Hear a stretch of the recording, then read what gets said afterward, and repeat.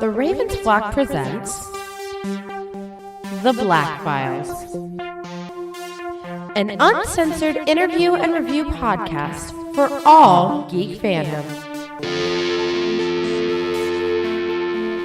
Welcome everybody, friends and pals, guys and gals, boys and girls around the world. Pop a squat, pop open a cold one with all of your friends. It is Wednesday night, only a couple of hairs past 10 p.m., and you have been granted access to the uncensored and uncompromising interview and review podcast of the Ravens Flock. So, whether you're a friend or you're a fiend, boy, girl, or in between, you are tuned in to a brand new episode of Theblackfiles. Yes, that's right, folks. Happy to be here tonight on Wednesday, July 17th.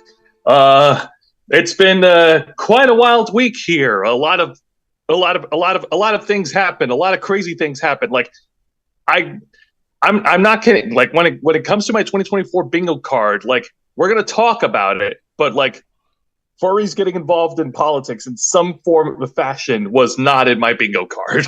I don't think anyone saw this coming, Jose. And no, folks, we're getting spoiled with bizarre news. It's like history is being procedurally generated, like the bad by AIs, like it's a fever dream. Not even good AI stuff. Just like, do you know the video game No Man's Sky? Yep. Do you remember how much of a nightmare that game was? It's like that. Yeah.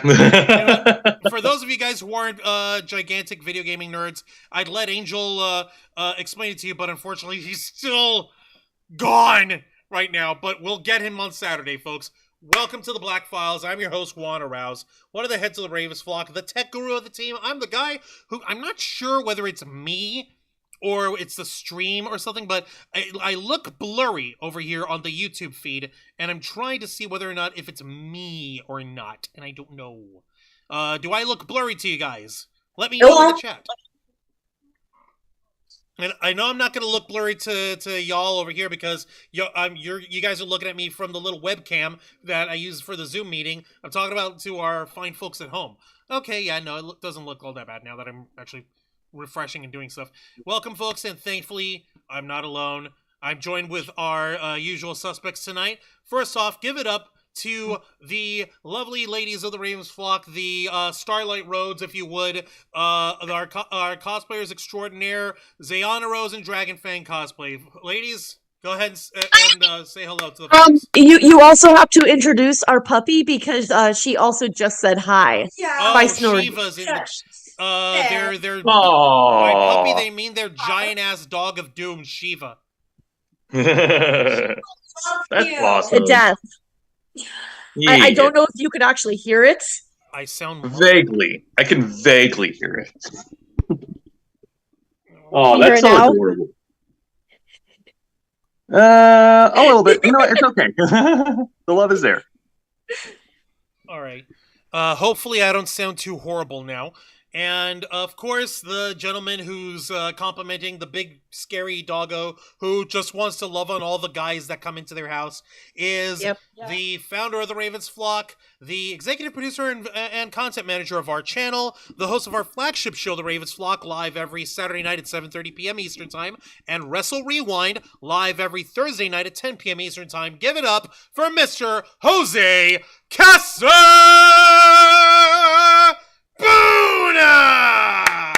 Thank you very much for that introduction, Wancho. I'm happy to be here with all my friends and with all the folks watching live right now. You guys are fantastic, and we have such an excellent audience. And while I'm talking, why don't I go ahead and take over the housekeeping for a couple of minutes? Please, by all means, go right a freaking head.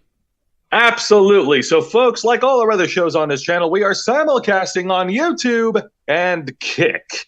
Hit the subscribe or the follow button on the bottom right corner of your screen. Click the bell icon to enable notifications. Leave your questions and comments below. We'll answer as many as we can. And if you wish to go above and beyond to support the Ravens Flock, then you can become a furry. I mean, inner flocker. What the $4.99 a month. You'll have access to all the perks that comes with our membership. I didn't say furry. You said furry. Now Okay. Go ahead and tell them.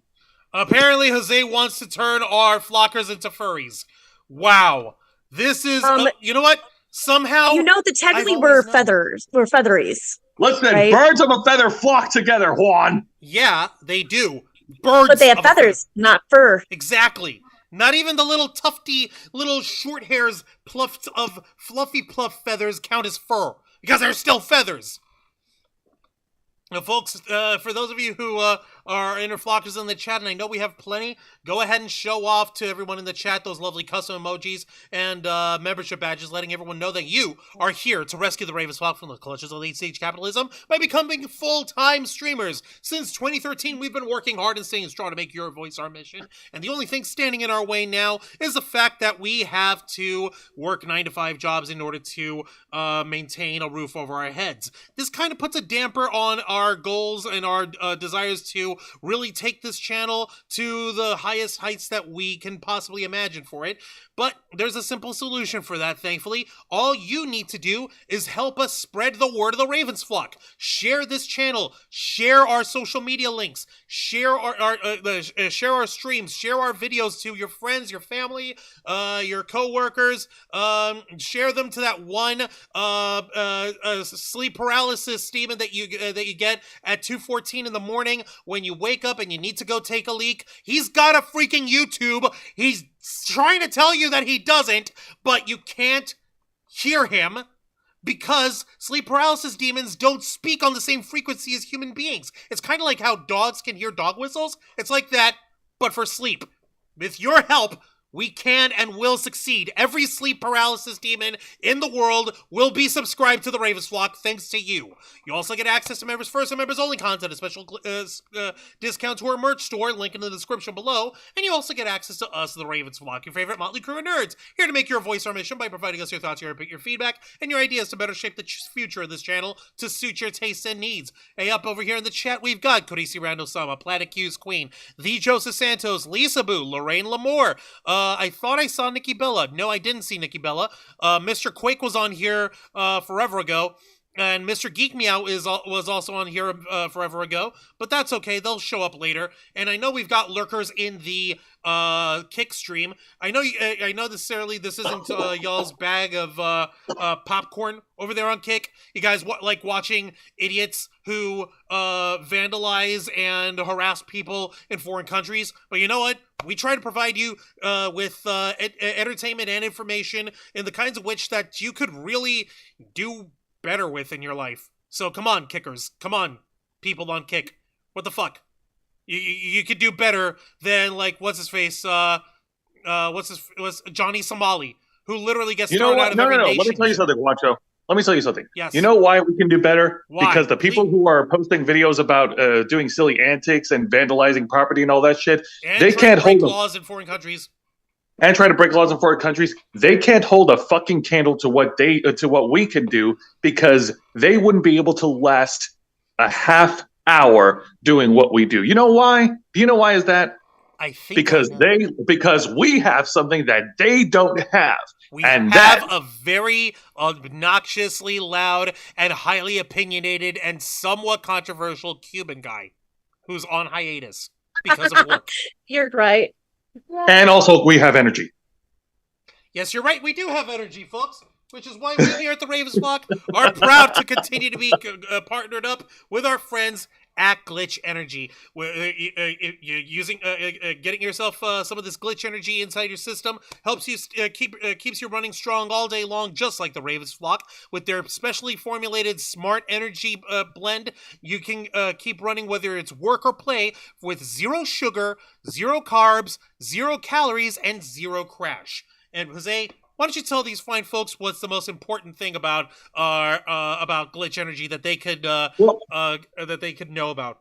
Well, of course. Listen, like, while we appreciate all those nutritional bullet points that you just listed off, Wonka, what's really important to us is the taste. We want to know if the flavor slaps our tongues, and thankfully it does. And if you go online to glitchenergy.com, you'll see that they have a large selection of different combinations, smart energy blends for you to choose from, and Glitch Energy is coming out with different combination blends with new energy blends every week. For example, just this past Saturday, we went ahead and we discovered that Glitch Energy is releasing this strawberry snow cone flavored a blend called the Drink Me Potion, inspired by the award-winning VR game Down the Rabbit Hole. So obviously I'm not one who's too gigantic on VR, but I know a good blend when I see it. And last time I checked, I haven't had a strawberry snow cone in forever. I still haven't had any of the cotton candy. What's the matter with you guys, Glytch? I thought that we had something special going on. You guys need to send me that neon sugar ASAP. I've been asking for nearly 2 months now. I'm starting to look like a nincompoop. Well, you know what? You're not going to look like a nincompoop when you drink Glytch Energy, because these guys are transparent. These guys will tell you exactly what they have in their blend, in their ingredients, right there on the label. So you don't have to freak out, so you don't have to worry about what you're putting in your body, and like Angel would like to say, if you weren't off in the ethereal plane of late-stage capitalism being hammered down by the man, if we don't like it, we don't recommend it. And we've been sampling every flavor of Glytch Energy that we could get our hands on, so we can definitely attest to this stuff. So, like Jose said, hit us up on glitchenergy.com, use our promo code FlockFuel, and you get 20% off your order. Exactly. And we would like to thank Glytch Energy for partnering with the Ravens Flock. Thank you ever so kindly. Now, please fulfill Juan's 2-month-old request. I'm begging you here, man. It feels like I feel like a junkie that hasn't had their fix. But seriously, it's not like it's becoming sad to see Juan beg. He's close to being on all fours. Man, I don't get on all fours for nobody. Please. Even when it was in amateur wrestling and you had to get down for the other guy to grape. Nuh-uh. I was always the guy on the top. No, I would not post. No, you're right. But we can all agree, getting on all fours is the most effective way to duck and cover. Especially in the case if someone was trying to shoot you. That is as much of a ham-fisted freaking segue as we could ever hope for. Let me take a look at the chat real quick. V. Joseph Santos. Cover, kids. V. Joseph Santos, drink Glytch and get a new, sexier accent in minutes. Works for me. And now I've got wives I haven't met yet. Now I've got new chest hair thanks to Glytch Energy. I don't need no clown suit to be sexy. No, you don't. Oh, and Lorraine Lamore is asking to go above and beyond. Do we send in box tops? If we were partnered up with a cereal, you better believe we would box top your ass like nobody's business. I would like to be partnered up with a cereal. Magic Spoon sounds enticing. Well, Magic Spoons is really enticing, but I don't like the pricing yet. If they could bring back Kaboom cereal, I want that back. Y'all remember Kaboom? Oh my God, Juan, that's a real deep cut, man. Why you gotta go there?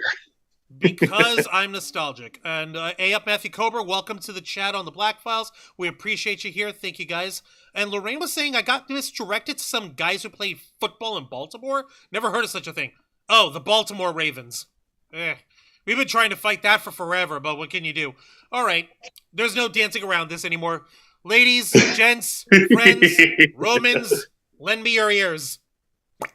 Well, it's time to talk about. We got to talk about this. Oh my God! We got to talk about this now, ladies. I am so sorry, gentlemen. I am so sorry, distinguished NB friends. I am so sorry. We got to talk about what happened while we were live this past Saturday night on the Ravens Flock. We found out that former president and convicted felon, Republican nominee for the current presidential campaign race, Donald Trump, it was literally an inch away from being no more, from shuffling off the mortal coil. He was an inch away from being vanmooshed, from being anheroed, from getting the JFK special, if you would. And, there's no dancing around it anymore. Before I continue, I'm going to have to throw up an obligatory disclaimer here, guys. Yes. Okay. We're going to be discussing the subject that is extremely, highly politically charged, highly politically motivated. There is no bones about it. There is no way to dance around it, guys. We have to officially say this for the freaking record, for anyone who wants to try to claim otherwise. We at the Ravens Flock do not condone murder. We at the Ravens Flock do not believe that anyone should be killed for their political ideologies, for their political beliefs. Now, that being said, we're also discussing someone who is extremely polarizing because he has such radical political beliefs, and that's Donald Trump. He elicits a lot of strong emotions for people, myself included.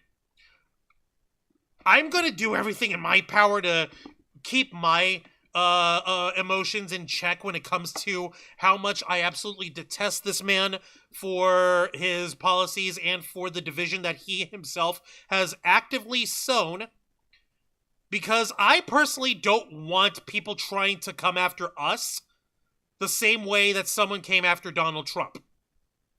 So, Correct. We're going to be discussing the attempted assassination. There's going to be discussions regarding guns. There's going to be discussion regarding politics. There's going to be discussions regarding where we fall on those beliefs. I'm not going to shit on you for having those beliefs, but I will have. I'll say this: if our beliefs, if our ways of thinking are that far apart that we have to disagree on something as basic as human beings deserve to fucking live without fear of persecution, without fear of being harmed for who they are, whether they're straight white people, whether they're black people, whether they're Hispanic people, whether they're Asian, whether they're gay, straight, bi, anywhere on that sexual orientation spectrum, whether they're single, whether they're couples, whether they are polyamorous, god damn it, like myself and kstorm, like whether they're fucking families or not, whether they have fucking like different religious beliefs or no religious beliefs. We're not gonna shit on you if we can at least come to the first consensus of you shouldn't. Everyone deserves rights. Yes. Yeah. Everyone deserves equal fucking rights.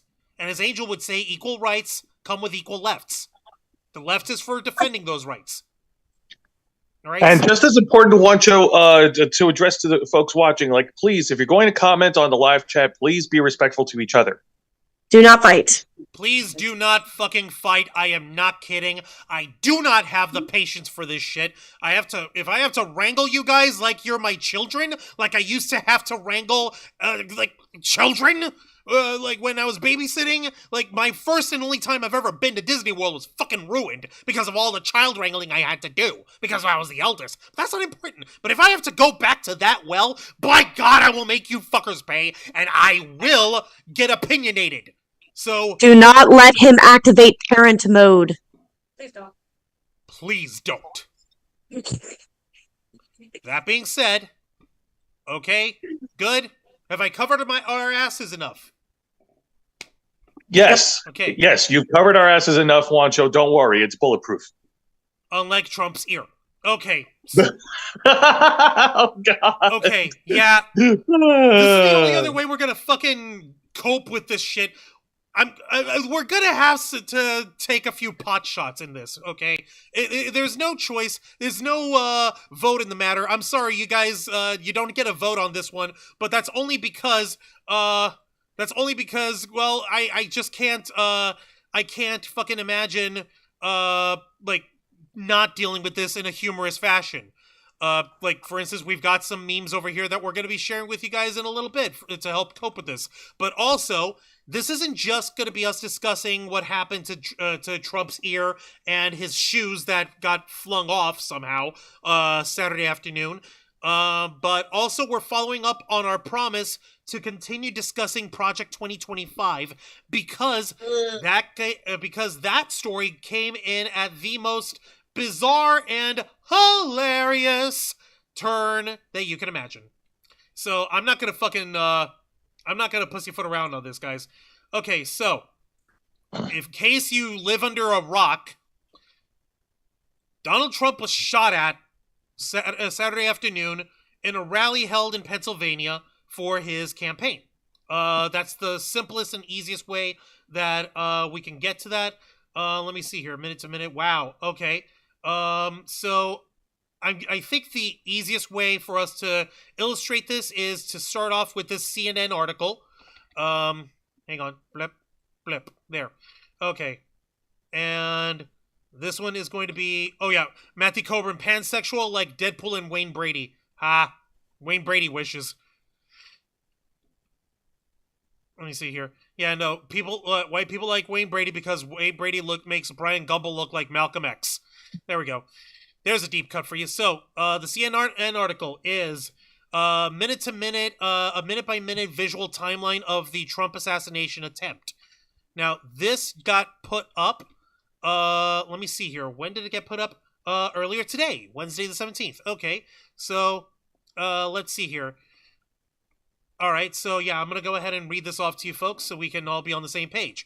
Former President Donald Trump was injured in a shooting during his rally in Butler, Pennsylvania, Saturday evening in what the FBI says was an assassination attempt. One rally attendee was killed and 2 others were seriously injured.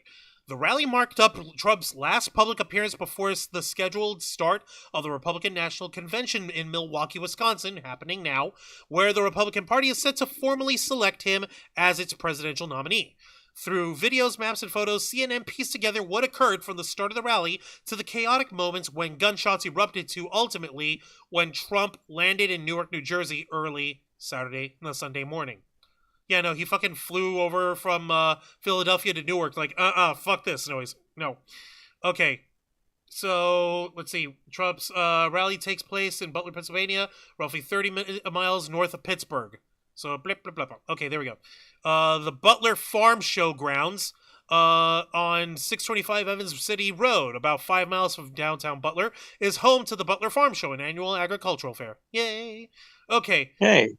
So, here these guys have an actual Google Maps layout of the event space over here.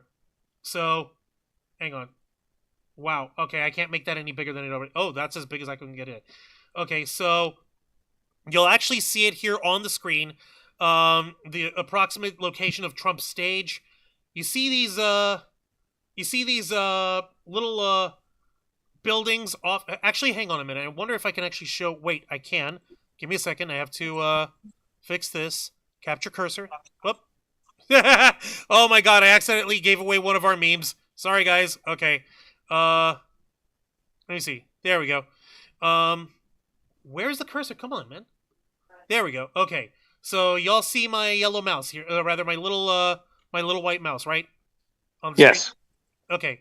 So you see right here, over on this area where why isn't it circling? Oh, here we go. Over here in this area is supposedly where the shooter was positioned. So remember this; it is important. 6:05 p.m. Trump starts addressing his supporters and speaks for roughly 6 minutes before the scene erupts into chaos. He didn't even get 6 minutes in. We were in the middle of Los Amigos play. We were in the middle of Snake Eater, and he doesn't even get 6 minutes in before shit hit the fan. Wow. Okay, so, 6:09 p.m. Video shows some attendees noticed the gunman on the roof at least 1 minute 57 seconds before the shooting begins. Based on analysis comparing this video and to the moments in Trump's speech, at least one law enforcement officer appears in the video to be walking around the building where the gunman is on the roof. You can see the gunman laying down on the roof, crawling as people in the crowd shout out that there's someone on the roof. Several rally attendees try to call attention to the gunman as Trump is speaking on stage. Let's fucking go ahead and play this over here. Source by He was doing the job. I wouldn't Go even for be it. doing this. I'd be at some beautiful place with the gorgeous ocean. The Look, they're all pointing. The Atlantic. Maybe Why the hell are these people? Oh, yeah. They Yeah, want someone's on to- top of the roof. Look, there he is right there. Right there, see him? Okay. He's laying down. I'm gonna See him? have Yeah, my, he's laying down. Yeah, And son, I'm here with you fighting like hell. I was using that to What's happening? circle around. And to make sure we take back the White House. Because Jesus we're going Christ. to make America better than other people. We're going to make it. Yeah, look. And it's There he not is. easy, because we have millions and millions of people in our country. See that son of a bitch? Dangerous people. Criminals. Yeah. We have criminals. He's We on have the roof. He's drug right dealers. We have people that Right should not there, be here. right on the And roof. it's much See him? He's tougher fucking than- crawling. He's over here like trying to shimmy forward. The son of a bitch, unbelievable. Okay, because at the very least we can go through and at least we can say that this shit's at least some form of fucking unbiased capture for all this.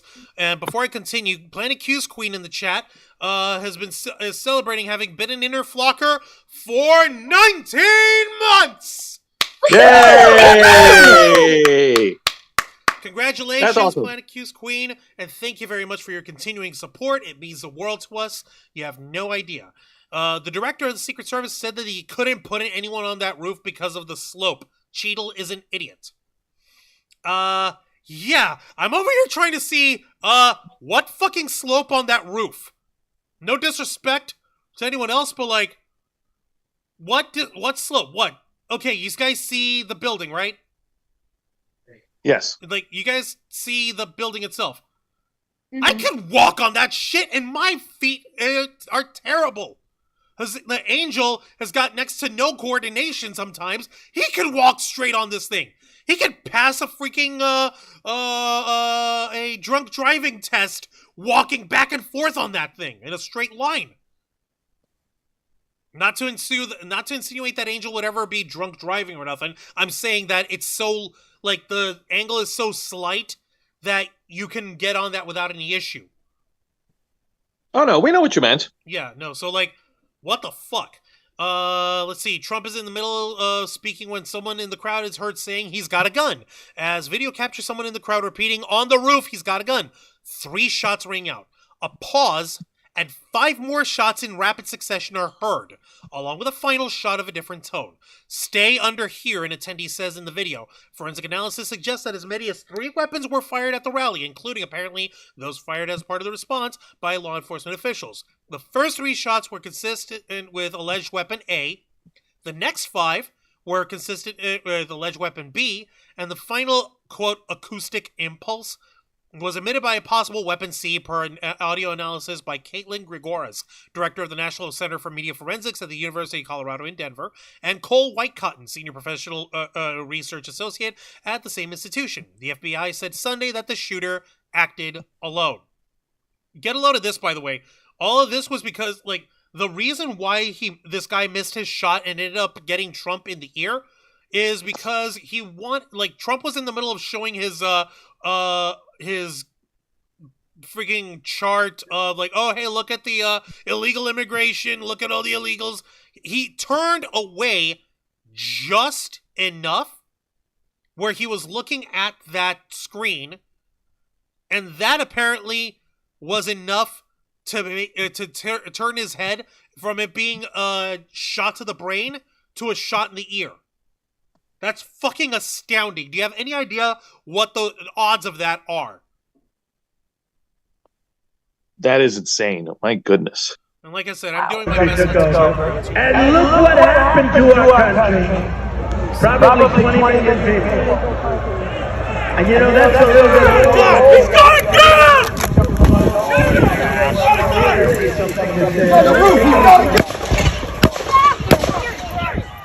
He tried to get Stay under here. 3 times. Alright, and so you guys know, for the record, those 5 shots that popped up real fast, those are apparently the counter snipers from Secret Service and FBI and local law enforcement. The actual snipers who had apparently lined up their shot and had the gunman in their sights, but for some reason they still let the guy get 3 shots off before they were able to take action. See, like, okay, 6:11 p.m. Trump pauses mid-sentence as shots ring out. So, no, that's a little bit old. That chart. That chart's a couple of months old. And if you want to really see something that said, take a look at what happened. You saw he went, like, you actually see him wince. So, I'm not going to lie to you guys. What was I trying to say, xeiana, Dragonfang, Jose, what was I trying to say in our group chat about this shit? Because when we were looking at some of the photos, what was missing? The blood. The blood. The blood. And then we see him pop up, and he's out from ducking under. And then we see his ear with a red line back here on the upper ear. And you see blood coming out, and you see 2 streak marks on his face. And when he got up, and there are other photos that you see where there's clearly blood on his hand. But in the little moment that I was looking back at for this, I was trying to see whether or not if I could spot it when he grabbed his ear in the instinct in the little millisecond there before ducking. I was trying to see if I could spot the blood after he checked himself here, and to save my life to this day I still can't. I'm slowing it down for everyone. Grab his ear. He ducks down and goes straight down. And those tiny little bits, I was trying to see if I could spot the blood in his hand. Because if you're touching and if you got shot at, then if you're gonna feel where you're hurt, you're gonna feel the flow of blood, and there's gonna be blood on your hand. I still can't spot it.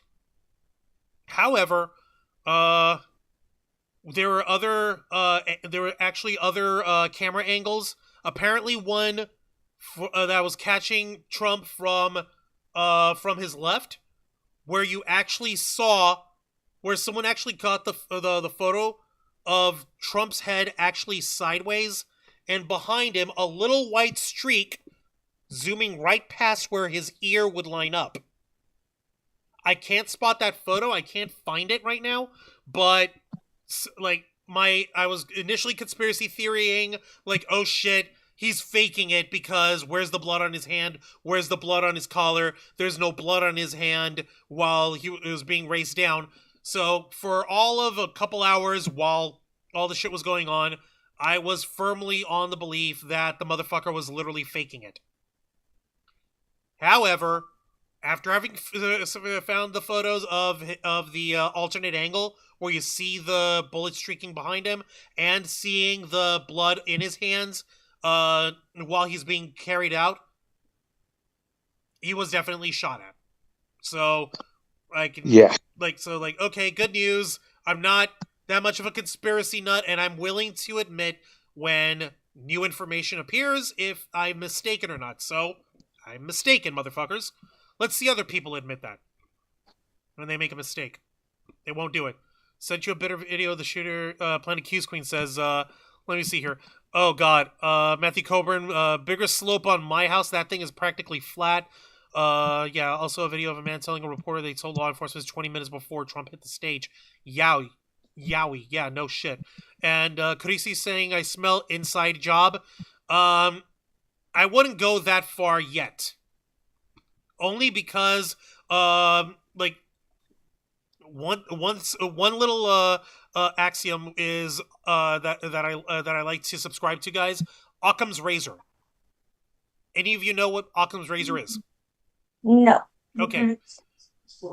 Very simple. It's a simple theoretical and principle which basically says if you treat all theories equally valid, the simplest explanation tends to be the correct one. So whichever one requires the least amount of steps tends to be the one that's likelier to be correct.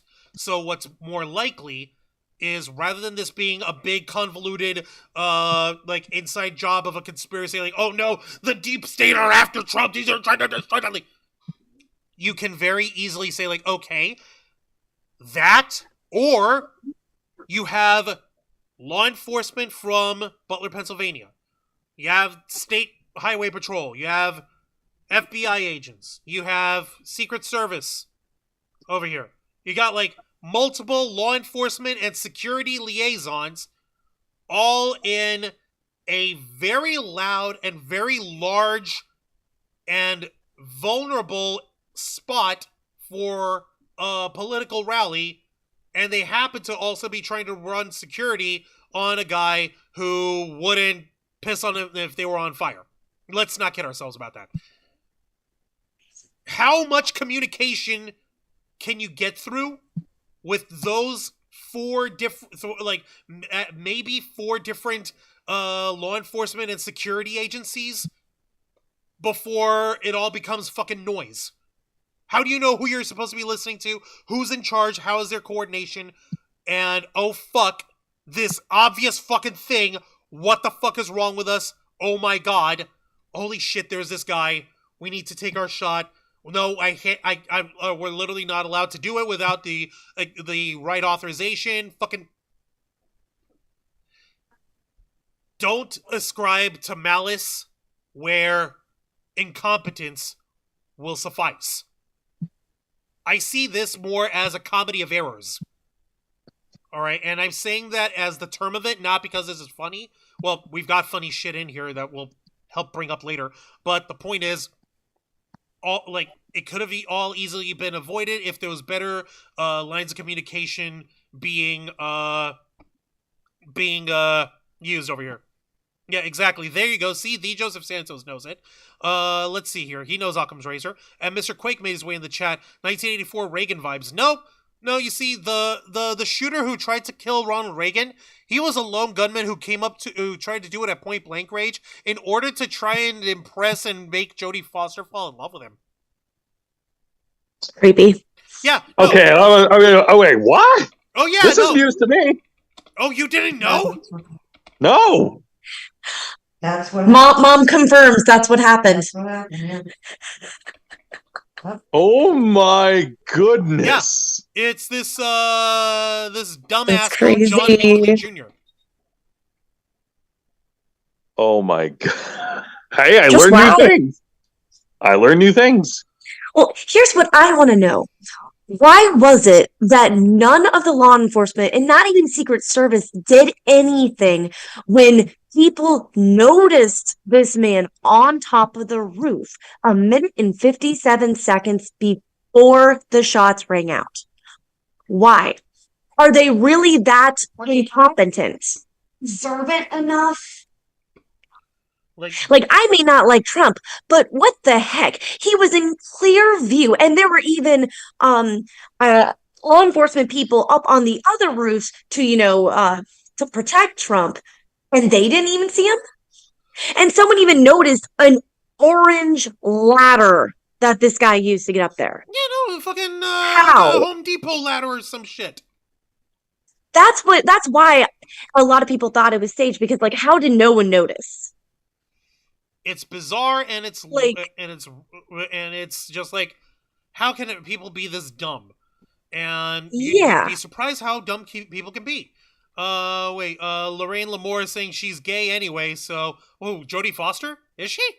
Is she really? Hang on. Yeah, that I know. Oh, really? Well, nobody knew that back in 1981 when that idiot tried to shoot Reagan. And what's worse is that the fucking guy was obsessed with her when she was a child actor. She was only maybe 9. Yeah, no. She was. Hold on. Took place March 30th, 1981. Her birthday's in September. She wasn't even 18 yet. Yeah, November 19th, 1962. So yeah, she was 17 when this idiot was obsessed with her. He was obsessed with her, and he figured, if I kill Ronald Reagan, then Jodie Foster will notice me, and she'll fall in love with me. It's creepy. Not just creepy, but just fucking stupid. Oh, no, Jesus. Oh, that makes it worse. Ew, ew, ew, ew, ew, ew, ew. Gross. Gross, gross, gross, gross, gross, gross, gross, gross, gross, gross. Ew, ew, ew. Apparently, the motherfucker has had been obsessed with her since she was in Taxi Driver, which was in 1976. She wasn't even nasty. Okay, we're gonna move on from that. Ew, ew, ew, ew, ew, ew, ew. Yeah, John Hinckley Jr. is a fucking creep. Gross. Get it out of the way. Gross, gross, gross. Yeah, we're gonna move on from that one. Yeah, okay. Point is, ew, gross, nasty. I don't play that. He's definitely a PDF file, if you know what I mean. Yeah, no, the dude's 20 years old. What's her face? The shooter. We'll get to that guy. We'll get to that idiot kid in a minute. let's see here. What else do we have on that timeline? They're actually sorry. Sorry. This is just I can't help but like guffaw at this. Like, okay, shots ring out. 6:11 p.m. and 33 seconds. 6:11 p.m. 34 seconds. Trump touches the right side of his face. 11:35 seconds. Trump takes cover as U.S. Secret Service agent rushes to the podium to surround him. Get down, get down, get down. One says. I'm like, really? They're going by the second on this? God. That's anal retentive if I've ever seen it. Sheesh. Well, if you want to be thorough, you gotta be fucking thorough. Okay. So let's see here. Okay, so there's the little map of the actual locations and everything. So while the gunman is positioned outside the rally venue, the distance between him and where Trump is speaking is only approximately 400 to 500 feet. CNN has learned that the gunman accessed the roof by climbing a building AC unit, though the timing of this action is not known. All right, so check Wait, this. a building AC limit? What? Building AC unit? Yeah, by climbing a building AC unit. Basically, he jumped on top of the external motor for the air conditioning system. Jumped on top Then where did the ladder come from then? Good fucking Because question. people were specifically mentioning a ladder that they saw him climb up. Oh, good grief. Like we'll get to maybe there's gonna be an explanation of that in a minute over here. Okay. But if you guys look at the map as it's shown here in the Who's It's thing on the webpage, you'll see it right here. Pretty straightforward. You see you have Secret Service counter assault snipers already set up. Here's the bleachers. There's little white squares here. There's the little red squares where Trump's on stage supposed to be. And the spot down here is where his followers were all. Apparently, the gunman was over here, outside of the farmland, outside of the area, over here with this parking garage spot. So Wait a minute. So if he was right there and Trump was facing south, right? Down? He was facing down? Okay, so if you look at it, north is that way. He was facing west, and then he turned his face to the left, no, to the right, almost at the same angle where the almost facing the area where the gunman was, to look at his monitor and talk about how he's great at throwing out poor immigrant people. That turned the actual profile. That turned his shot of Trump as if instead of it being straight on this way, Trump turns so you only have this way. Does that make sense? I hope. Bill, that must have been one of a million lucky shots because that could have been literally point blank. Yeah, no, that could have been the perfect fucking shot. It would have been a perfect headshot. It would be so perfect like my phone calls. I have the best phone call. Sorry, I'm trying to not fucking have an ass attack here. So we all know that snipers have really good freaking vision. So why is it the snipers that were right there did not see him? Right? I still can't get over that. That's ridiculous. I'm sorry, but if you were that incompetent, then your job might be in jeopardy, especially if the person was literally to the point where the people in the crowd saw him before they did. Yeah. Yeah, no, it was that's observant. That's really bad.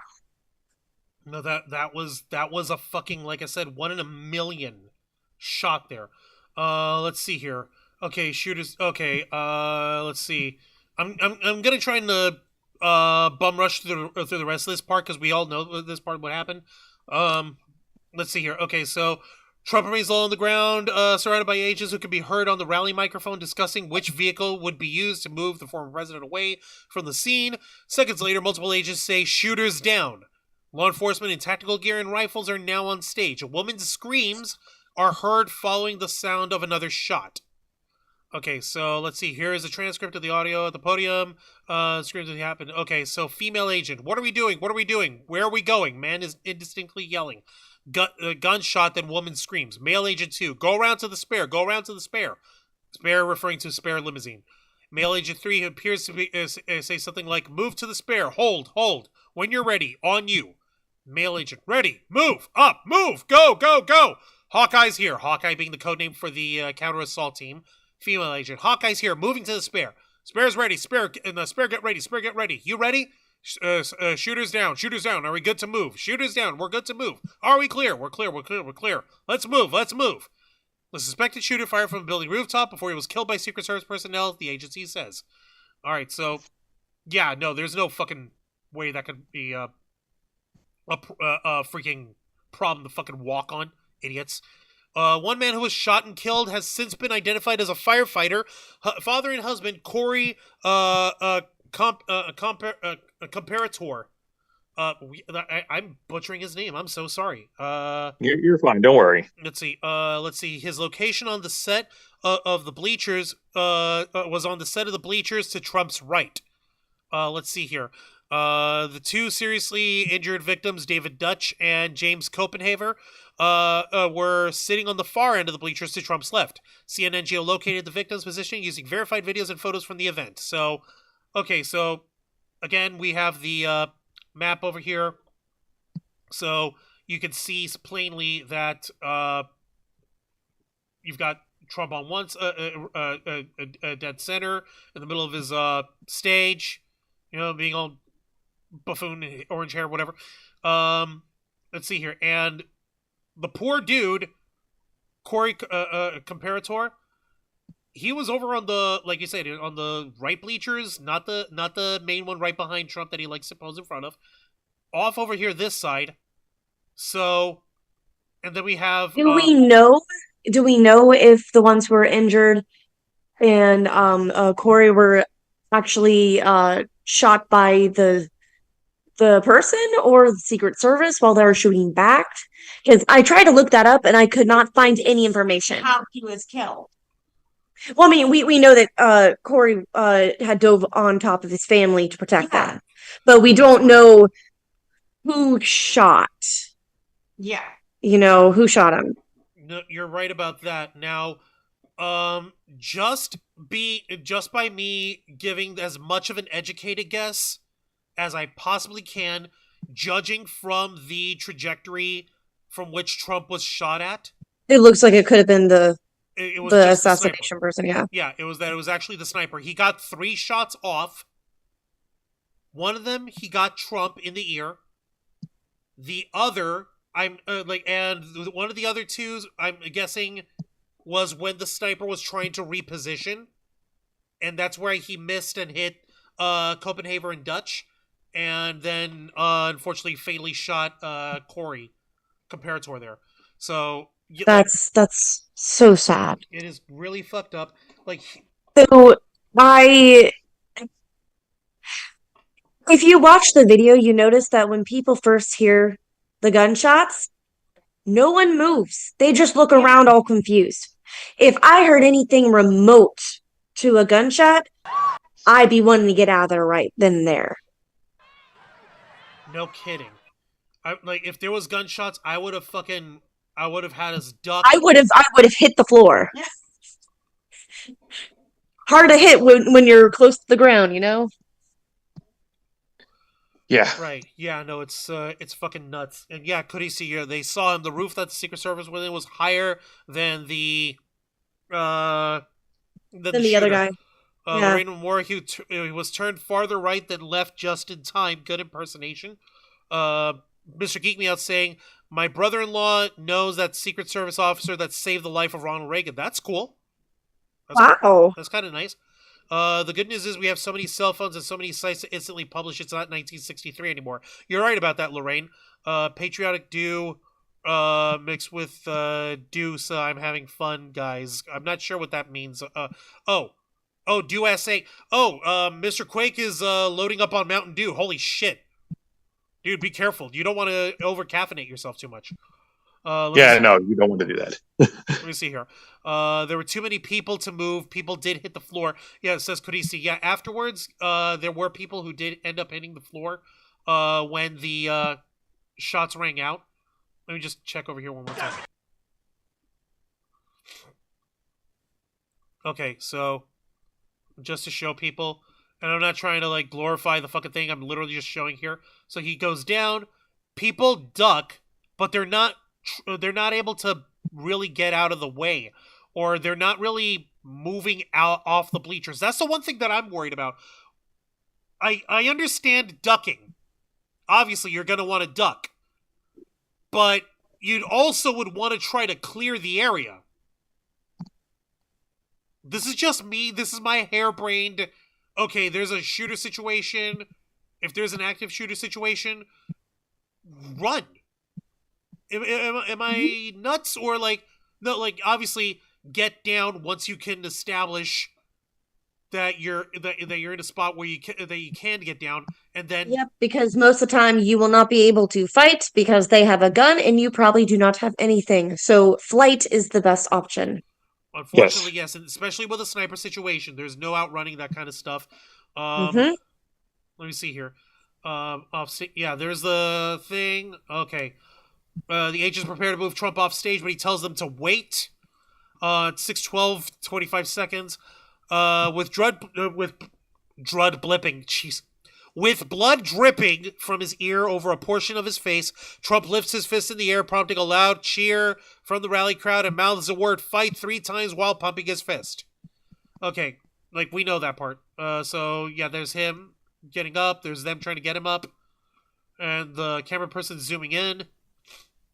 Someone grabbed his MAGA hat. His tie came off, or was he wearing a tie? I don't remember. And they're trying to move him. They're trying to move him, and that's where he puts his hand up. Fight, fight, fight, and that's where people are cheering and shit. It's like, okay, I'm good. Let's get me the fuck out of here. Alright, so... Yeah, no, I'm seriously find it bizarre how everyone and their mother was ducking and was trying to at least get cover, but no one was trying to leave. Is it just paralysis from the moment? That's just me. I'm not trying to fucking... Or were they confused and they thought it was part of the speech thing? Oh yeah, sure. So we hear gunshots and we think it's part Listen. of the... Sorry.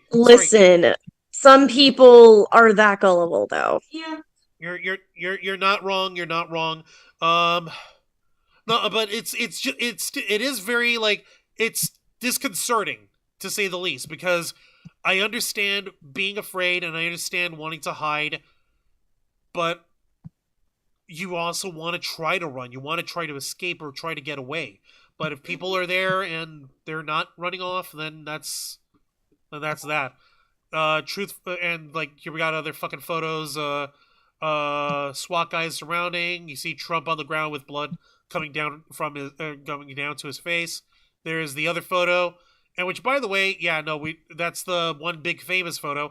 Also, people were trying to say that that it wasn't even gunfire that got him. It was a piece of teleprompter that shattered and nicked him in the ear with a piece of glass. So where was that? Where was that glass then? Oh no, they were trying to say that that's what it was, but it wasn't. It was actually grazing from the bullet, because yeah, because we didn't see, like, you would have heard that shatter. You also would have seen it too. She replayed that, and we're like, where did the supposed, and glass come from? Yeah, and any glass, when it shatters, it will literally just pepper your skin. You'll have a lot of little scratches. Great. Right, exactly. So that's why you'd think, like, oh, well, if that's glass, then that would explain why he's got a minor cut over here, what it looks like on his face. You're not thinking that it's maybe dripping from blood from your ear from ducking down. But it turns out that wasn't correct. It really was being grazed, his ear being grazed by the bullet, because that exact same teleprompter is the one in here in the big photo that he took his photo op for posing macho or whatever, and fucking that's the teleprompter, and it doesn't look like it got shattered. It's 100% intact. So people were incorrect. That's why I'm glad that we waited and we didn't actually try to jump in on it right away, because we want to make sure that we have as much clear information as possible when discussing this kind of shit. Oh yeah, of course. There's his... Yeah, no, dude, I'm all for striking while the iron's hot, but we also need to let it breathe so that more information can come out. No, so that correct information comes out more than anything. Let me see if I can hear more from the transcript of the same audio. Trump saying, "Let me get my shoes. Let me get my shoes. I got you, sir. I got you, sir. Let me get my shoes on. Hold on. Your head is bloody. Sir, we got to move to the car. Sir, let me get my shoes. Okay. Wait. And then that's when he pumps his fist. Fight. A movement which he's on the crowd. Agent, we've got to move. Okay, Trump was then helped down the stairs off the stage by 5 agents and ushered into the SUV that was waiting for him. Trump raised his fist one more time as he got into the back seat of the vehicle, which ultimately took him from the rally site to a local hospital. So, okay, there was the waiting car. The stage was right by the bleachers. The emergency car was right there by the bleachers. That's how they were able to get the hell out of Dodge as quickly as they did. Let's see. Spokesperson, medical facility, statement. Okay. And that's where he talked about the Secret Service, and that's where he puts up in his fake Twitter place, Trump's Truth Social. Trump's motorcade departs. Okay. We get all the rest of this stuff. Okay. So we got an idea of what happened. And we're breaking it down. And yeah, I threw in my digs. That's me throwing my digs. I'm not sorry about that, but at least we're still reporting the fucking facts of what's actually happening. All right, so initial thoughts, folks, on the actual event. Motherfuck. It's crazy. Yeah. Well, I will say this. When that came out, I've already exhausted all of my jokes about it. Okay, I've already exhausted all my jokes on the event. So I'm not going to share them over here because Lord knows I don't want my ears pulled out by Juan. Now, joking aside, it is fucked up that, that Trump nearly got assassinated. Because he's a scumbag, but fuck. As far as our opinions go, he's a scumbag. Sorry, folks. Yes, as far as our opinions go, he's a scumbag. Yeah, but even Trump doesn't deserve to get assassinated. But that's just my opinion because I would rather see him locked up forever.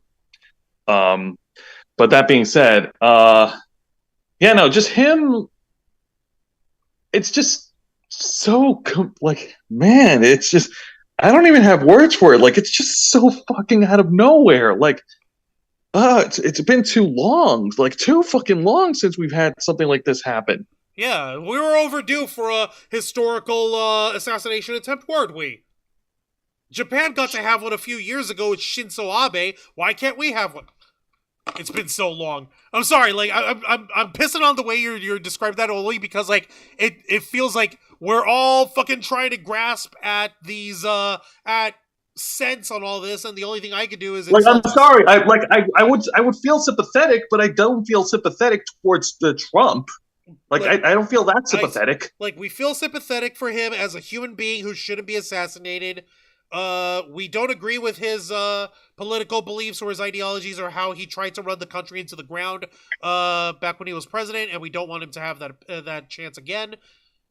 But killing him would be too easy. Like you said, it's if it would be easier to actually show him for the actual shit that he's done. But yeah. Yes, exactly. Yeah, and Lorraine Lamore in the chat. If you're out in the open, you're vulnerable. They may not have known where it came from. You're right. Yeah, so there's no way they could have been. They could have known. For all they knew, they could have been trying to run straight into the line of fire, and they would never know. So they had no idea. So I do think that he should stick with indoor rallies because Security. yeah, it's easier to secure indoor than outdoor. Yeah, that would be. There's too many variables outside. That would be my advice too, only because you don't want that kind of opening anymore. We would had Zapruder films left, right, and center via TikTok, which we kind of did. People, like you said, there were folks who were on the ground who were trying to get a hold of police officers, saying "Hey, there's a guy on the roof over there." The police wouldn't know who to go to. Oh shit, do I go to my team? Do I go to the Secret Service team? Where's the FBI team? Where's the county sheriff's team? Fuck! Like I said, don't ascribe to malice where incompetence will do. So that's that. And Like, yeah, RFK got killed indoors. Yeah, you're right about that, Mr. Quake. Robert F. Kennedy, he did. Says, I wanted to share some of the joking here just so we could get it out of the way. We all saw the big photo of him throwing his fist in the air. Yeah. That got memeified almost instantly. Of course, Jesus, because how can you not laugh at that? Well, it's not so much laughing at that, but more, hey, let's go ahead and remind folks what kind of guy he is. Don't feel guilty if you don't feel too sorry for him, kind of thing. So, for instance, we've got a version of this as Frieza from Dragon Ball Z. Oh my god. Okay. So there's my god. You know what? That looks like that. Yeah, no. Frieza would legit do that. With the Ginyu Force coming in to tackle him, and he's like, I'm okay, filthy monkeys. No one can destroy me. I don't fucking know. No, that's not the Ginyu Force. That's his personal guard. That's Dodoria and those other dudes. Zarbon, Dodoria, and those are his personal force. My bad. I got mixed up. See, you're fine. I was wrong. Is that so hard to say, motherfuckers? There's that one. There's another, which is equally horrifying, where they photoshopped it in as Palpatine and Darth Vader with the Galactic Empire flag. Oh my god! That's okay. That's funny. That one's good. We have ones here. This is for your Final Fantasy nerds. Rufus Shinra. The flag of the Shinra Electric Power Company for Final Fantasy VII. Like, sir, we need to get you out of here. Like, no, all hail Shinra. For fuck's sake. We have to laugh. The only other option would be to cry. Come on, guys. It's the memes write themselves. If there's gonna be memes of Biden being senile and Trump being a crook and all that shit, like this is open fodder. Like it's open to the same thing. I'm sorry. There's no avoiding it. Okay, guys. Also, yes. Just because this has been confirmed, do you remember when Biden was looking a little off during the debate? Yeah, he was trying to say it was everything from him being. Oh, you mean when he was legit? Has COVID. He has COVID. No, he has COVID now. Yeah, no. Yeah. It just came out now that he's got COVID. So it's developing now. So now people are thinking like, oh shit. So it makes sense. It could have actually been pre-brain fog from COVID because as two people who had COVID, the brain fog was real. Oh, the brain fog was bad. Oh, I've had COVID before. It sucks. The brain fog was a piece of work. I swear to fucking God. Your head is full of cotton. Yeah. So much. Focusing all that harder. You can't even do the simplest of things. You know, Silent Hill? That's what your brain is. Yep. But then multiply that by 100. Jeebus. You're just swimming through white. Thick fog soup. Unreal. It was such a pain. So are we gonna transition to our next thing? We're going into that in a minute over here. There's a flow here. Don't worry, Xeiana. Okay. Because I know that we've all did a bunch of fucking work on this. Because my brain hurt. It's just the time. I know. Also, Legend of the Traveling TARDIS is in the chat over here. Hey, up, TARDIS. It says I smell geek and brain fog. Shit. Yes. Let me see. Planet Q's Queen. Damn, that is messed up if they did that. About another... Wait, what was that? What are you referring to over here, Lorraine? Let me see. Nancy Duck and cover. At first they thought they were firecrackers, like a lot of people said. Vulnerable. Okay, I got jokes. The kid bought the ladder. Scroll up for my comment about another channel. What other channel? What did they say? Hold on. Farther right. Oh yeah, another channel with spiritual channelers said they looked for a guy online who they could suggest to do this. I feel they wanted him, not them, to do it. Not a coincidence they didn't secure all. Okay. I'm not gonna lie, that's pretty out there, especially coming from me, and I'm a guy who's likes to touch into the esoteric stuff. So That's a theory, but like I said, it doesn't carry nearly as much water as I would like it to. But that's me. Let me think here. So next, there's also TARDIS over here. Can you explain Normandy then? Oh, what the heck? I'm just double checking the chat. Let's see. Linda Young will be happy. Can you force Queen for now? Queen definitely. Let's see. I got facts and history on my side. Let's see here. I got jokes. You're on YouTube, says the Joseph Santos. Oh no, we've got jokes too. That's not 1981, 1963, 1912, right? Yeah, no, it's been a couple decades. We were overdue, I guess. Let's see. TARDIS saying, I remember after the Challenger accident, the first thing I heard was NASA stands for we need another 7 astronauts. Ow. Yes, we all deal with anxiety and stress differently.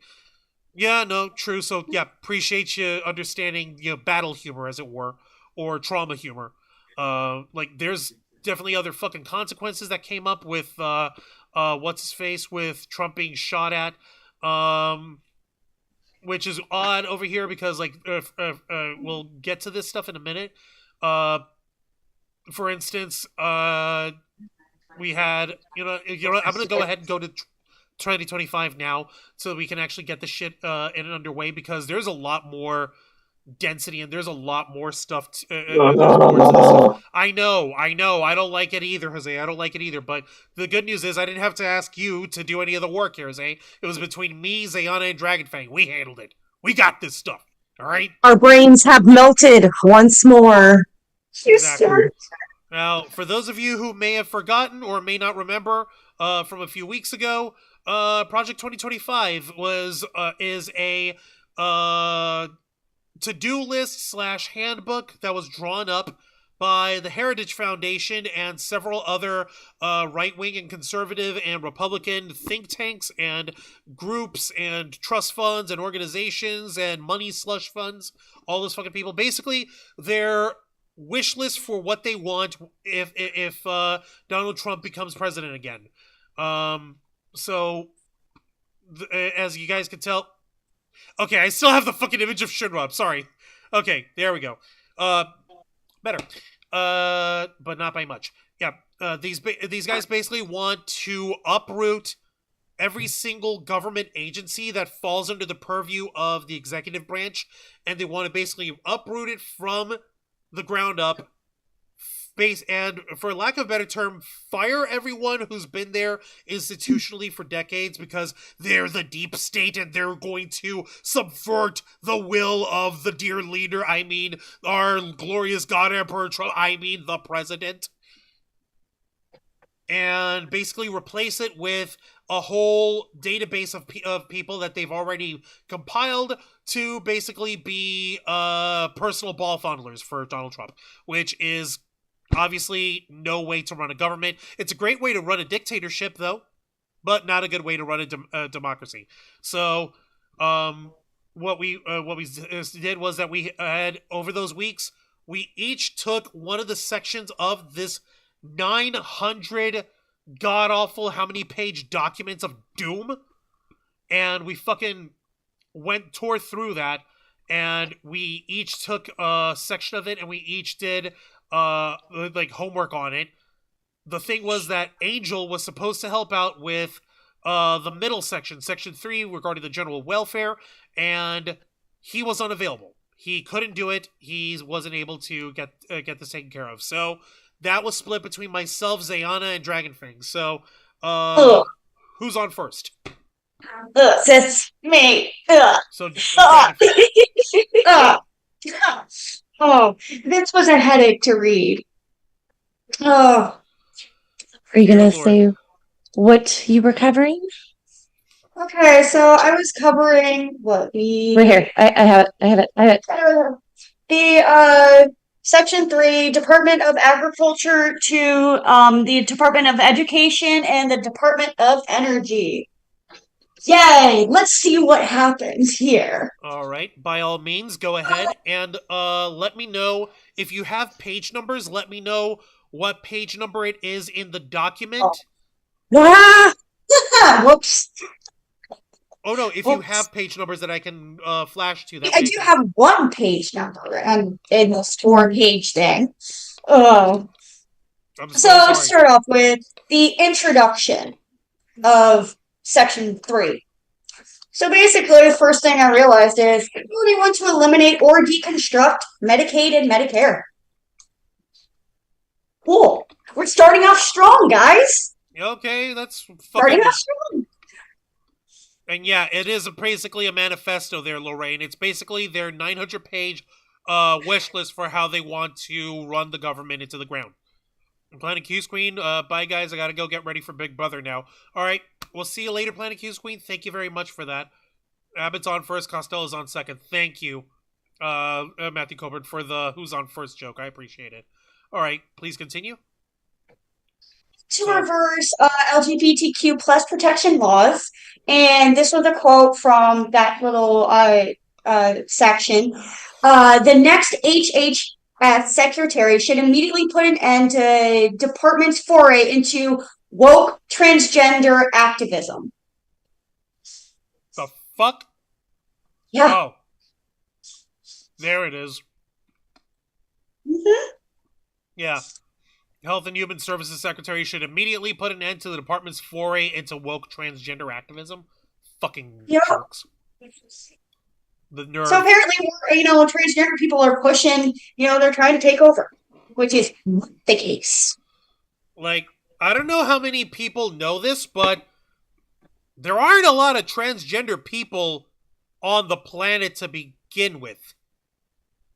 I mean, there's a good amount. Let alone that many in the United States compared to the rest of the entire population, let alone that many in places of influence where they could actually work into federal and change the government on the federal level.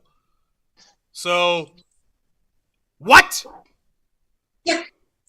That had me pause for a few minutes and just rereading that paragraph going, what? Why? All right. They also want to abolish the FBI's separate organizations, which include the Office of General Counsel, Office of Legislative Affairs, and Office of Public Affairs, calling it a, quote, arrogant, increasingly lawless organization. Are you fucking serious? I'm dead serious. Oh my god. I am dead serious. Why would you call the FBI's offices arrogant, lawless? I don't understand what is going through their heads. I don't know if you know this. Yeah, the FBI's got issues, but saying that it's arrogant and increasingly low. Okay, so remind me, which political party in the U.S. are the ones who shout to anyone within hearing distance that they're the ones who stand for law and order? Yeah. The GOP, right? The Republican Party, right? One would think that they would want the FBI, which is the chief federal law enforcement agency, to be as effective as possible. So now they're over here saying that it's big and it's too bloated and it's arrogant. I'm like, excuse me? Are you guys trying to say that we need to defund the police? Is that what they're asking about? But only if it's the FBI who investigates them when they fucking commit political crimes, apparently. Bullshit. All right. Oh, see photos for full paragraph. Okay, let's see. All right. Wait, where? So this one, I had to take a screenshot because I didn't want to write it all out. They're saying, short of this, the secretary, and this is in the document, the Secretary of Education should insist that the department serve parents and American ideals, not advocate whose message is that children can choose their own sex, that America is systematically racist, that math itself is racist, and that Martin Luther King Jr.'s idea of a colorblind society should be rejected in favor of reinstating a conspicuous society. Conscious, thank you. The next head of this department will have a lot to do, hopefully accumulating in the department's closure and the salutary restoration of education control to the states, localities, and parents. Okay, so basically they're saying everything is racist. Like, they're trying to say that math is somehow fucking racist. I don't think anyone and their mother have ever said that point ever and meant it. Nobody. Yeah. Number one. Number two, I hate how anytime they try to trot out how totally not racist they are, they try to Weekend at Bernie's puppeteer the ideal of Dr. Martin Luther King Jr. as their ideal, as if they're the ones who solely have it, when it was these motherfuckers who were the kind of people who were trying to get him killed in the first place. They were trying to have him driven to suicide. They were trying to have him fucking arrested because he was too much of a disruptor and a rabble-rouser. Folks, remember, I know this, and I wasn't alive for another 20 fuck-off years when this was happening with Dr. King. During the actual civil rights movement, during the time of Malcolm X and Dr. King, even though all of us can universally and unilaterally say that Dr. King's position on racial equality and the end of racial segregation is 100% valid and 100% correct, every fucking psychotic conservative, every fucking psychotic person who identified themselves as someone who was conservative were saying that that Martin Luther King was the fucking worst, that he was too much of a disruptor, that he was causing too much trouble, he's causing too much violence, he's causing too much chaos. That's why they wanted to see him arrested. That's why they were trying to work in the FBI to have him blackmail him to commit suicide because he cheated on his wife. Yeah, so these kind of motherfuckers, they don't get to come to me at least and try to fucking say that this is that they're the ones who are all for his colorblindness. Motherfuck you. If it were up to them, Dr. King would have been gone away before he ever got enough steam. I fucking hate the nerve of these guys. This absolute sheer gall. Exactly, Mr. Quake. Exactly, Mr. Quake. I was there. MLK spoke the truth. CIA hated him. Yeah, see, that was the one, because he was too much of a disruptor. Math is math. Thank you. Oh, God. Yeah. Sorry. I'm still trying to process what you guys say, that they think that math is racist. That is... Yes. So... I couldn't wrap my head around that either. Wow. Yeah, fucking ridiculous. Nobody ever fucking said that. Let me take a look here. They probably never passed a math class. Like, I'm not going to say anything advanced. Like, they never passed algebra or geometry or trigonometry. That's probably too advanced for them. Yeah. Let me take a look over here. Mr. Quake was also saying, like parents said, no one is above the law. Math is math. Mr. Incredible said that. And he also said, I thought Trump loves king. No. Trump loves to be king. There's a difference.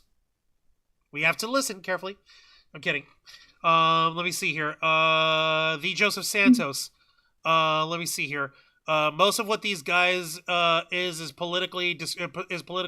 most of what these guys is likely political discrimination anyway. The federal courts are not mostly on the side of the GOP or the Heritage Foundation.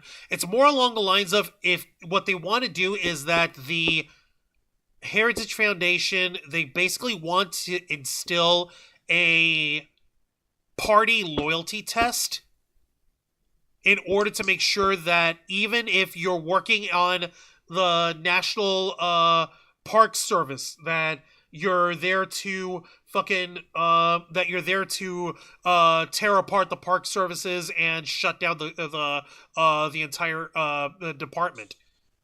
Hi there, Dallas Galleys is number one BF. How's it going? Welcome to the Blackfiles. He's saying inside job. I don't really think so. It's really more just flagrant stupidity of what happened to Trump.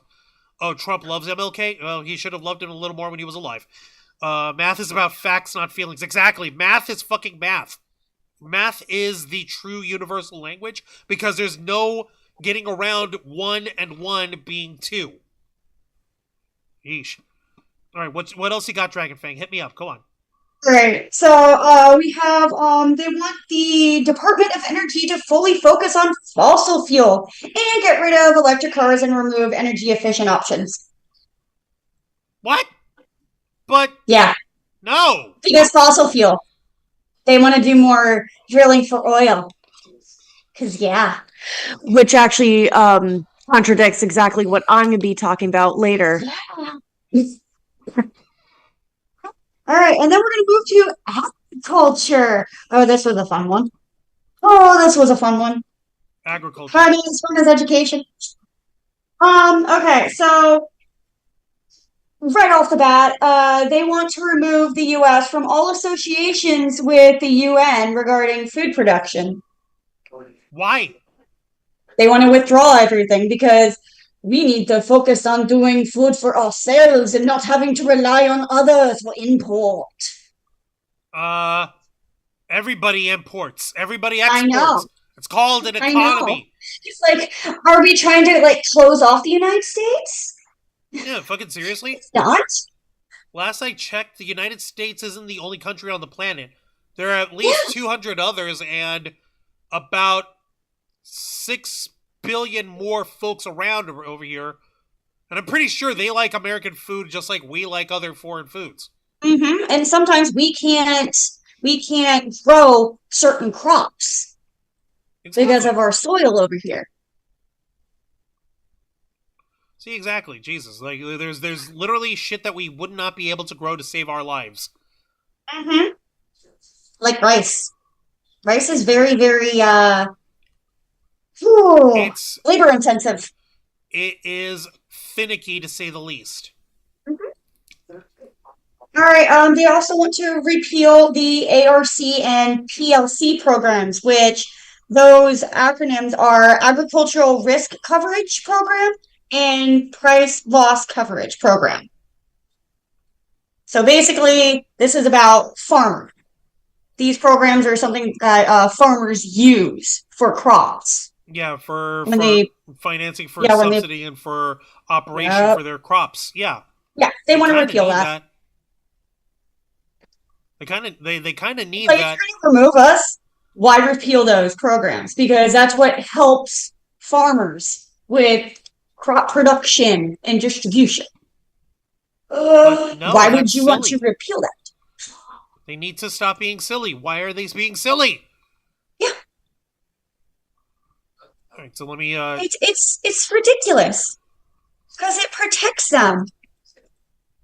Why wouldn't you want to protect your farmers, which grows your food, so that you could have food on the table? Why? It makes no sense.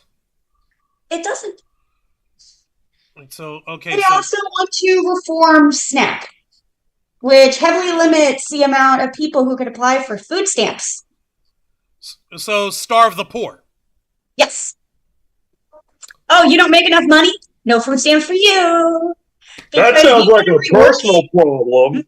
No, well, maybe you didn't work hard enough. I can't find work. Because SNAP helps low-income families to purchase food. Otherwise, they would starve. Why would you want to reform that? Why would you want to limit who could actually apply for that? Or who could? Why would you want to do that? Who can apply for it? Who can use it? Because it's meant for people who don't wish to starve and die. Mm-hmm. Is this not a good thing? Or and there is a thing under here. It's in the document. It says under the new rule, in order to waive the work requirement, the state's unemployment rate has to be above 6% for more than 24 months.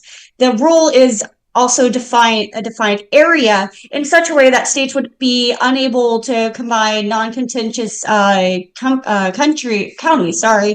in order to maximize their waivers. Of more than 4 million food stamps beneficiaries, the Trump rule would have applied to only 688,000 individuals in the fiscal year of 2021. That right there is saying something. That just basically means that like everyone else would be left without anything to eat. Yeah. They'd be left unable to qualify, let alone. Out of those 40 million, only that amount of people would have been able to apply. That's mind-boggling right there. That is saying something. But thankfully, that reform was struck down in court. The fuck? Yeah, no, I'm about to fucking say this shit's insane. I don't get it. Let me take a look in the chat real quick. The Joseph Santos, the Heritage Foundation is nuts. They said birthright citizenship doesn't exist. It's in the first line of the 14th Amendment, and they tell you it's not in there. Yeah, no, fucking seriously. Say no to Tesla, said Dallas Galley's #1 BF. I agree. Any other electric car will do just fine. I just don't want to deal with that doof. Also, Vixen's in the chat. Hey up, Vixen. Welcome to the Black Files. We appreciate you having been an inner flocker for 22 months. Right. Holy Thank you so shit. much. You're awesome. Another one. Not grown. Let's see here. Please don't forget to hit that like button. Thank you. Thank you, Vixen, for reminding the fine folks at home to please hit the like button. Please subscribe to us. To please spread the good word of the Ravens flock, because we're trying to do the Lord's work over here. And by the Lord, I mean, oh lordy, this shit's a big ass document. We're trying to make it. Oh lordy, we have headaches. There's so many fucking headaches. Let's see, the Joseph Santos, the GOP has a huge grudge against farmers unions. They hate price floors because they prevent Walmart from bullying farms into selling or losing everything. Yeah, no, that sounds about right. Let me see here. Politicians act like children, said Mr. Quake. Yep. The Joseph Santos said the racist math thing comes from African teachers. They believe they found a way to prove that 2 + 2 = 5, but it only works if you ignore the fact that multiplying by 0 is equal to 0. It's on YouTube. Yeah, that's why I don't fucking buy into that. I'm sorry, but 0 times anything is still 0. Like, anything divided by 0 is nothing. There's no dividing by 0. There's no multiplying by 0. It's fucking dumb. They need to stop being dumb. That's just dumb. You see, no one is above the law. You're right, Mr. Quake. No one is. Yep. That's why I'm legally changing my name to No One. I'm kidding. No one has blinded me. God, why are we harking on the Odyssey of all fucking things? Like, no one has blinded me. Like, bro, you know what you're saying? You sound like a doofus. Who did this? No one did this. Okay, well, if no one did this, what the fuck are you complaining about? You did this to yourself. Cyclops. So we have focus on trade policy, not trade promotion. And one of the things that I found, which was really irritating, is removing obstacles for agriculture biotechnology. Is all this in Chapter 10 here? Chapter 3. What's up? You said Chapter 10. Chapter 3. Yeah. Oh, dear God, these guys. Yeah. So they want to do genetic engineering. More genetic engineering. Wait, they want more of it? I thought that I saw that they wanted to remove it on there. No, wait, no, that's just they want to remove obstacles for agricultural biotechnology. Well, Ron Dumbass Santos ain't gonna like that. He just banned lab-grown meat or whatever. Mm-hmm. Even though that shit's barely viable and it's not even anything that can be done on a large scale anytime soon. But yeah, no, he's not gonna like that. He's probably gonna say that that's too woke for him. So they want more artificially created meats. Yes. Oh, the vegans are gonna love them then, because there goes vegan meat. You can have vegan meat that's not taken from an animal. It's just cloned out and everything removed. Yeah, exactly. Grown up in a lab and sold, and yeah, because and this would also mean that they could basically take over what farmers are doing. because they could start genetically modifying stuff that farmers grow Right. and start pushing that onto the shelves instead of having the farmers sell their crops. Basically, they're trying to say like, oh, we want biotechnology in order to bolster the nutrition of our people, and it's totally not in any way to try to shove farmers and farmers go out of business, which is not a good thing. Fucking the nerve of them! They think that people don't see it. Oh my god! And right underneath that, we have Reformed Forest Service Wildfire Management. Okay, that's going to be under Chapter 11 there, right? And they said that they what I really got from it is they're wanting to reform this just so they could increase the amount of timber sales. They want to thin the trees to not have a lot of forest fires when they don't realize that droughts happen. Yeah. And everything is very dry, and one spark can ignite a forest fire from anything. And they're like, oh no, localized, what firefighters do with the controlled burns and whatnot, that's bad. No, it's actually good. It actually clears up everything. And, it removes a lot of debris on the ground. And that prevents, if there's actually another fire, it's not going to have a lot of fuel. It's not going to have a lot of fuel to bloom into a massive forest fire. So what the fuck? Yeah. Hold on. Where does that actually show up in the Department of Agriculture there? Because I'm trying to find it over here in the Department of Agriculture discussing forest fires. It is right underneath the I went right past it. It's right underneath what we were talking about earlier with the agricultural biotechnology. Give me a second. Right beneath it, it's 307. Page 307. Got it. Yeah. Okay.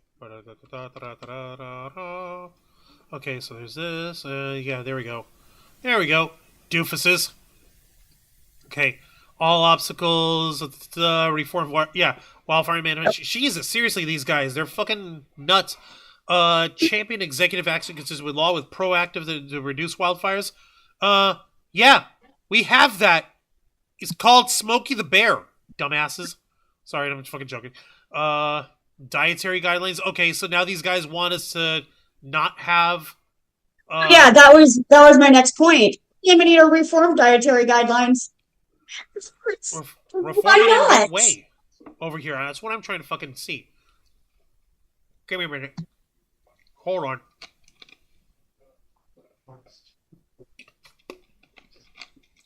Like, get a load of this, because I think I'm reading it out, and I think we've got it fucking nailed. Check this. In the second paragraph on there. In the 2015 Dietary Guidelines process, the influential Dietary Guidelines Advisory Committee veered off mission and attempted to persuade the USDA and Health and Human Services to adopt nutritional advice that focused not just on human health, but the health of the planet. Issues such as climate change and sustainability infiltrated the process. Fortunately, the 2020 process did not get diverted in this matter.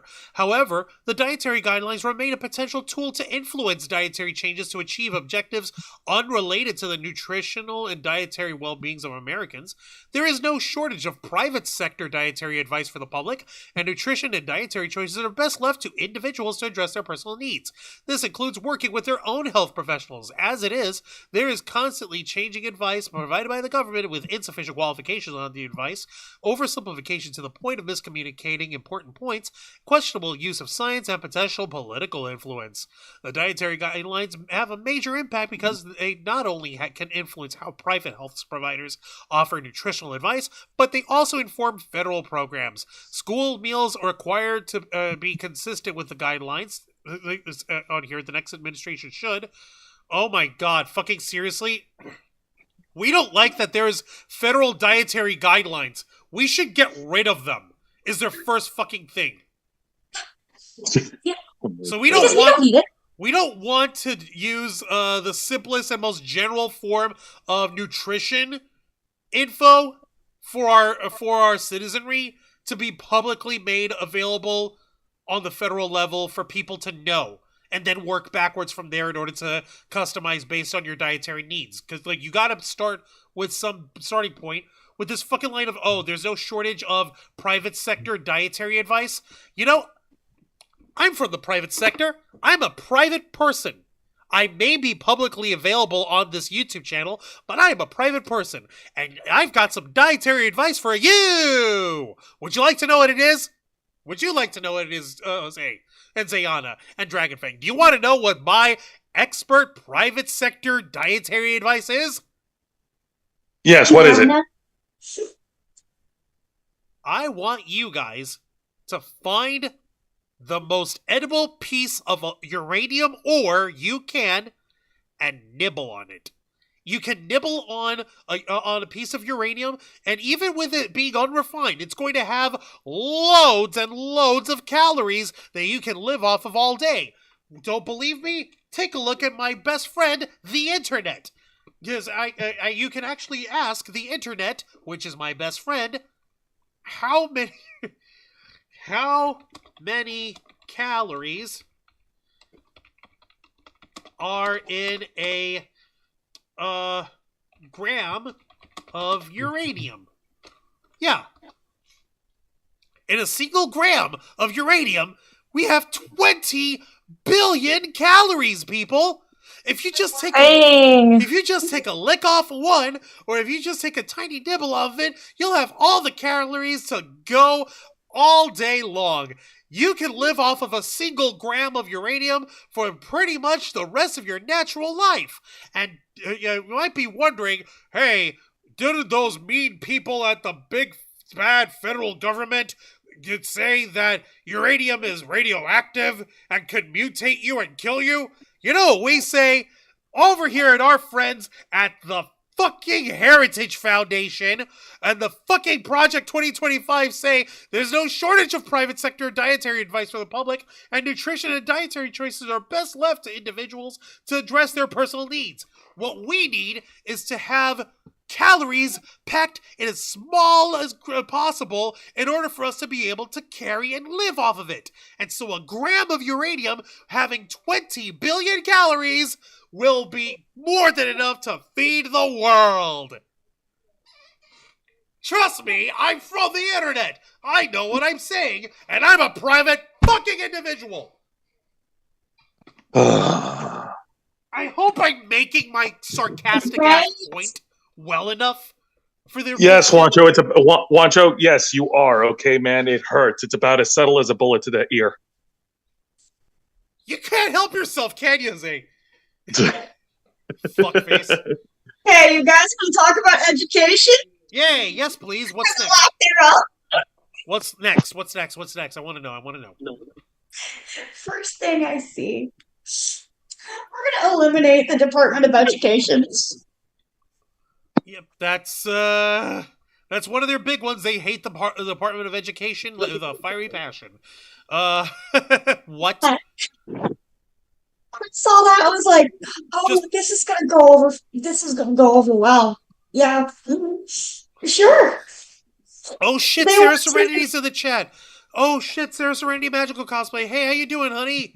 Welcome to the chat. Welcome to the Blackfiles. We appreciate your face here. Holy Lord. Yeah, just came back from my date with Tommy for our anniversary. Congratulations. I bought our dinner at Chocolate Emporium. He bought us dessert and got me a toothless plushie pillow. Yay, that is so cute. Also, Alexa VA is in the chat. How's it going, Alex VA? Welcome to the Blackfiles. So, we're back at Project 2024. Oh, yeah, no. Alex VA, as a pescatarian, I'm worried about this since my diet is for medical reasons. Yeah, but they don't want your doctors to have information from the big bad federal government because they only have an agenda. So your doctor should get all their information from quacks like me who tell you to lick uranium. By all means, sorry, didn't mean to cut you off. It's okay. Go ahead, Dragonface, We're please. treating taxpayers like investors federal student aid. Excuse me? You heard me right. What the fuck? Yeah. Yeah, there it is, motherfuckers. Taxpayers should expect their investments in higher education to generate economic productivity. When the federal government lends money to individuals for a post-secondary education, taxpayers should expect those borrowers to repay. Okay. So, basically... The interest. So, what type of interest are we talking about? What type of repayment are we talking about? Because last I checked, you can't even get off of a student loan debt if you die. Well, maybe then you're still repaying it. And even then you're because of the exactly. interest. It's like, tell me, we're like the way we have Fannie Mae and Freddie Mac fucking organized as it is for our federal student loan programs, they're already paying with interest for the rest of their natural fucking lives. Why? What They're more? Are they predatory. Go on, Dragonfang. They're predatory. Yeah, it really is. It's fucking disgusting. And when you're going into college, you don't know any better because you're 17, 18-year-old. You don't know that you're going to be paying for those loans for the rest of your life. No, you're right. You don't know that, and we end up fucking getting screwed over as a result. All right. Oh, okay. Time for a photo.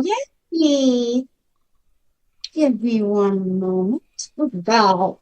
She's giving. So this is also in the document, bolstered by an ever-growing cabal of special interests that thrive. Special interests that thrive off of federal largesse.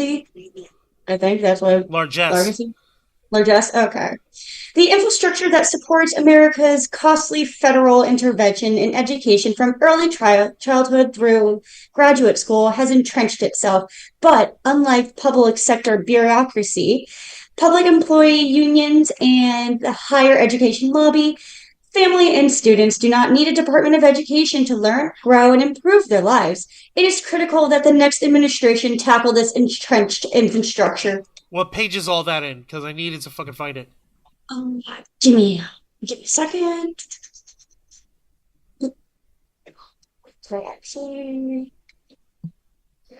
Give me a hot second. Yeah. Here we go. It is on the top of 323. 323. Yep. Jesus Christ, these people are insane. Yep. Dear God, yeah. Good God, yeah. No, seriously, like we don't need an education system. No, we don't. No, we don't need a federal education system. Every education system should go back to the states. Hey, do you guys remember what the state education system was like in Alabama? Let's give it right back to that. Oh wait, shit was bad back then, before we had to federalize with the Board of Education and all. But no one cares about that. It should be left to individuals. It should be left to each individual state. Come on. And due to wanting to eliminate the DE, they want to transfer all the remaining offices under that to other departments, like the Institute of Educational Science, to the Department of Commerce's Census Bureau. Really? They want to give it to the Census Bureau of all people? Yeah. Yeah. Fucking what? I'm like, oh, okay, so you just want to transfer it to other places, but why? Seriously? Oh my God. All right, we got another one. Office of Federal Student Aid. Hold on. The next administration should completely reverse the student loan federalization of 2010 and work with Congress to spin off FSA and its student loan obligations to a new government corporation with professional governance and management. No? Yeah. Why? So then federal loans would be assigned to the Treasury Department. No. Why? Yes. But because they wanna. College. Let me look at the chat. Lorraine Lamore, college tuition increased immensely after more student loan money was made available. Yeah. No. Jesus. Yeah. What? It has. Dear God. All right. So yeah. No. That's insane. It's actually I'm trying to see exactly what these guys are trying to snake in under these charts here. Let's see, Office for Civil Rights, OCR. Yeah, it should be moved to the Department of Justice. Federal government has essentially the responsibility to enforce civil rights protections, but Washington should do so through the Department of Justice and federal courts. The OCR at DOJ should be able to enforce only through litigation. They wish that everything could be just been done through litigations. The country would be one giant courtroom. You also want to know something? What's up? They also want to phase out existing income-driven repayment loans. Where is that? Why would they do 337. That's bottom. 337. Thank you. Yep. Fucking seriously? Yeah. They want to do that. I'm like, no. Because the recent IDR plans have been so generous that they require no or only token repayments from many students. Maybe because they don't make enough. Maybe it's because... Or maybe they don't have a job. And maybe it's because we're in a shit economy where where you can either be unemployed or underemployed. So there's no in between, and there's nothing bigger than that. Like you're either like a fucking bigwig, and you're underemployed, and you're not making enough to make ends meet, or you're just barely scraping by each month. Jesus Christ. Living paycheck to paycheck. And if it's, hey, I make like $1,200 a month. And then there's going to be a certain amount that will be taken out from to pay your student loans. And you're going to say, oh, well, we want to phase this out and say, oh, you owe $700 each month. I only get $500 each month. You won't be able to pay that each month with the $1,200 you get every month. Right. And maybe if you're lucky, you can survive with with the rest of the money. You survive off of humming. Yeah. No. Just fuck off. Just fuck you. You don't get income driven repayment. You don't get a repayment that's actually proportionate to your means. So you can get yourself set up with a better job. You'll be able to pay off your student loan better that way because you'll be making more. But no, we don't. We just want you to just fuck off. No, not allowed. Yeah. Fuck you. We just want you to pay the maximum that we can make it. On a freaking nickel and dime month-to-month basis. Fuck that. What else do these guys want to reform here? They want to reform the Office of Federal Student Aid. They want to consolidate loans. Why? Oh, boy. Yeah. I told you this one was a headache. The new administration must end the prior administration's abuse of the agency's payment pause and HEA loan forgiveness programs, including borrower defense repayment, closed school discharge, and public service loan forgiveness. So you mean to tell me, if the school that you went to doesn't exist anymore, you should still pay the loans from that school that doesn't exist anymore, so that there's nowhere to repay it to? The money. That doesn't make any sense. Who gets the fucking money? The school's not there anymore. Jesus. Where does the money go? To Narnia? Yeah, am I shoving it up Aslan's ass?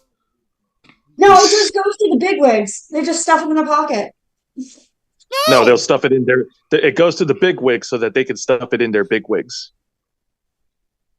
You say you need a wig. No, fucking, I am comfortable with my baldness, thank you very much, but go on. All right, let me see here. The new administration should also take immediate steps to commence the rulemaking process to rescind or substantially modify the prior administration's HEA regulations. Fuck you. The federal government does not have proper incentives to make sound lending decisions, so the new administration should consider returning to a system in which private lenders, backed by government guarantees, would compete to offer student loans, including subsidized and unsubsidized loans. These guys wouldn't want to do anything that would be unsubsidized at all.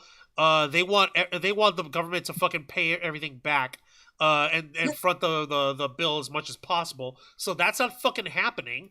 And private lenders... If it happens, everyone is, excuse my French, but we're all fucked.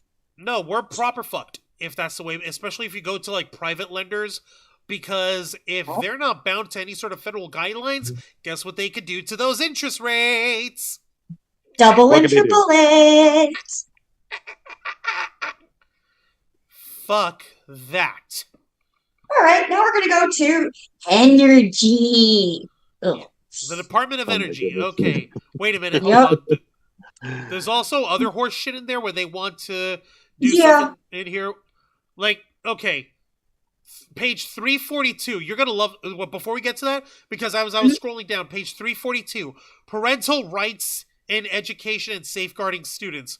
Oh, right. I meant to put that one down. Federal officials should protect educators and students in jurisdictions under federal court from racial discrimination by reinforcing the Civil Rights Act of 1964 and prohibiting compelled speech.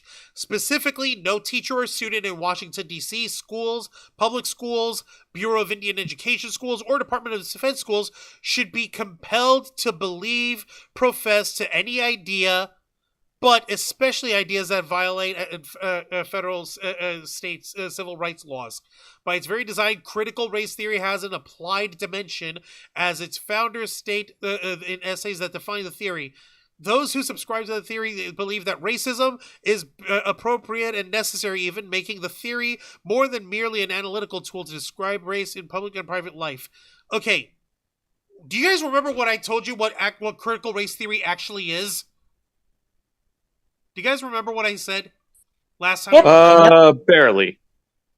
Critical race theory is nothing more than a criminal law element that's taught to lawyers who work in defense law, and it's specifically for you have to remember there are inherent elements in law enforcement and in the fabric of American culture that have been instituted due to past racism, and there are ideologies in there that have bled into the application of law and the enforcement of law, and that has to be considered when trying to delegate to defending someone who is being who's arrested by law for having broken the law, or by the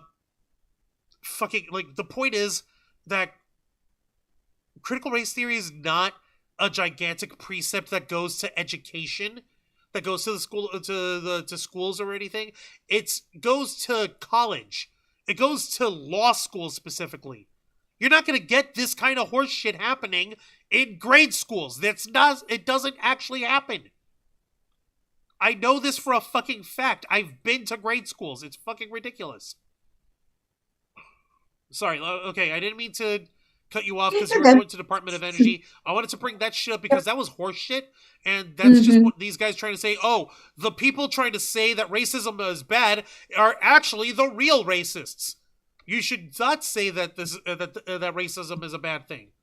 Or you shouldn't have to be forced to say racism is a bad thing.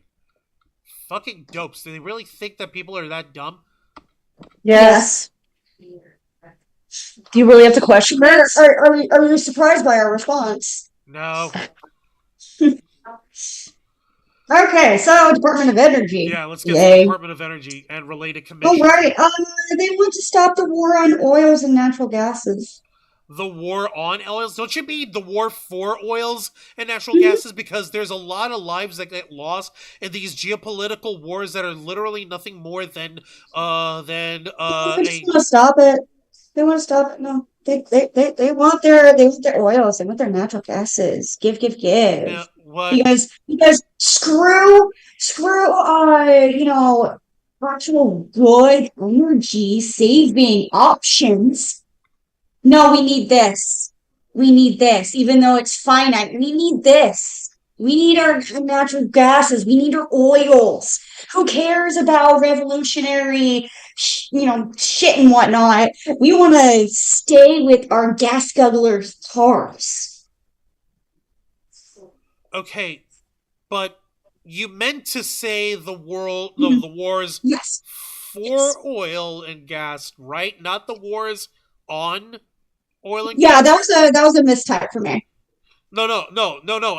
I'm being sarcastic over here. You're that they want to end the war on oil, which is horse shit. There is no war on oil. There's wars for oil. Oh, they think there's a war. They think there's a war on oil. They're being paid by the oil companies, so that's laughable. Yeah. Yeah, sorry, these guys don't that doesn't pass the smell test, buddies. We're allowed to try to have multiple Energy saving. Oh, good stuff. That won't pollute the environment. Oh no, but they're saying over here that let's see here. The new energy crisis is caused not by a lack of resources, but by extreme green policies under the rubrics of combating climate change and ESG, environmental, social, and governance. Like I said, I love how these guys try to whittle everything down to acronyms and letters to make you scared of them. Yeah. Fucking morons. I mean, it only takes like a quick Google search to see what they mean. Not only to scare us, but also to distract us from the rest of the content. Fucking horseshit. Yep. You guys, guess what? They want to reform that. Of course, they want to reform everything that doesn't align to their views. That's the majority of what they want to do in here. They want to reform or eliminate. And reforming, by their definition of reforming, it's basically to gutting out everything. Gut it from the inside out. Just like they want to reform all the offices, including Office of Energy Efficiency and Renewable Energy, and focus on climate change is a big thing that I saw in there. Grid Development Office, or Deployment Office, and Grid Planning. And also the Office of Science they want to commit to U.S. science dominance. They want to be the best one in the world with science, which we're not. But and those are just a few of the ones that I picked out. The crazy thing is that we have to accept science in order to be able to compete scientifically. We have to accept that the plain and obvious facts that we've got issues with our natural resources, and that we actually have to fucking let this actually use alternative fuels other than fossil fuels over here. Because the thing is with fossil fuels, eventually. And then what are we gonna do? Look at this shit. They're over here saying the Office of Nuclear Energy is too influential in driving the business decisions of commercial nuclear energy firms. Instead of focusing on a limited set of basic research and development activities that solve fundamental technical issues that apply broadly to energy production, NE again with the fucking acronyms and initials and abbreviations to fucking scare you. Intervenes in nearly all aspects of commercial nuclear and energy industry. Substantially limit any size and scope. Guys, nuclear energy would be preferable, and that's fucking nuclear energy I'm fucking talking about. Because, we've managed to find ways to take resources from petroleum and from oil and shit and try to use as much of it for as many different ways as possible. There's still only so much you can do with those uranium licks, unless you lick them and live off of them, like I told you. Because that's how you get your fucking medical information off the fucking internet these days. No. It's dumb. These guys just want to gut anything, even remotely. It's basically what I got from reading all of this. They either want to reform or butcher and eliminate them. So basically gut them out if they don't. Yeah, see, if it doesn't suit my views, then it needs to go. That's basically what I got from that. For Office of Clean Energy Demonstration, needs reforms, new policies, eliminate OCED. Again, with the fucking acronyms. Office of Clean Energy Demonstration. Why are they trying to fearmonger clean fucking energy? They don't want clear energy. They just want them oils and then natural gases. Jesus, jumping Christ. Yeah. It's basically they just want to either reform or cut them all. Just to save money. Just to save money. No, they'll just reallocate that shit to their favorite Captain Planet villain of the week. Yeah. Let me see here. Loan program offices, the mission overview needs reform. Should not back any new loan. Okay, we have a loan office. Let's not make any more loads. Fucking idiots. Yeah. Advanced Research Project Agency for Energy, ARPA-E. Basically, cut, reform. Yeah, no. Advanced Research, ARPA-E. New policies eliminate ARPA-E. Fucking Federal Energy Management Program, FEMP. New policies, the conservative administration should follow language order of executive and follow, reduce waste costs. Basically, take the FEMP and cut its nuts off. Clean Energy Corps, new reforms, Clean Energy Corps eliminated by revoking funding. See, it's like you said, eliminate their big ideas, cutting it away and taking these fucking necessary organizations and shit and just gutting them. Idiots. That's what I said. Basically, that's all they want to do. It's either reform or eliminate. Fucking idiocy.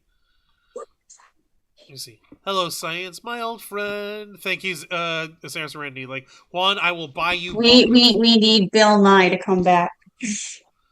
You know, if Bill Nye read through this and summarized it for all of us, I think we would love it. Safety glasses off. Bill Nye, please do this. Please do this, Bill Nye. So, is that it on your end?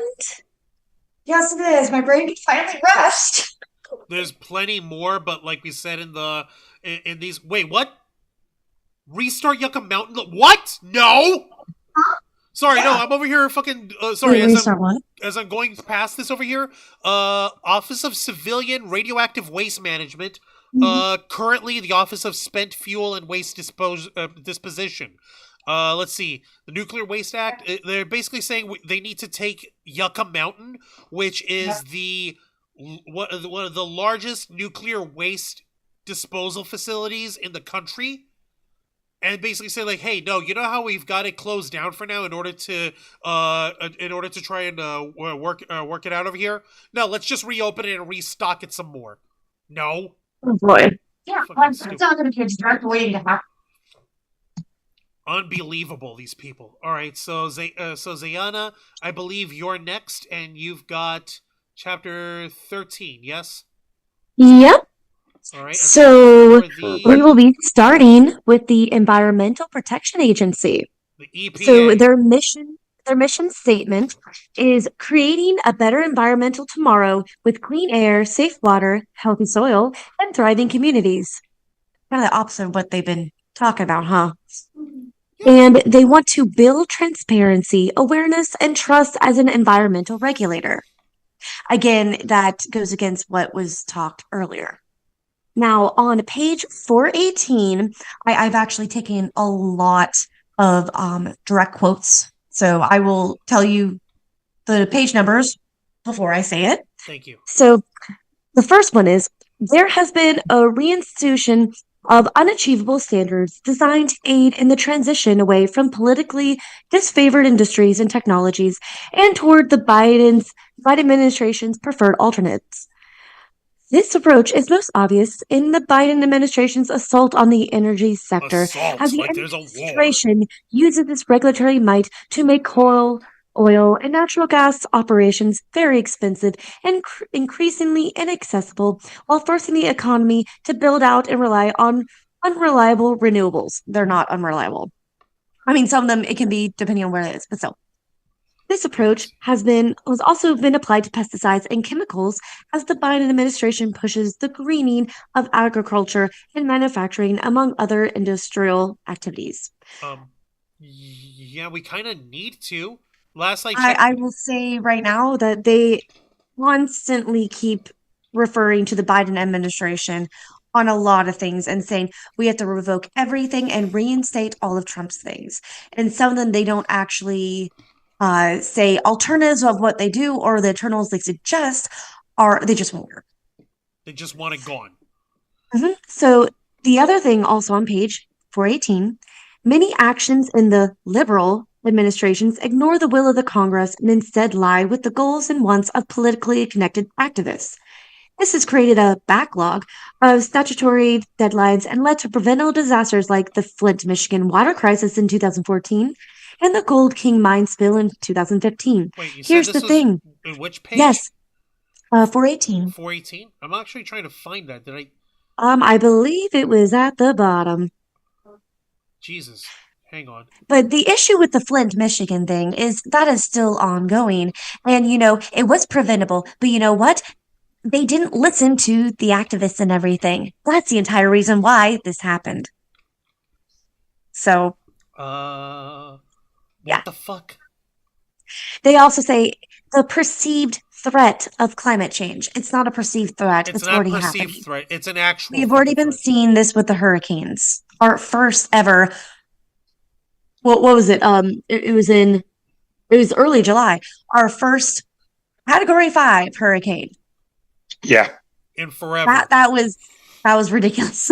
We need to count our lucky stars that it didn't make it. I thought knock on wood right now. Jose, knock on some Knock fucking on wood. I am. So on page 419, they say mischaracterization. I don't understand why they said that, but the state of our environment generally and the actual harm reasonably attributed to climate change specifically is a favorite tool that the left uses to scare the American public into accepting their ineffective, liberty-crushing regulations, diminish private property rights, and exorbitant costs. In effect, the Biden EPA has once again presented a false choice to the American people that they have to choose between a healthy environment and a strong growing economy. Here's the thing. We need a healthy environment in order to, live. Look towards the future. Secondly, the economy is not doing too well right now. Mainly it's because a lot of us are stuck in perpetual paying debt or basically paying so much for renting or for housing that we cannot put more money into the economy. This is all because of corporations and their corporate greed.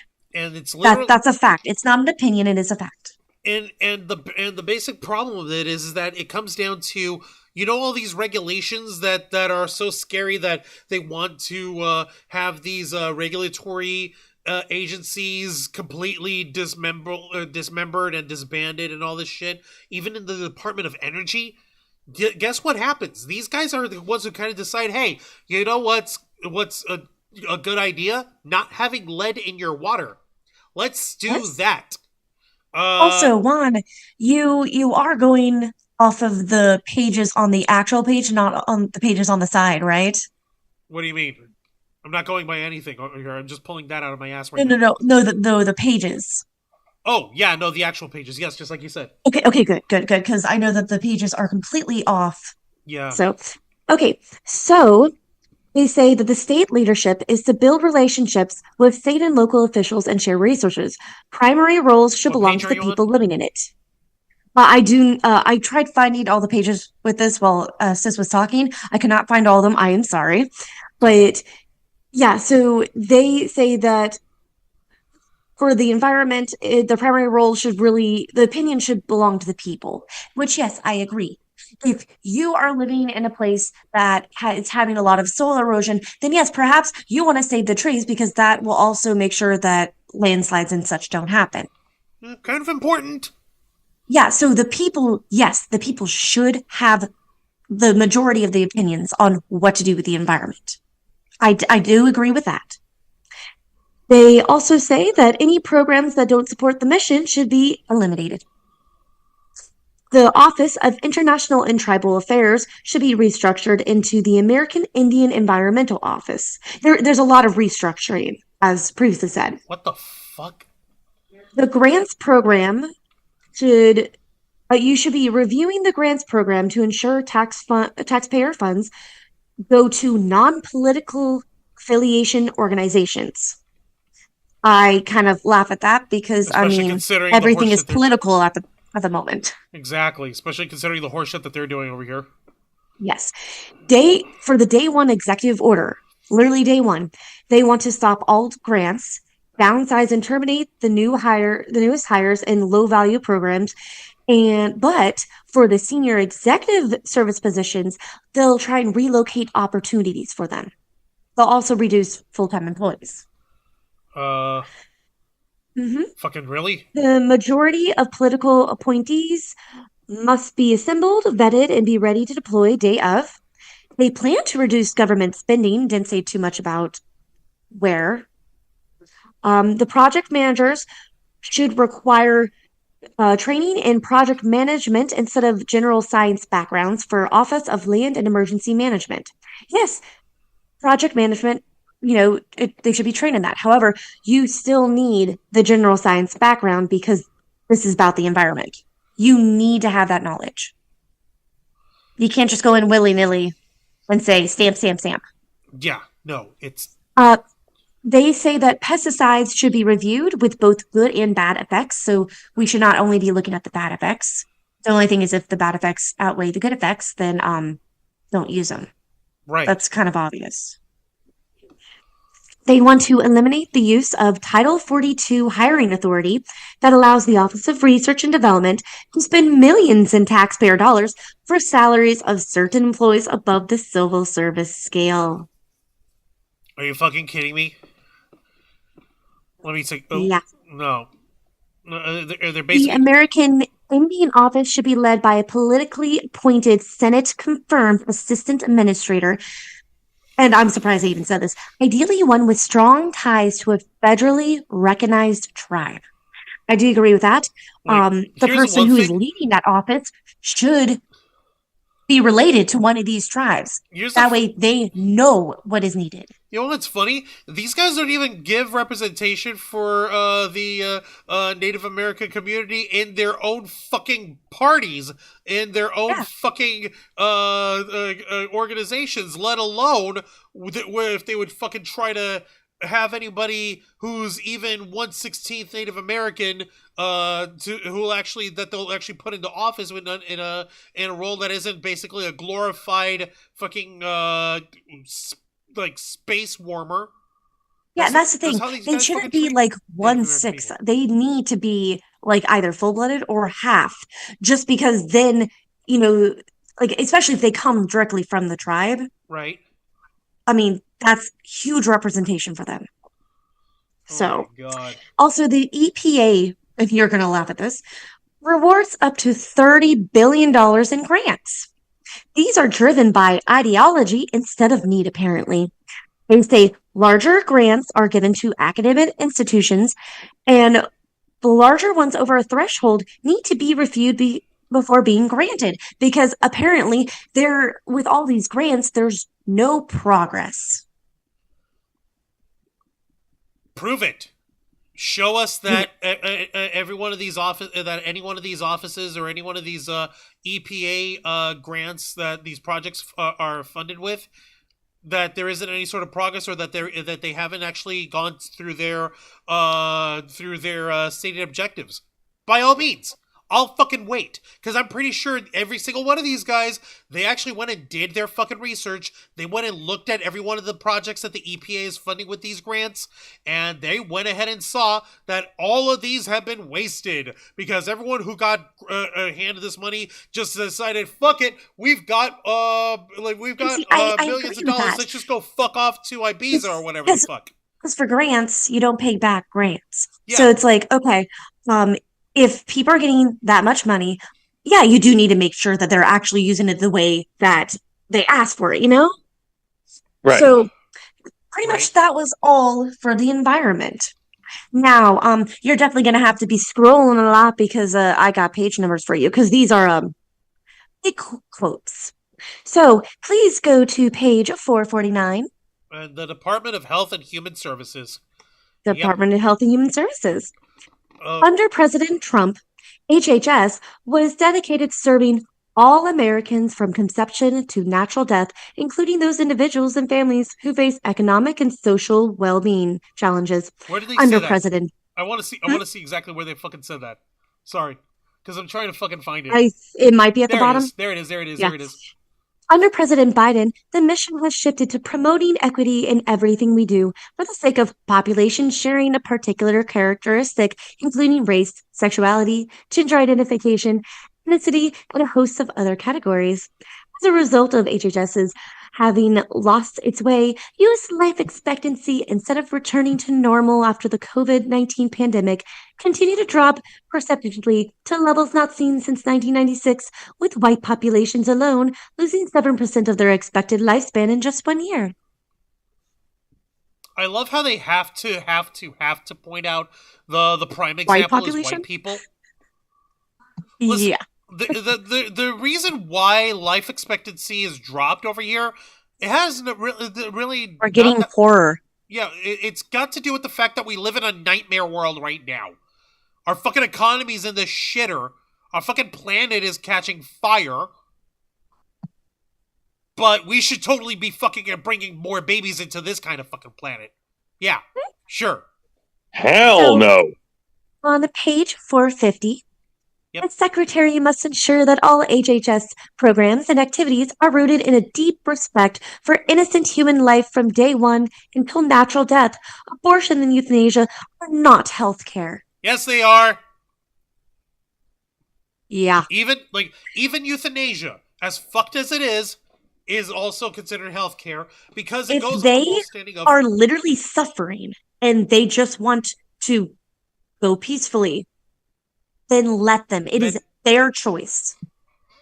that's exactly it. But no, you should die when the government tells you you should.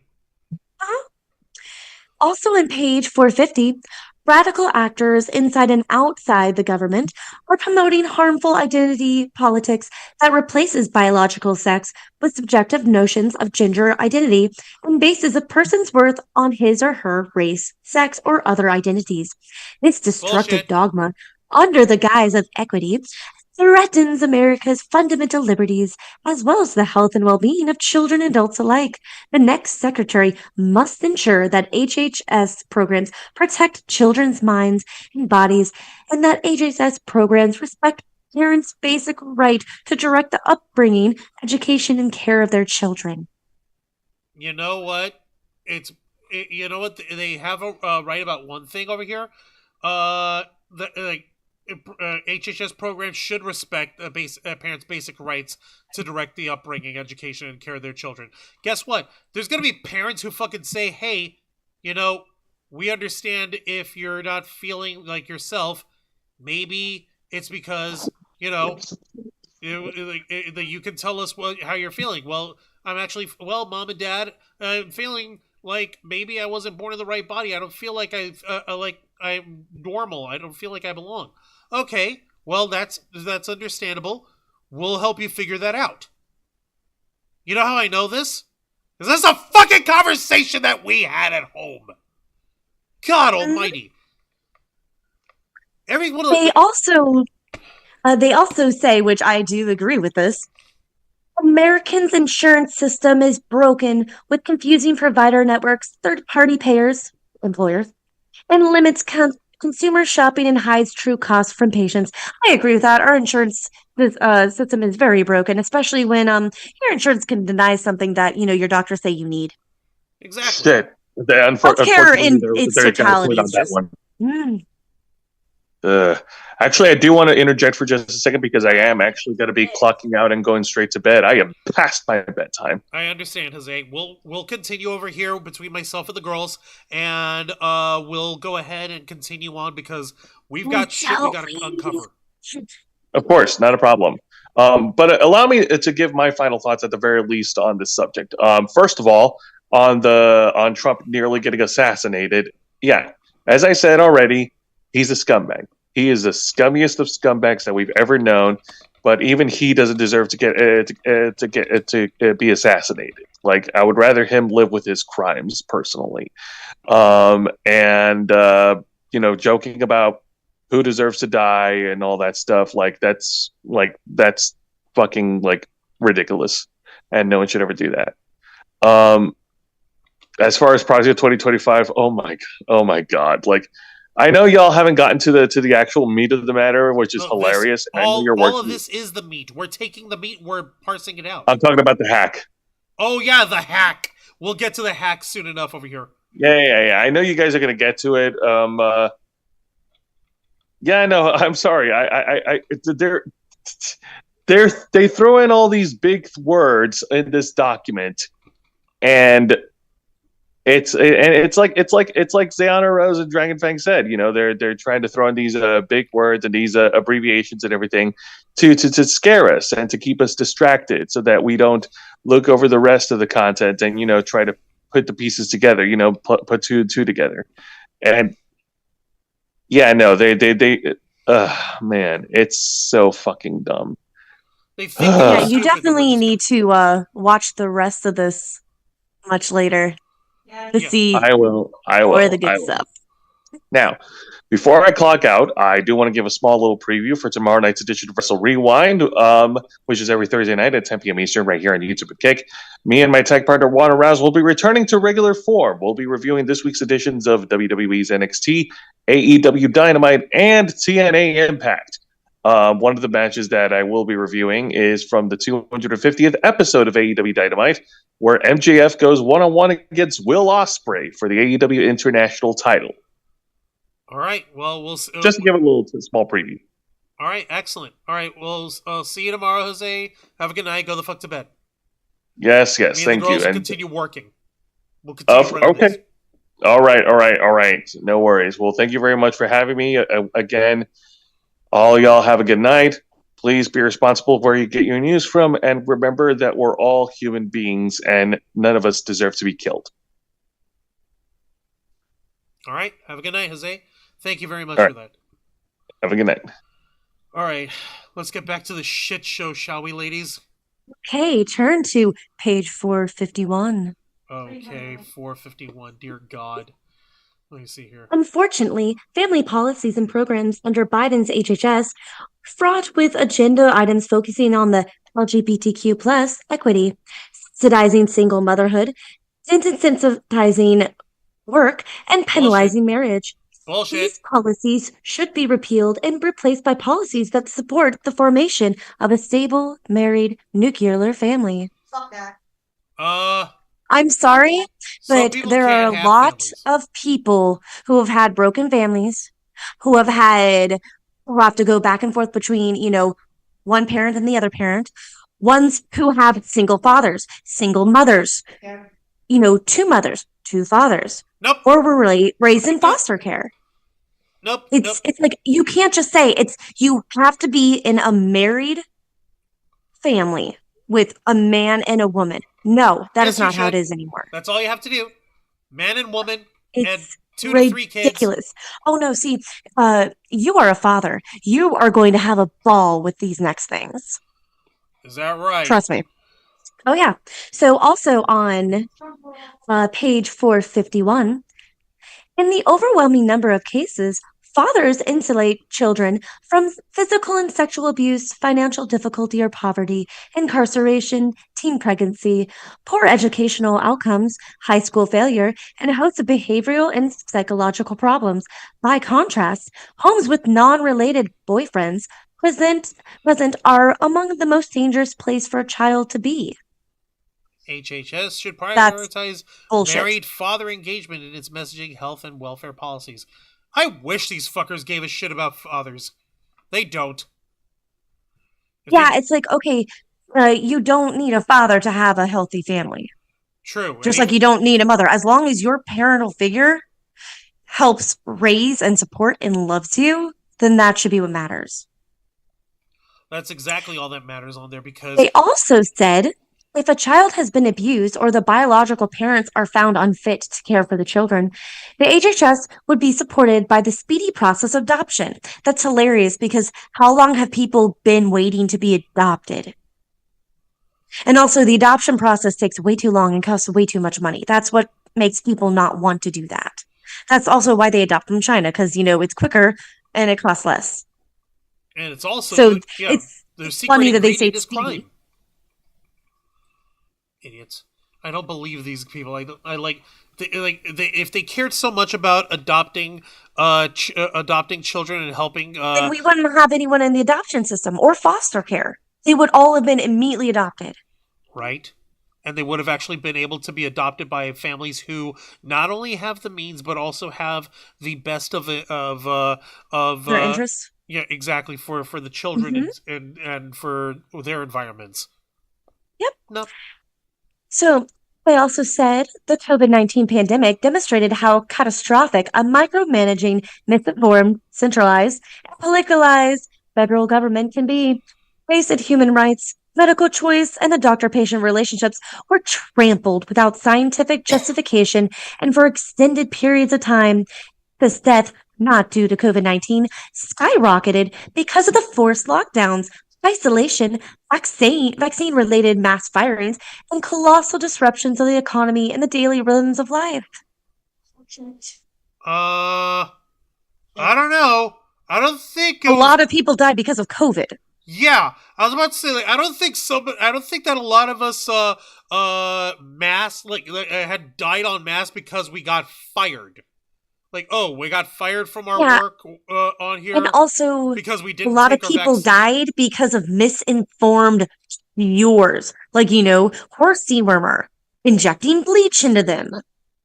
People All things that someone said. Taking medication that is meant for folks with fucking what's that one condition? Fuck. Oh yeah, what was that? Hydroxychloroquine.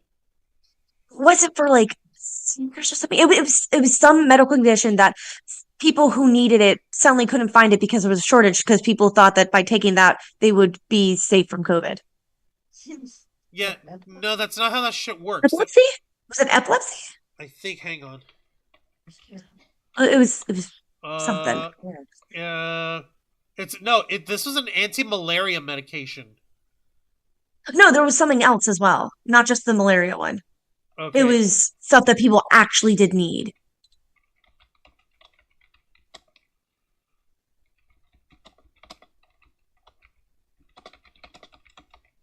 Okay, so this is also on page 451. The threshold for what constitutes a public health emergency, how many cases, hospitalization, deaths, etc., was never defined. That's actually hilarious, considering I even looked this up on mass.gov, and it said a public health emergency is defined as an occurrence or imminent threat of an illness or health condition caused by bioterrorism, epidemic, or pandemic disease, or an infectious agent or biological toxin that poses a substantial risk to humans by either causing a significant number of human fatalities or permanent and long-term disability. So, yes, it was defined for the threshold of what is a public health emergency. So that was a complete and utter lie, because I went and fact-checked it. Exactly. No, like, if you can figure that out and find it right away, then these motherfuckers should fucking know better than fucking try to fucking say that it wasn't the case. Jesus. Well, turn to page 450. Lupus medication. Oh, lupus, yes, that's what it is. So, go to the top of page 452, because you're gonna facepalm. Okay. Unaccountable bureaucrats like Anthony Fauci should never again have such broad, unchecked power to issue health guidelines. He's a doctor. He's a doctor. Last I checked, he was trying to keep people from dying. Idiots. I facepalm so bad because, like, they were attacking him. It's like, dude, he was one of the foremost experts in this as information came out. And he's actually a doctor. Yeah, so if he is an unaccountable bureaucrat, then who else would they suggest take that seat? I want examples. They basically would want someone who's unqualified, whose only qualification they have to be qualified. As how long they can stand on sucking off President Trump's nards. Like, last I checked, Fauci was also around when he was trying to get Ronald Reagan's attention on the AIDS epidemic when that was rolling around. And at that point, fucking the Reagan administration took 5 years before they even acknowledged that it was a problem. Yeah. So last I checked, I don't think it was Fauci that was actually the issue in this case. Mm-hmm. Like, so and we also saw how the lockdowns helped other countries. But no, just because a Karen needed to get her hair done, they didn't want to stay inside. If we actually locked down like we were supposed to, a lot of people would have survived. And that's really sad. I'm actually I want to get back in the chat here for a moment because I want to see what everyone's been saying over here, because this has been insane. Let's see, another problem is corrupt companies who rent and refuse to do repairs. Renew management is one. You're right, Sarah Serenity. Like, seriously. When it comes to, like, especially companies, if they're being commissioned by professional landlords, like property managers, who work on rentals and who don't do shit, they're basically glorified slumlords. And if they get companies like these to do their repairs, quote unquote, then fucking bullshit. Let me see. What repairs? Exactly. Hey, let's see. Probably from diet, food chemicals, and additives. Later today, another hack. No, it's just the same hack, Sarah Serenity. We'll get to it here. Don't worry. Sarah Serenity, I felt something pop in my brain after hearing, quote, normal married family. The Joseph Santos, think about this. They believe marriage is a fundamental right, then why do they want to legislate how a fundamental right works? They can't regulate speech or religion. Why this? Exactly. Yeah. You guys need to get this video shared on multiple platforms and YouTubers. Yes, please. Share us. For the love of God. Spread the Ravens flock around. We're smooth like butter. Go back to the time when husband and wife slept in separate twin beds, says Matthew Colbert. Like, yeah, sure. Oh, yeah. Let's just fucking go that way, huh? Fucking, what do you call it? Like, didn't they do that in All in the Family or fucking, no, last I saw was the fucking, The Simpsons when, Milhouse's parents were together before they divorced forever. Okay, so let's get back over here. So, yeah, Fauci, he was trying to work to help people from not dying from the AIDS crisis, and Reagan dragged his feet for 5 years because, only the gay people are the ones who get the gay virus. This is really God's punishment for them. And that's what the Kipper told me about that. And so, like, it's a fucking miracle that with what happened with the pandemic, with it hitting us in the U.S., starting in March of 2020, it was a fucking miracle that it took that long, that we only started locking down within about 3 months of hearing about it going around. So yeah, we fucking snapped into action right away. So that's nothing short of a fucking miracle. Sorry, please go ahead, Zay. Okay, so they say that we need to shut and lock the revolving door between government and big pharma. I looked it up. For example, $2 to $4 is what it costs to make insulin. However, and I looked up 2024, it can cost either $50 to over $1,000 to get insulin.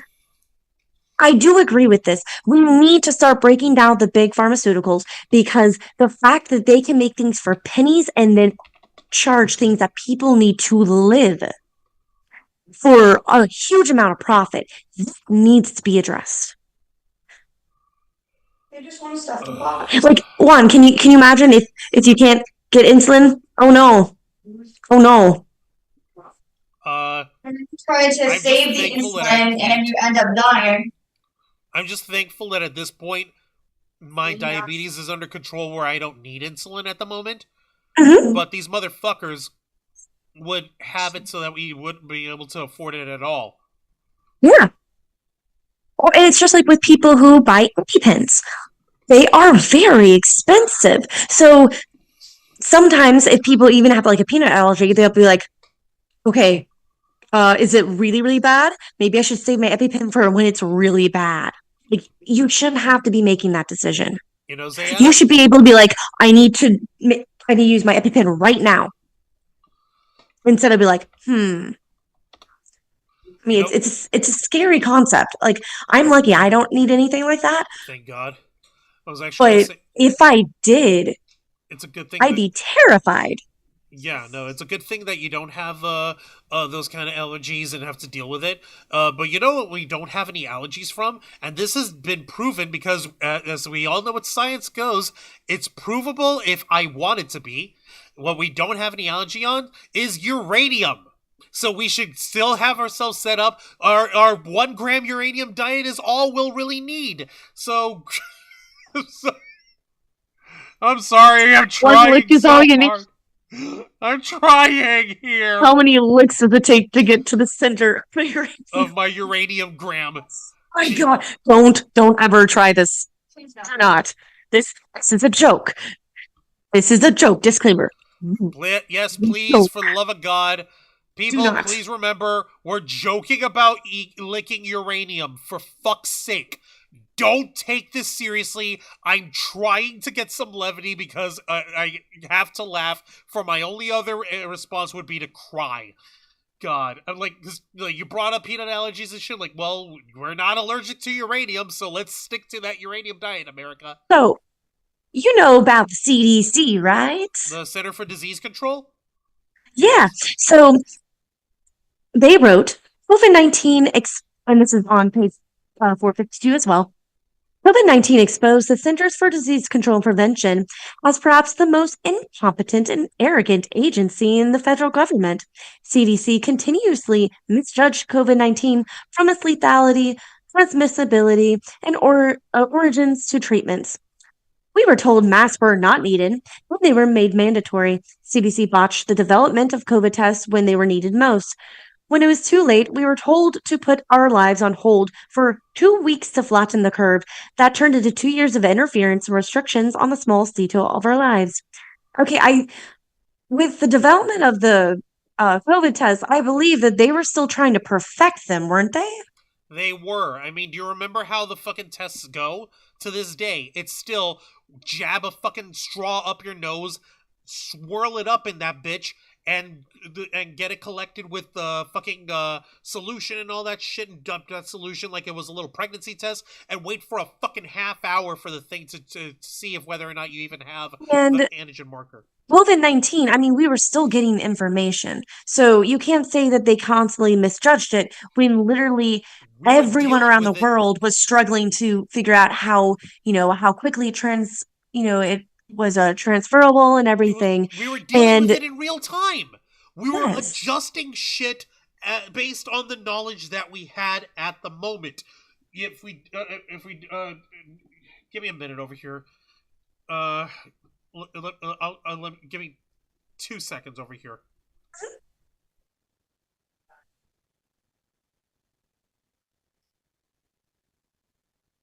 Go the fuck to bed. Go the fuck to bed. It is now 12:46. Go the fuck to bed. No, telling my kid they need to go to bed, that they're waiting for me. I'm like, no, go to bed now. Yes. Daddy is working. Yeah, no kidding me. Licking your anium, Jesus Christ. Lucy and Ricky had separate beds. Yeah, you're right, Lorraine Lamore. But, like, at the same time, like, isn't that a little, like... Much?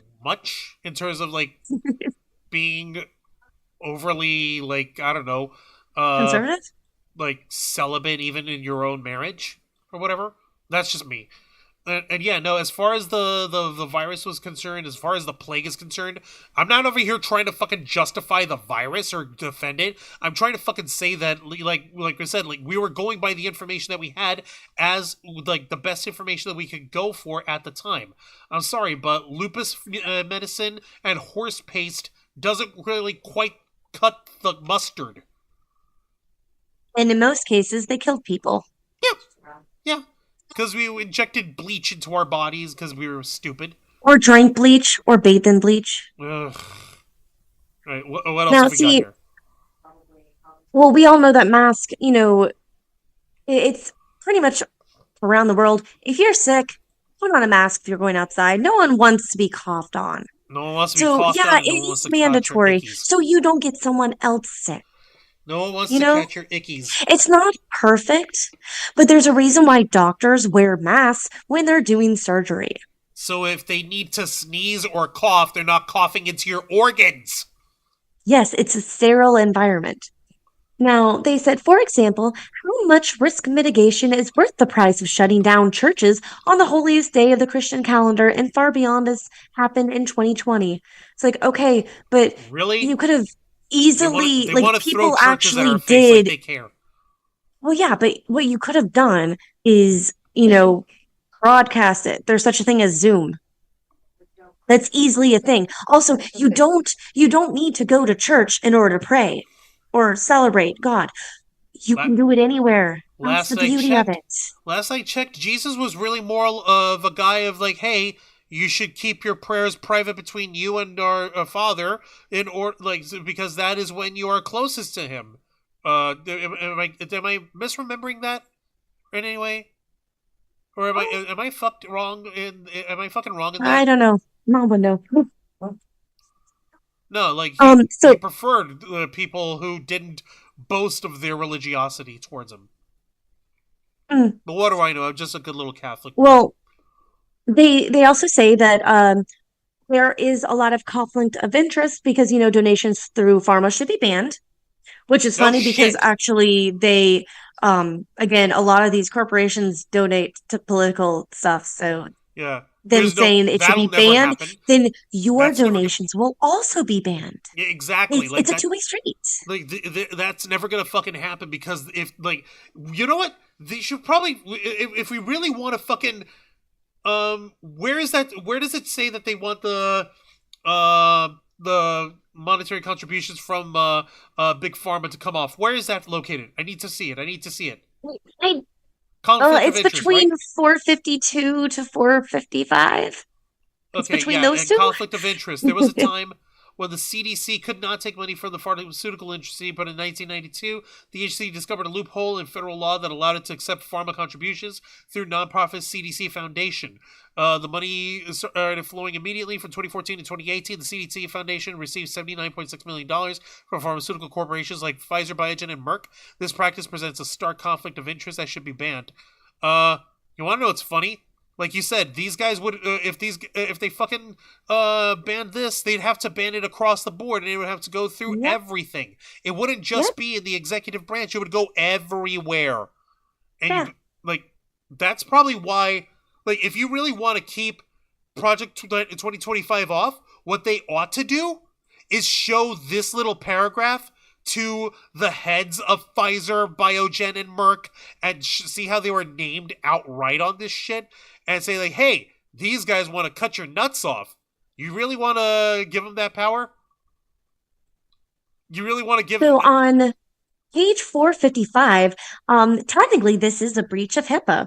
So it says, because liberal states have now become sanctuaries for abortion tourism. I don't know why they say tourism. That was a really weird choice of words. Oh yeah, sure. I'm gonna go over to Nevada. I'm gonna go to the Hoover Dam. I'm gonna throw some dice in Vegas, and while I'm touring, I'm gonna get an abortion, motherfuckers. Yes. Idiots. So they said HHS should use every available tool, including the cutting of funds, to ensure that every state reports exactly how many abortions take place within its borders, at what gestational age of the child, for what reason, the mother's state of residence. That way they can track them down. Where am I again? And by what method? Any place, like, because, they're not just going to start at just, the state of residency. No, they're going to want the address too. That is a breach of HIPAA. That is between the patient and the doctor. I would not be welcome to have this this department to know where I live. I'm sorry. No. Why is it your business? Exactly. For guys who last I checked, the conservative and Republican wings of government and the political arena here in America, isn't their gigantic biggest rally cry the statement of the federal government is too big, we need to bring it down? Last I checked, this is pretty fucking big. This is pretty fucking invasive. So it gets worse. Also on page 455, it says that. What are you doing? Oh, sorry, there's a book flying around. It said it should also ensure that statistics are separated by categories. So yeah, they're going to categorize everything. Spontaneous miscarriage, treatments that incidentally result in the death of a child, such as chemotherapy. So if you're pregnant, don't get chemotherapy. I guess you're just going to die of cancer, huh? Stillbirth. So they're going to report if you had a stillbirth because apparently it's your fault. And induced abortion. Usually induced abortion is because, there's something wrong with the child and it can't actually live. Oh, no, we're getting there. blah, blah, blah, where is it? In In addition, addition, CDC should require monitoring and reporting for complications due to abortions and every instance of children being born alive after an abortion. How? If, a, if the fetus is aborted, it's not it's going to be aborted. alive. It's not going to be. It's like, I know. last I So it's checked. Are they wording What? this right? Hang on. In addition, This CDC. is an actual. No, it's an actual quote. I copy and pasted most of this stuff. Zay, I'm in the like I'm in the 455. document. I'm showing the document to the folks at home. We're reading along with you. I'm over here losing my fucking mind. Yeah. See, like, So I've got your moreover, hang on, I've got abortion your should. exact quote here. See, I've got your exact quote over here that you just said, and I'm trying to reread that. In addition, CDC should require monitoring and reporting to importantly due to an abortion and every instance of children being born alive after an abortion. You mean to tell me these guys fucking think that if an abortion happens and the infant, the fetus, whatever is dead, that they're somehow gonna be alive again? Yeah, it was really weird reading this because again, if they're aborted, it's usually completely taken out. Yeah. You can't just be alive again after that. And it says, moreover, abortion should be clearly defined as only those procedures that intentionally end an unborn child's life. Well, there are some times in which the child's already dead inside you. Exactly. Miscarriage management or standard ectopic pregnancy treatments should never be conflated with abortion. Okay, but before they also were talking about, you're still committing abortion by getting rid of the ectopic pregnancy because according to them, you can literally just remove it and then reattach it inside the womb, which is not how it works. That's not how it fucking works. It's never how it's worked. I know this. And also, page 457, abortion pills will be banned because they are dangerous to women and are fatally unsafe for unborn children. They're not unborn children. They're fucking fetuses. Fetuses. A fetus is itty bitty teeny tiny. Also, I found this interesting, and I did actually fact check this. So, usually vaccines are actually linked to abortion. Certain vaccines are made by growing viruses in cells originally obtained from aborted fetuses. However, vaccines do not contain these cells once purified.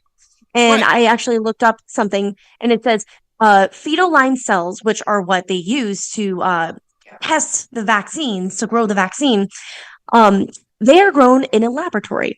They descend from cells taken from fetuses aborted in the 1970s and 1980s that have since multiplied into many new cells over the past 4 or 5 decades, creating what is called the fetal cell lines. The fetuses were not aborted to make vaccines, which they kept saying that, yes, they were. I looked it up. They said, no, they are not. These were ones aborted way back in the day. So they want to end that. But that means that they say that human cells are actually easier to create the vaccines in.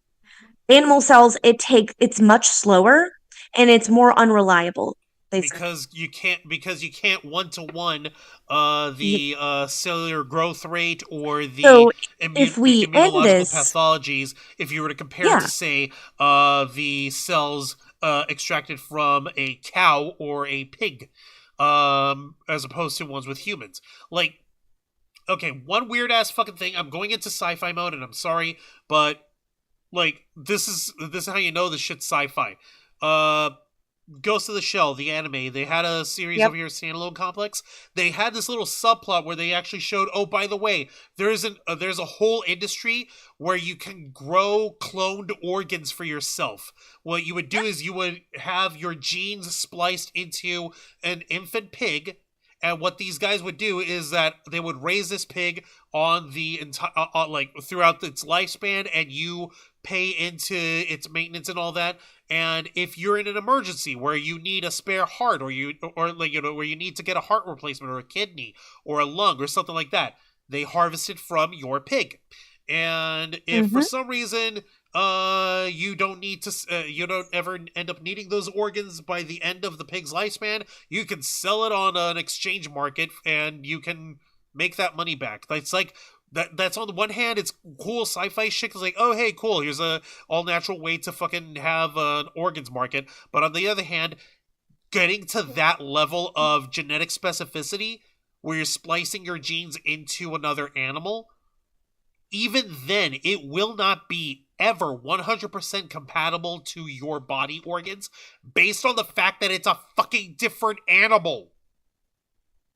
So so when we're bringing that stuff up, when it comes to the way vaccines are created, we're not going to be able to have that same kind of reliability, like you mentioned earlier, Zay, of being able to grow them from stem cell lines of humans, as compared to the lack of reliability that you get with bovine or porcine animals.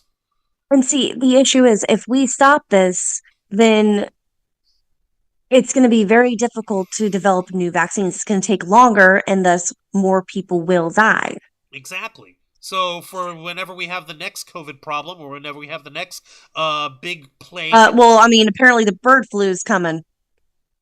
A motherfucking bird flu? We left your ass back in the 2010s. Get out of here. No, apparently it has, humans have contracted it.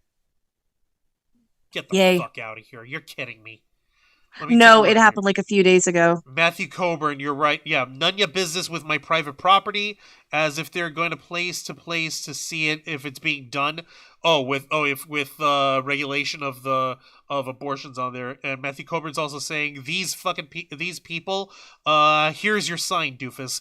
Thank you for the billing, Vol. Reference. And yes, Lorraine, it's an embryo. It wouldn't be a fetus. It wouldn't be a full grown 9-month-old, like 13 inches, like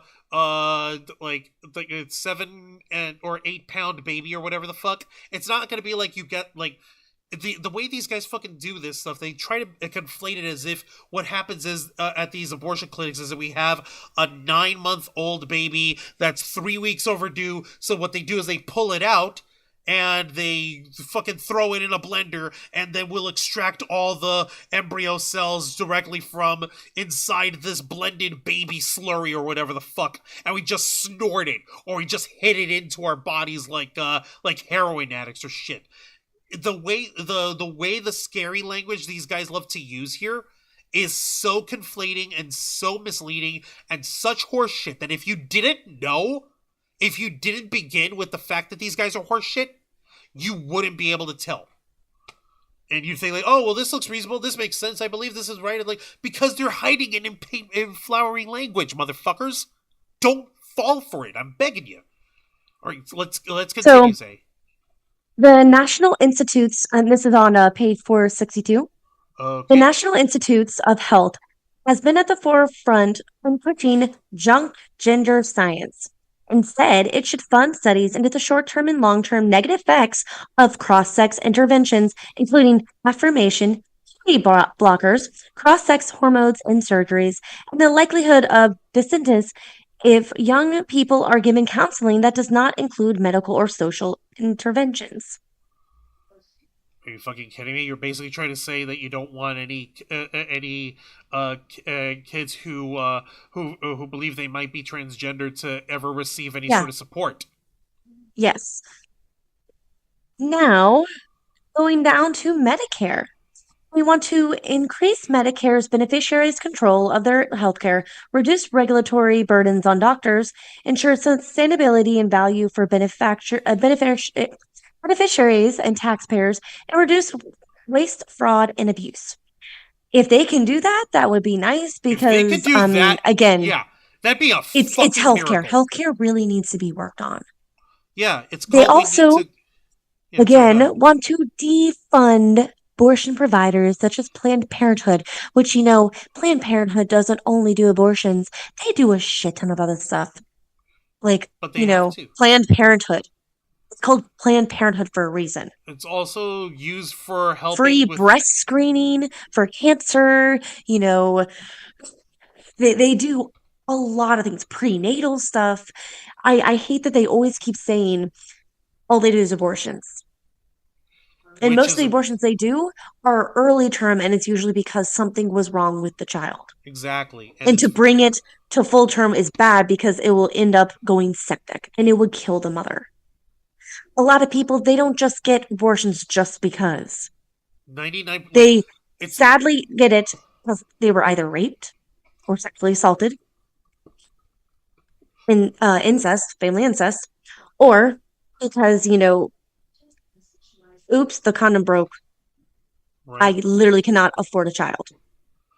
And for people to say, oh, we'll just put up for adoption. Well, we're getting to that because adoption is another thing they need to fix. So Congress should pass the Born Alive Abortion Survivors Protection Act. Gosh, that was a mouthful. To require the proper, I could not find it. I really tried to find everything while Sis was reading. I'm sorry. Give me, hold on. What was the name of that act?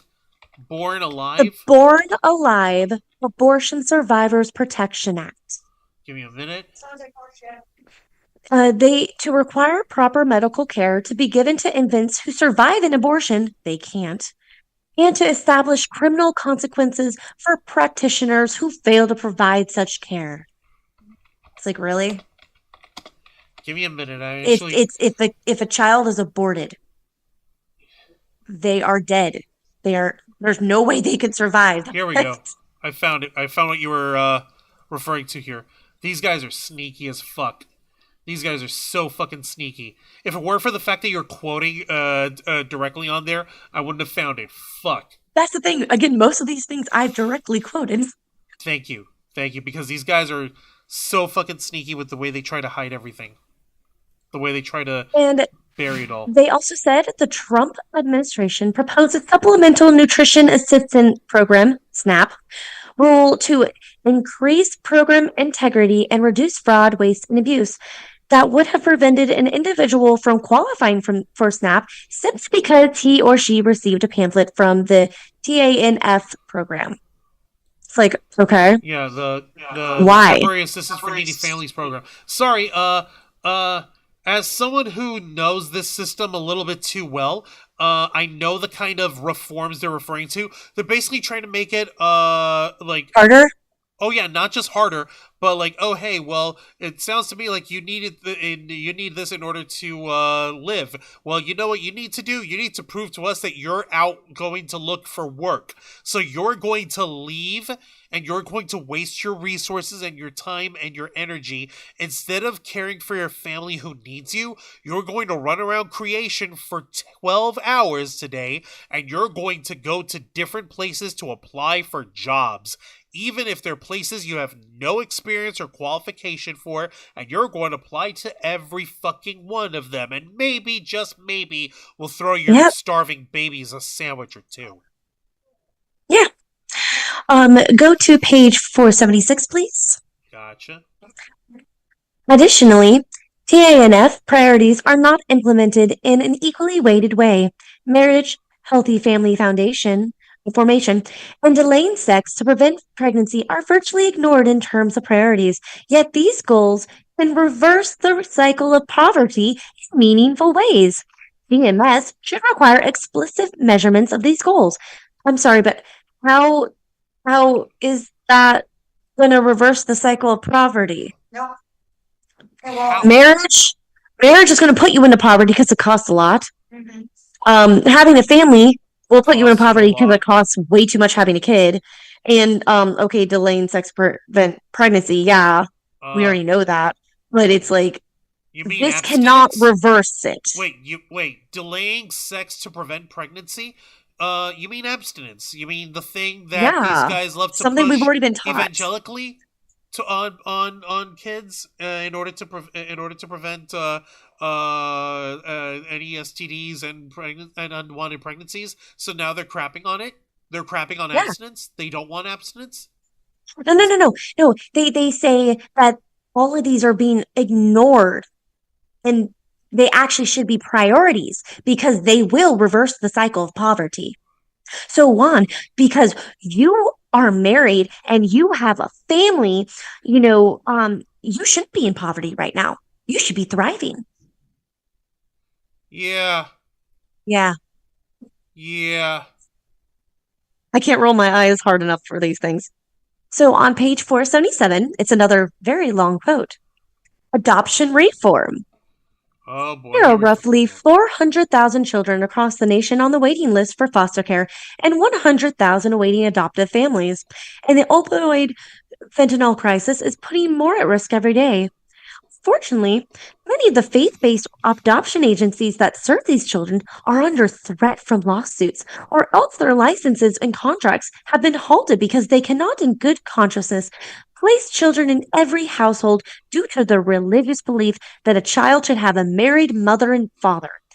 Additionally, Congress should pass the Child Welfare Provider Inclusion Act to ensure the providers and organizations cannot be subjected to discrimination for providing adoption foster care services based on their beliefs about marriage. So you're just going to say, just because someone is not married, they cannot adopt or foster.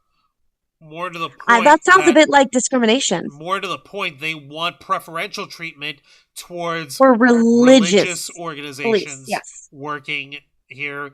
And they want that preferential treatment explicitly with religious organizations that. So if they find out that, oh, you mean you're a Jew? No, you cannot adopt because you need to be Christian. Yeah, no. Yeah. Oh, you're a Muslim. Oh, you're not even getting to look at the kid. I'm calling you out, Al-Qaeda. Yeah, it's like that is blatant discrimination. If someone wants to adopt a child and provide a loving family, why are you saying no? It's easy because they doesn't fit with their religious belief. It's because they don't fit the mold of what a good, decent person should be. God almighty. Like, listen, we all came from the same cavemen, all right? Those same cavemen were all saying the same fucking stories for like 7,000 years before we got our heads out of our asses. And last I checked, a lot of the older rules that came around for early Judaism, including the favorite the little book where they have a lot of the discrimination against gay folks. What's the name of that book in the Bible? Because it's got a bunch of ancient laws in it. Hold on. Mom, do you remember the ancient laws and stuff? Which one was that again? Say again, Juan. Give me a minute. Let me see over here. Because I'm actually finding it. No. Are you talking about the Ten Commandments? Leviticus. That's the one. Leviticus. Oh, Leviticus. That's the fucking one. Okay.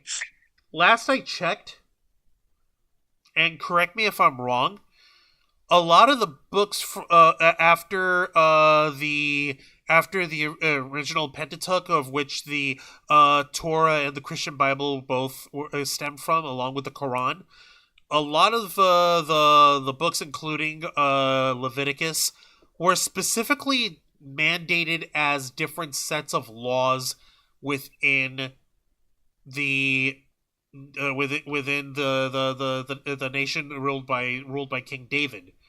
And more to the point, it also stemmed from a lot of the wording being misinterpreted over the years, and rewritten. Yeah, rewritten, interpreted, translated, and mistranslated and shit. Because I've done a little bit of research on my own, and considering that I had to do a lot of this research for when I was in Catholic school and in training and stuff, that not like Catholic school, but like training for baptismal, which was pretty much Catholic school. We had to basically learn about how we have to take a lot of the rules in the Bible with a wide berth because a lot of it was mistranslated. Take it to affect the whole bit of gay couples, or where Leviticus says a man should not lay with another man, as the way As he does with a woman. It wasn't the way as he does with as he does with a woman. It actually turned out to be the way one does with a boy. Rather, that one must not lay with a child or with a boy in the way that one lays with a woman, because that is unnatural. So It also could be interpreted as adultery too. So it wasn't necessarily being against gay sex. It was against PDF files. Mm-hmm. So something to chew on there. Because there isn't a bunch of allegations of Trump being a PDF file at all. Let me see here. Let's get back over to the page. So, the HHS and Office of Refugee Resettlement have forgotten the original refugee resettlement mission and instead have provided a monopoly of free programs that incentivize people to come to the U.S. illegally. No, they don't! Do you have any know. idea I'm how like, this shit seriously? works? It doesn't work. None of our federal programs can go to anyone who immigrated I know. here illegally. You have to be a citizen to You have to be a apply fucking for citizen to be able programs. to use. Yes. Thank you. You get it, Zay. It's So, go to 478. Oh my god. Congress established 8 families with dependent children in 1935, so literally like right before Almost World 100 War years II, ago. to assist single-parent families who were suffering financially from the loss of a breadwinning husband and father. So they mentioned that, and just, to prove that, yes, we do it because we are helping families who once had a father, but then the father was lost. Like, okay, but you should be helping every family, regardless of who is the breadwinner. Who, do you have 2 moms, 2 dads, 1 mom, 1 dad? You really shouldn't just say single parents.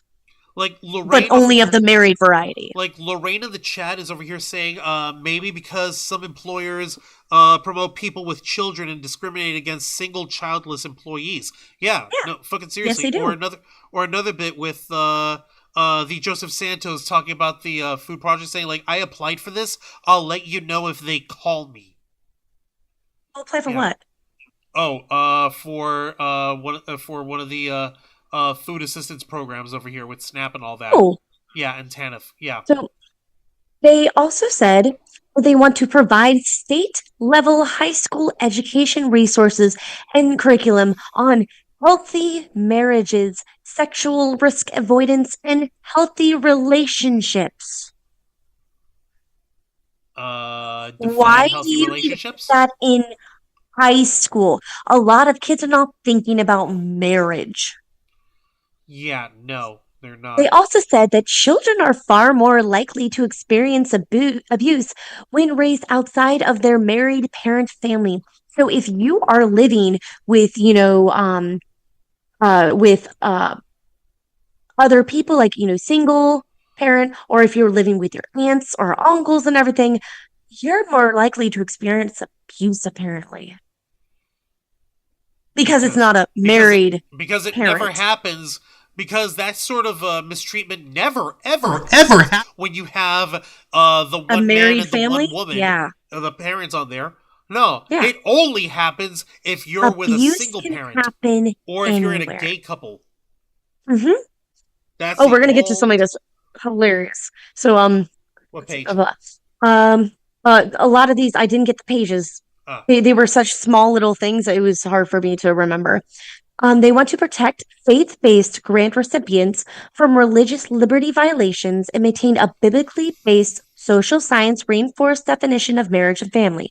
Again, they're going off. You have to get married and you have to have kids. That is the only way that we will support you. Which, again, I believe is stupid. Some people don't want kids. Some people are in a committed relationship, but they can't afford to get married, or they don't want to get married because of, Finances and reasons. shit. Or they don't think they're up for it, or they don't want to be bounded that way. Maybe it's Or they just want to be committed and they don't want to have to, be married by law, because some people don't care about that. Yeah, like what do you call it? Like Kurt Russell and Goldie Hawn. They've been together for decades. They're not married. Yeah. They've got kids which is together. fine. They're not married. Yeah. And they say all other family forms involve higher levels, and this is the funny thing, higher levels of instability. The average length of same-sex marriages is half that of heterosexual marriages. Financial stress or poverty, and poor behavioral, psychological, and educational outcomes. So yeah, apparently same-sex marriages last less than heterosexual marriages. Yeah. You notice how this little statement of theirs is in parentheticals, and there's no fucking source cited? Because these guys cite sources. They have source books at the end of each of these fucking chapters. They have tons of sources. Where are the sources to that one, motherfucker? Yeah, where is the research and control groups that you are referencing? I would like to see this. Please, by all means. They say that for the sake of the child's well-being, programs should affirm that the children require and deserve both the love and nurturing of a mother and the play and protection of a father. Again, a lot of people grow up fine with just one of them. And moreover, the fact that they're trying to assign which parent must perform which function here is fucking you can have a very protective mother but a very nurturing father. It's not cookie cutter. Yeah, no, not everyone operates the same way. Not every family operates the same way. Yeah. What if one of the parents dies and you're left with a single parent that way? Do they automatically become unqualifiable for any of this? No. They're so qualified because they were married and, some tragedy befell you. So, you're doing all you can. Oh, no. Yeah. But you're not in the traditional family role anymore. But they were married. No, Juan, they were married. That's the key thing. They were married. They were married, and now their spouse is dead. Because, we live in a hellscape. If you were just a single parent that wasn't married, no, they don't care. If you were married before and you're now widowed, they care because you were in the traditional family dynamic, so they have to support you. Yeah. Do they? They want to implement a pro-fatherhood messaging campaign. Don't know why they said that. These motherfuckers wish that, I wish a motherfucker would help support fatherhood.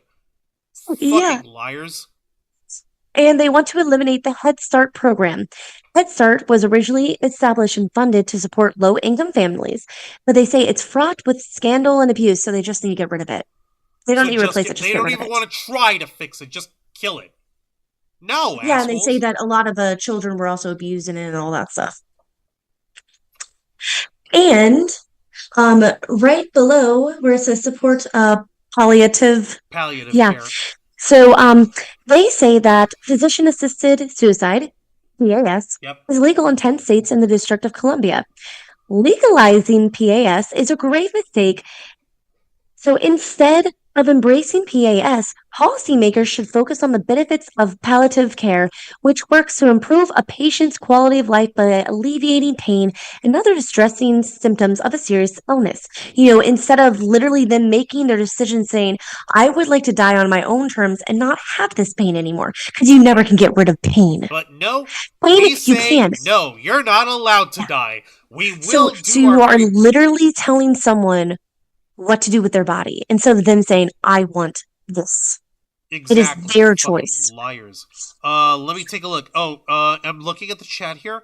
V. Joseph Santos was actually saying, no, it wasn't for the program. I applied for the 2025 project. There's an application on the website.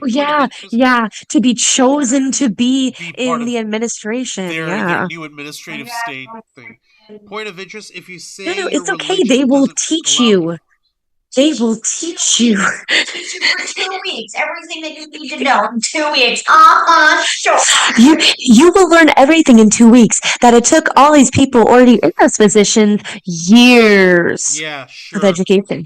Let's fucking say that, right? And he's also saying, point of interest, if you say your religion doesn't allow divorce, the courts can't enforce the divorce, First Amendment violation. Fuck. You would have to be in a really fucked version of one of the religions to divorce. Wow. So they also say that they are going to eliminate the week after pill from the contraceptive mandate as a potential abortifacient. I don't know how to say that word. Abortifacient. As a Abortifacient. Okay. And they want to withdraw the Ryan White guidance, allowing funds to pay for cross-sex transition support. That's on page 485. Yep. So basically, withdraw any sort of support for gender reassignment. Gone. Just gone. Gone. Just no. And on 486, they say children who spend significant time in daycare experience higher rate of anxiety, depression, and neglect, as well as poor educational why am I stumbling on this word?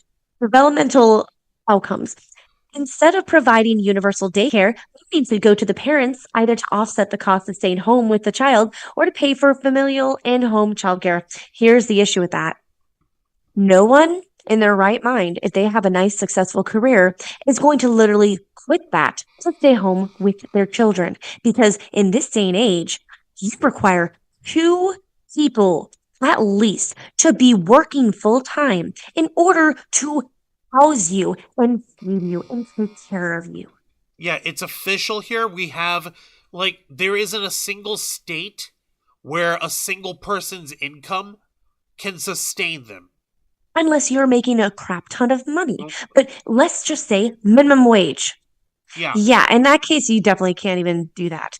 You would need at least 5 people working in one household in order to do that.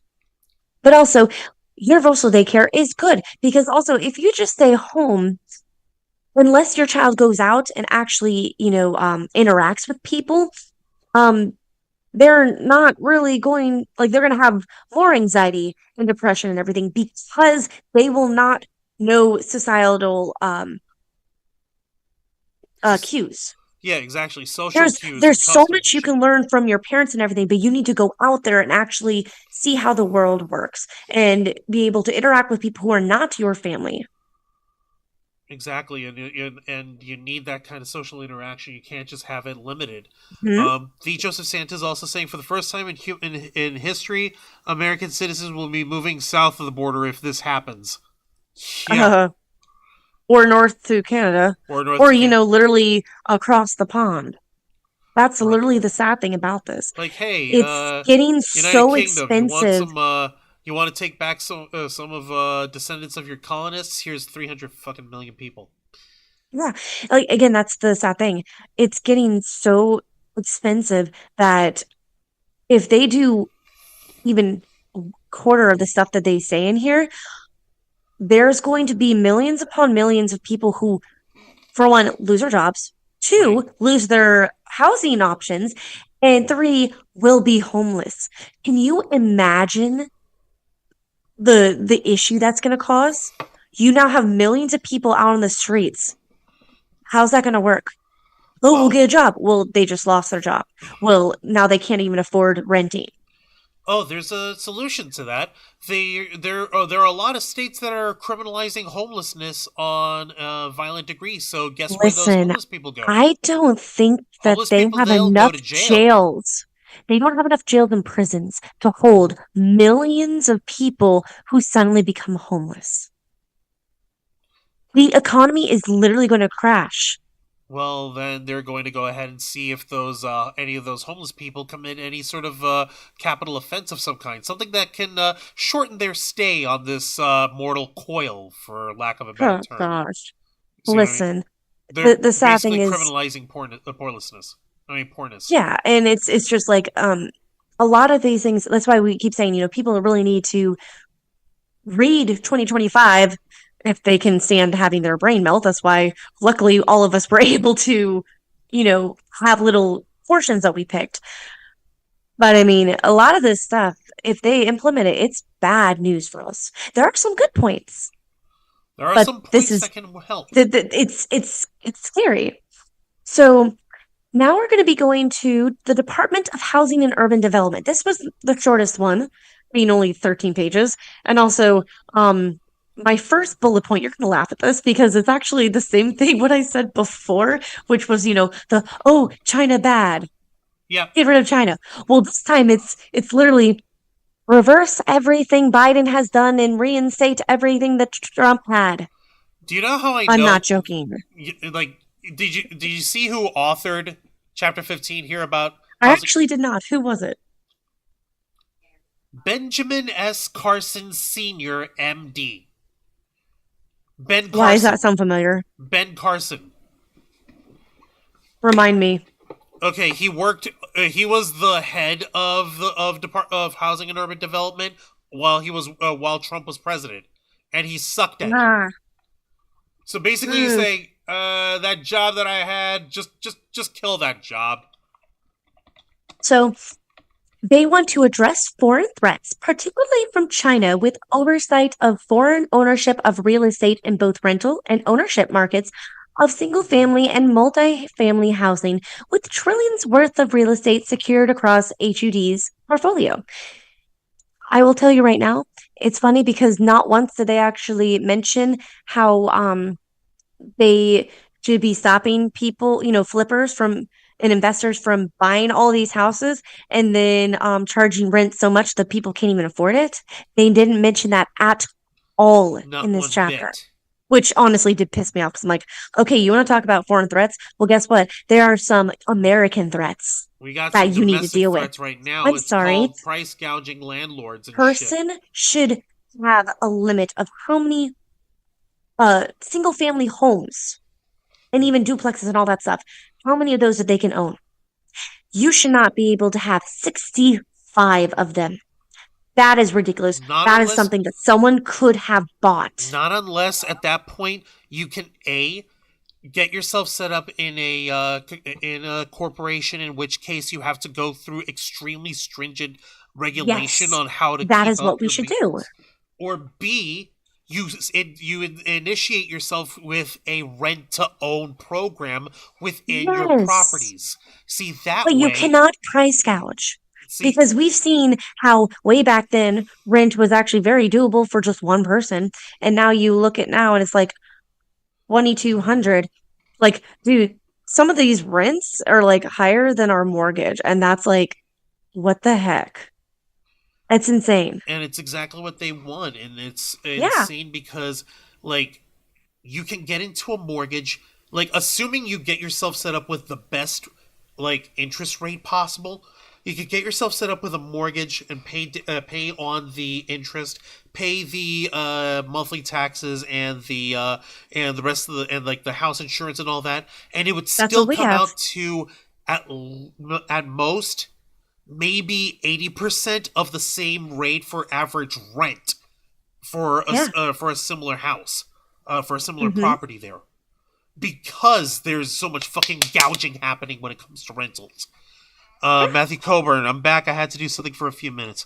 We appreciate you. Welcome back, Matthew. Appreciate you. So, please go to 509. 509. Let's see. Okay. All right. What am I looking at here? The Trump administration should prohibit non-citizens, including all mixed-status families, from living in all federally assisted housing.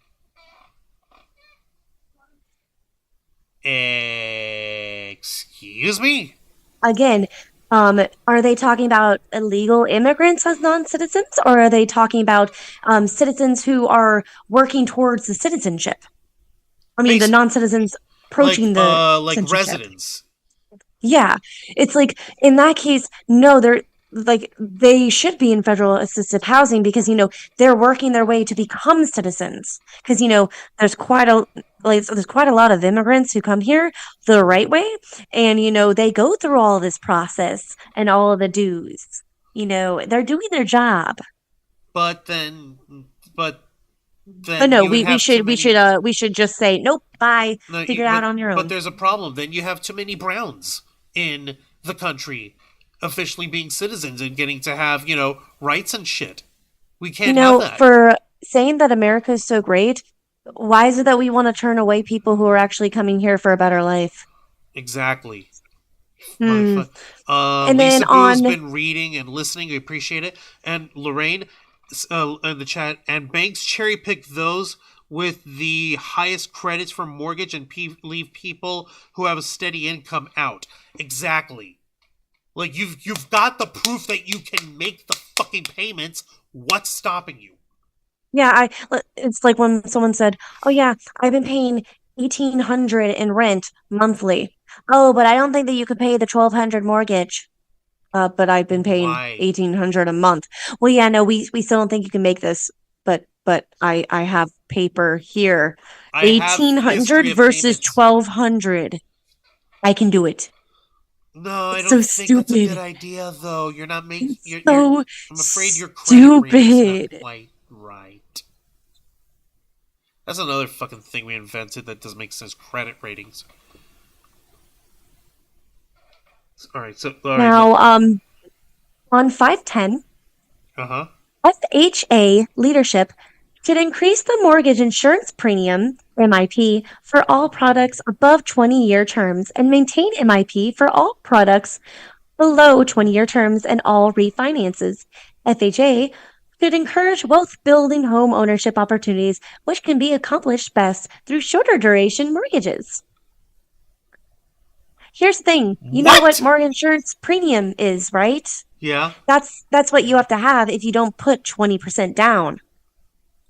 So that's actually a pretty penny. If we didn't put any down, it would have increased. I think it's either $125 to like $215 extra that would pay every month.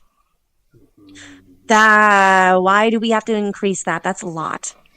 And most people either get 20 to 30 years. And the only way you can really do shorter duration mortgages are, if you have a crap ton of money. Which most people cannot. No one really has. Exactly, unless you are rich. But we can't even call ourselves middle class anymore. We're literally like just above starving, poor class at this point. Just above because of the huge gap between wages now. Considering now, livable wage now is $25 instead of $15. No, we can't have that. No. So basically, you are now encouraging the only people to buy should be the rich people, and just make it harder for people who are already struggling to buy a house. Now it's going to be impossible for them. Just because a lot of people do not have 20% to put down. That is a lot. If people don't know what 20% is, if you're buying a $200,000 house, you need to put $40,000 down. What was it? Yeah, $40,000 down. Who has $40,000 on them? Just lying around and having it in cash. Listen, if we all had $40,000 lying around, we'd be fine. We wouldn't be in this mess. Oh my god. Thank you, Matthew Coburn, in the chat, by the way. He's saying, these are the kind of people who created the 3-shell bathroom. Wow. Jesus, that is a deep fucking cut. Thank you, Matthew Coburn, for fucking demolition. Also, on 510, and this is my last bullet point, lawfully, well, it says like structurally, but I changed it to lawfully because I had to look it up, restricting eligibility for first-time homeowners and abandoning the affirmative obligation authorities erected for the single-family housing programs across federal agencies and government-sponsored enterprises. So they're going to restrict the first-time homeowners even more to be eligible for it. So they want less people to be able to own them, and they want the people who own them to be able to make money off of it. So you only want fucking wealthy people to own all the property. And this is why I have to say, it doesn't matter if you're a Republican or Democrat or liberal or Green Party or anything.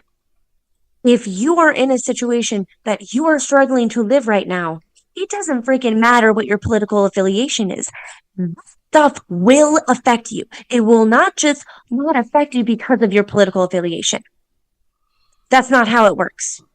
No, that's not how it's gonna fucking If work. It's gonna work on they're not every going to fucking one. make exceptions for people unless you donate a crap ton of money. And yeah, they will. And you Because have a crap ton of money it's to corrupt. donate.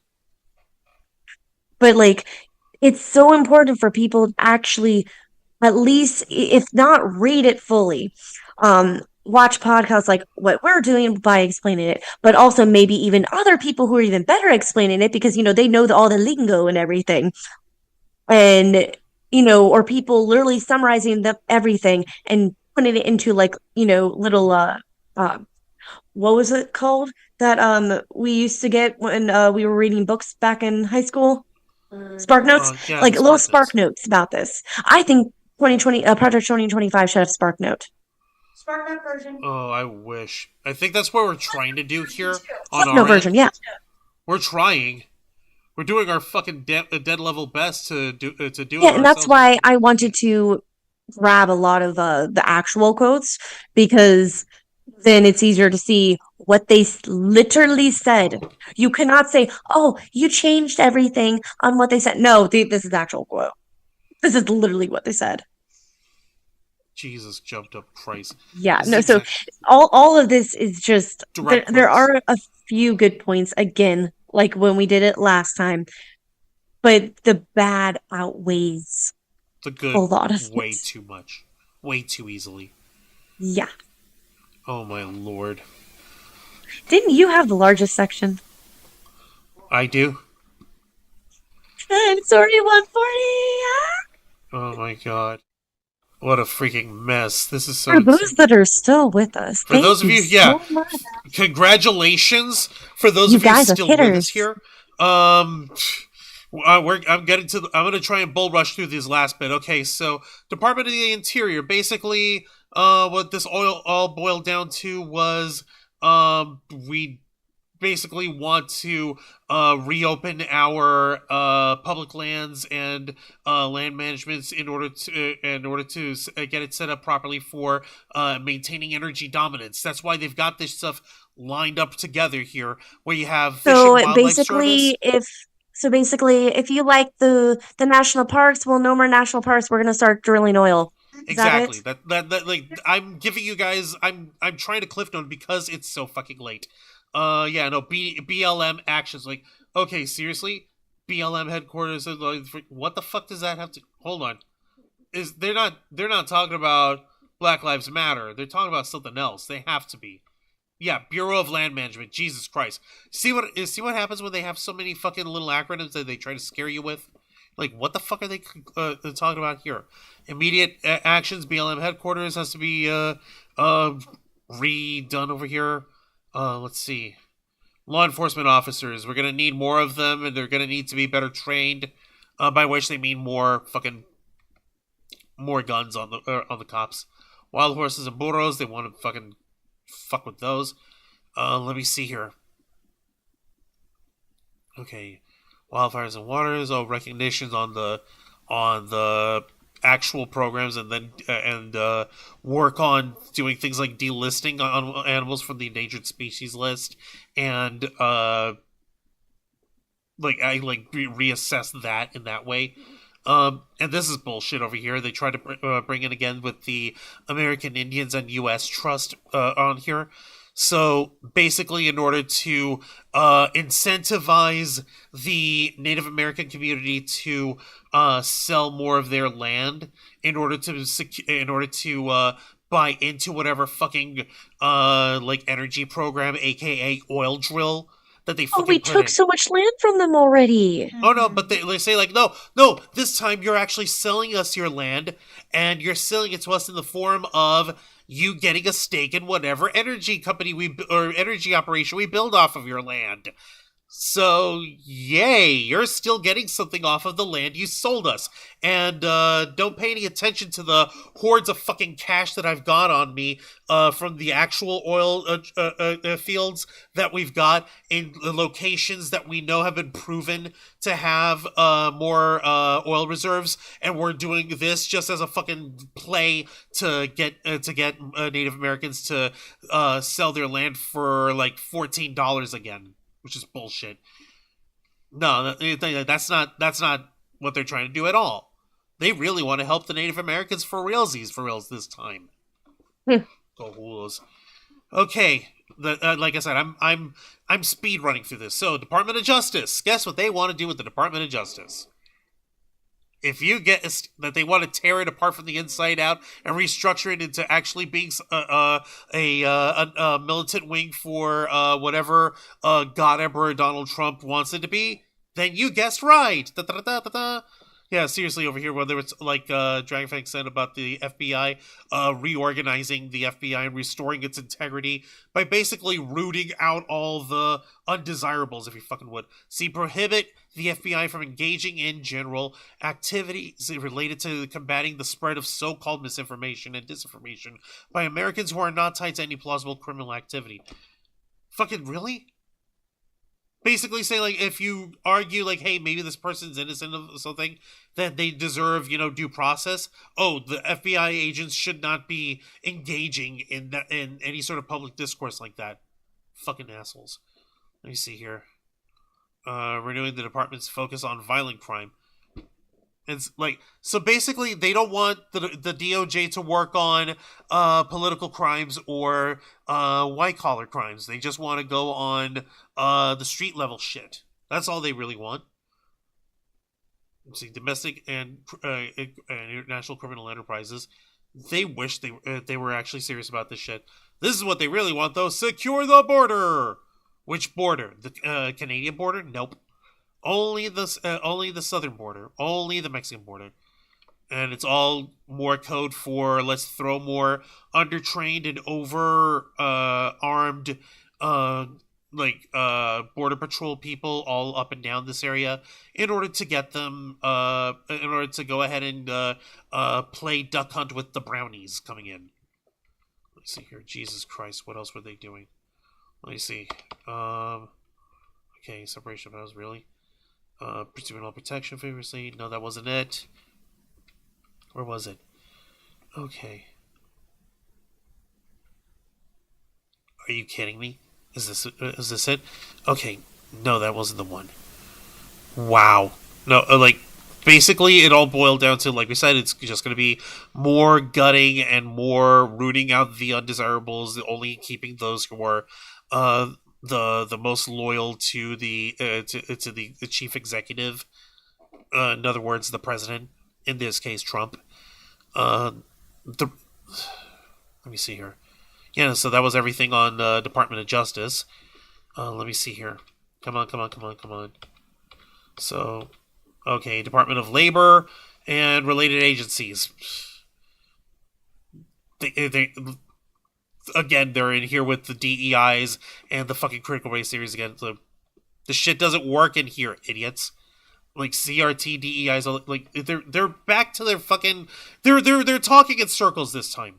Amend Title 7. The next administration work with Congress to amend Title 7 to prohibit the Equal Employment Opportunity Commission from collecting EEO-1 data and any other racial classifications in employment for both private and public workplaces. So, you know how we put down what race we are in our job applications?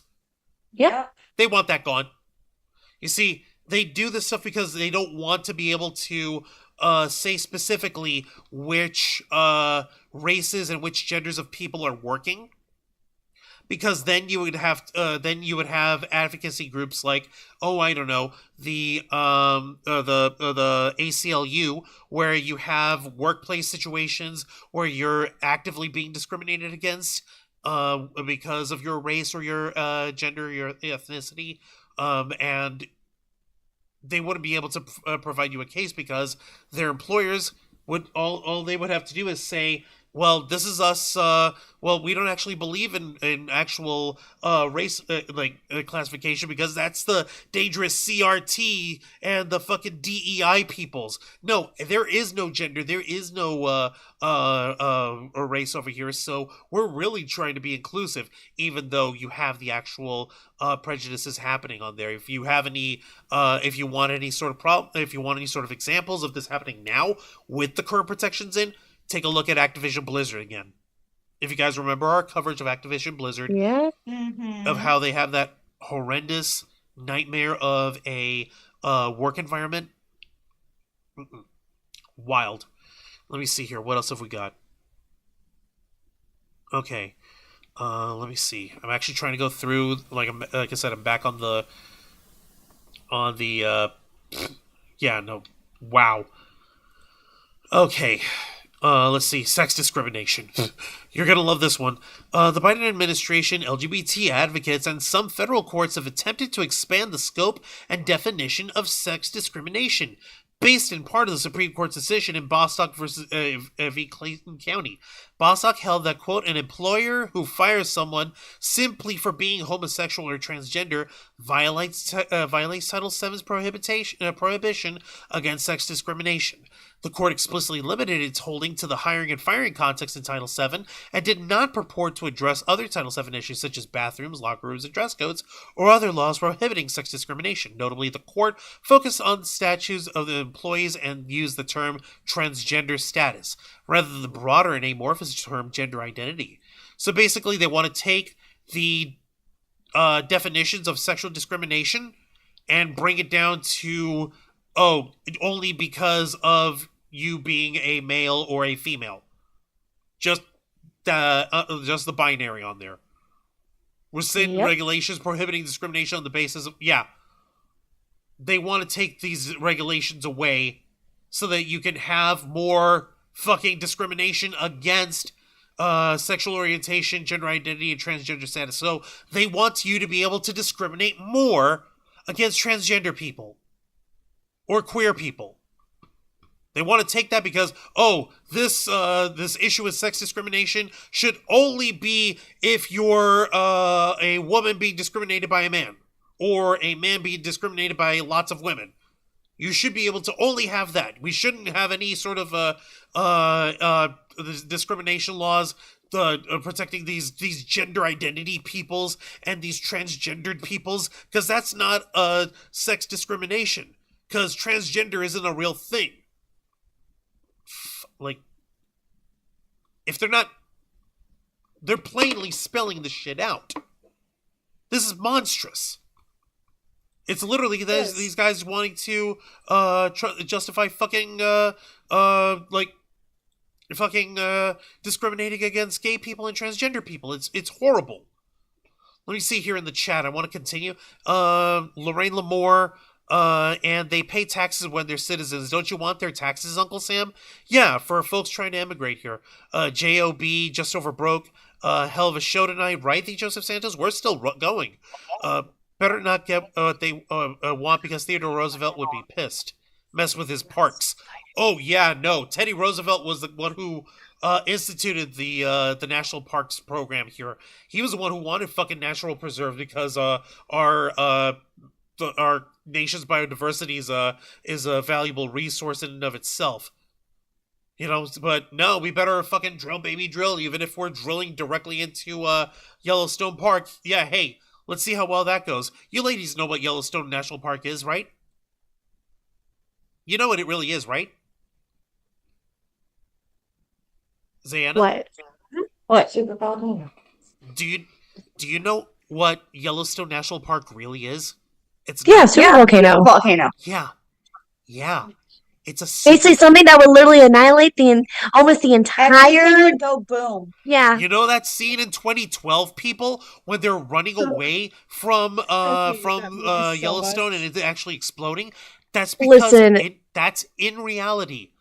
Yellowstone no, it wouldn't happen like 2012. It would happen on almost the same thing that it was in Super Volcano. Yeah. It was a two-parter mini-series. That was it was close to scientifically possible as you could get to. Yep. Yeah, exactly. That's how it would be. Exactly it. And what happens from there is Yellowstone's on top of what's called a caldera, which is basically, imagine the volcano is a soup pot on medium heat with the lid on, and the lid doesn't have the little spigoty hole for letting out steam. It's a flush lid. It's waiting to pop. It's waiting. All it takes is one idiot with one big ass drill, wanting to drill, baby, drill. And if they're fucking got the gumption of saying, hey, maybe we got some oil under that Old Faithful there.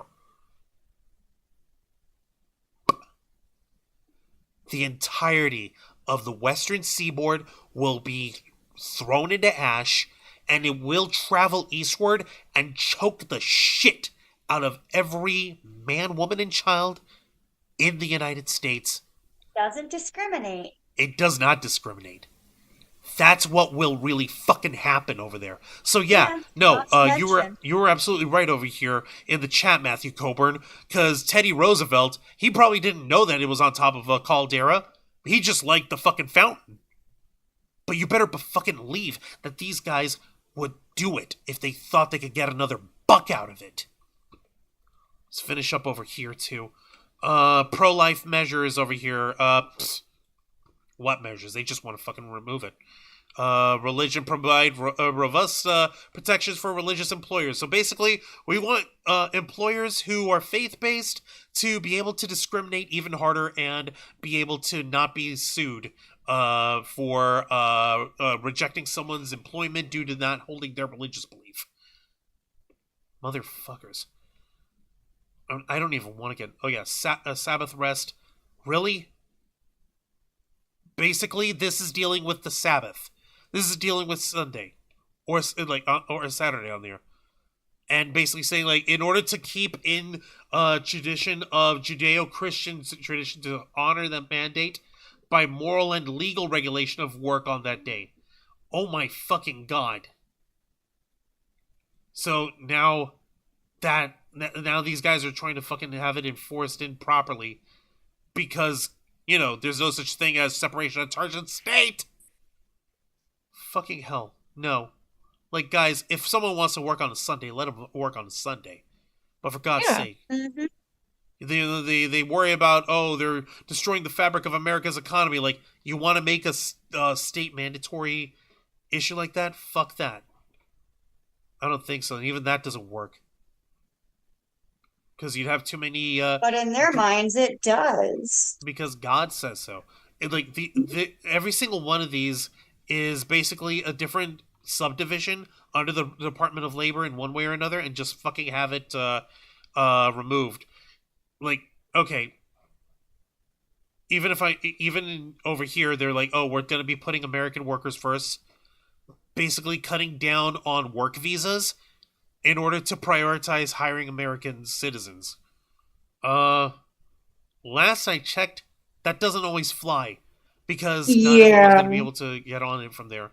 Let's see, 19. Department of Transportation. Where do I begin? They basically want to take railway systems and cut them down to shit because our railways in this country aren't under enough erosion. Let me see here. Corporate average CAFE standards. They want to remove these. When it comes to fuel economy standards, they just want to remove them. They want to go back to gas guzzlers going half a mile per gallon. Federal Highway Administration.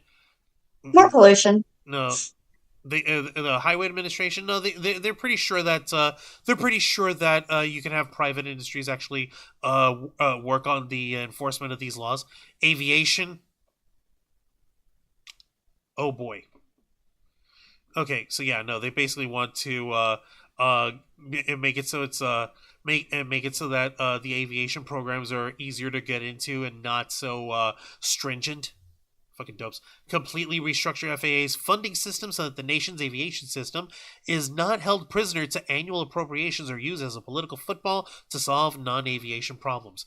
Basically, trying to lock in the funding for FAA and not have it be malleable in any way, shape, or form. God. Because, shit doesn't change. Federal Transit, jeez. Like I said, Railway and Maritime, these are basically just to take those administrations and just make sure that they whittle down as much of the laws of gas regulation as possible. And lastly, Department of VA, of Veterans Affairs. Huh. This I took issue with. Like I said, Kstorm is former military, and I have nothing but respect for our veterans of our armed forces. So I took extreme fucking issue with how these guys were basically trying to say that, oh, they need these reforms. You guys probably see where this song and dance goes. Oh, this needs reform. What's the reform? We're going to cut out everyone who has any experience in here, and we're just going to make sure that we have folks who work in this office that'll just do what we tell them to do and ensure. Basically, yes, men. Exactly. Look at this shit. Like, I couldn't have stopped at a better spot. On page fucking 653. Managing the relationship with organized labor and effectively and proactively.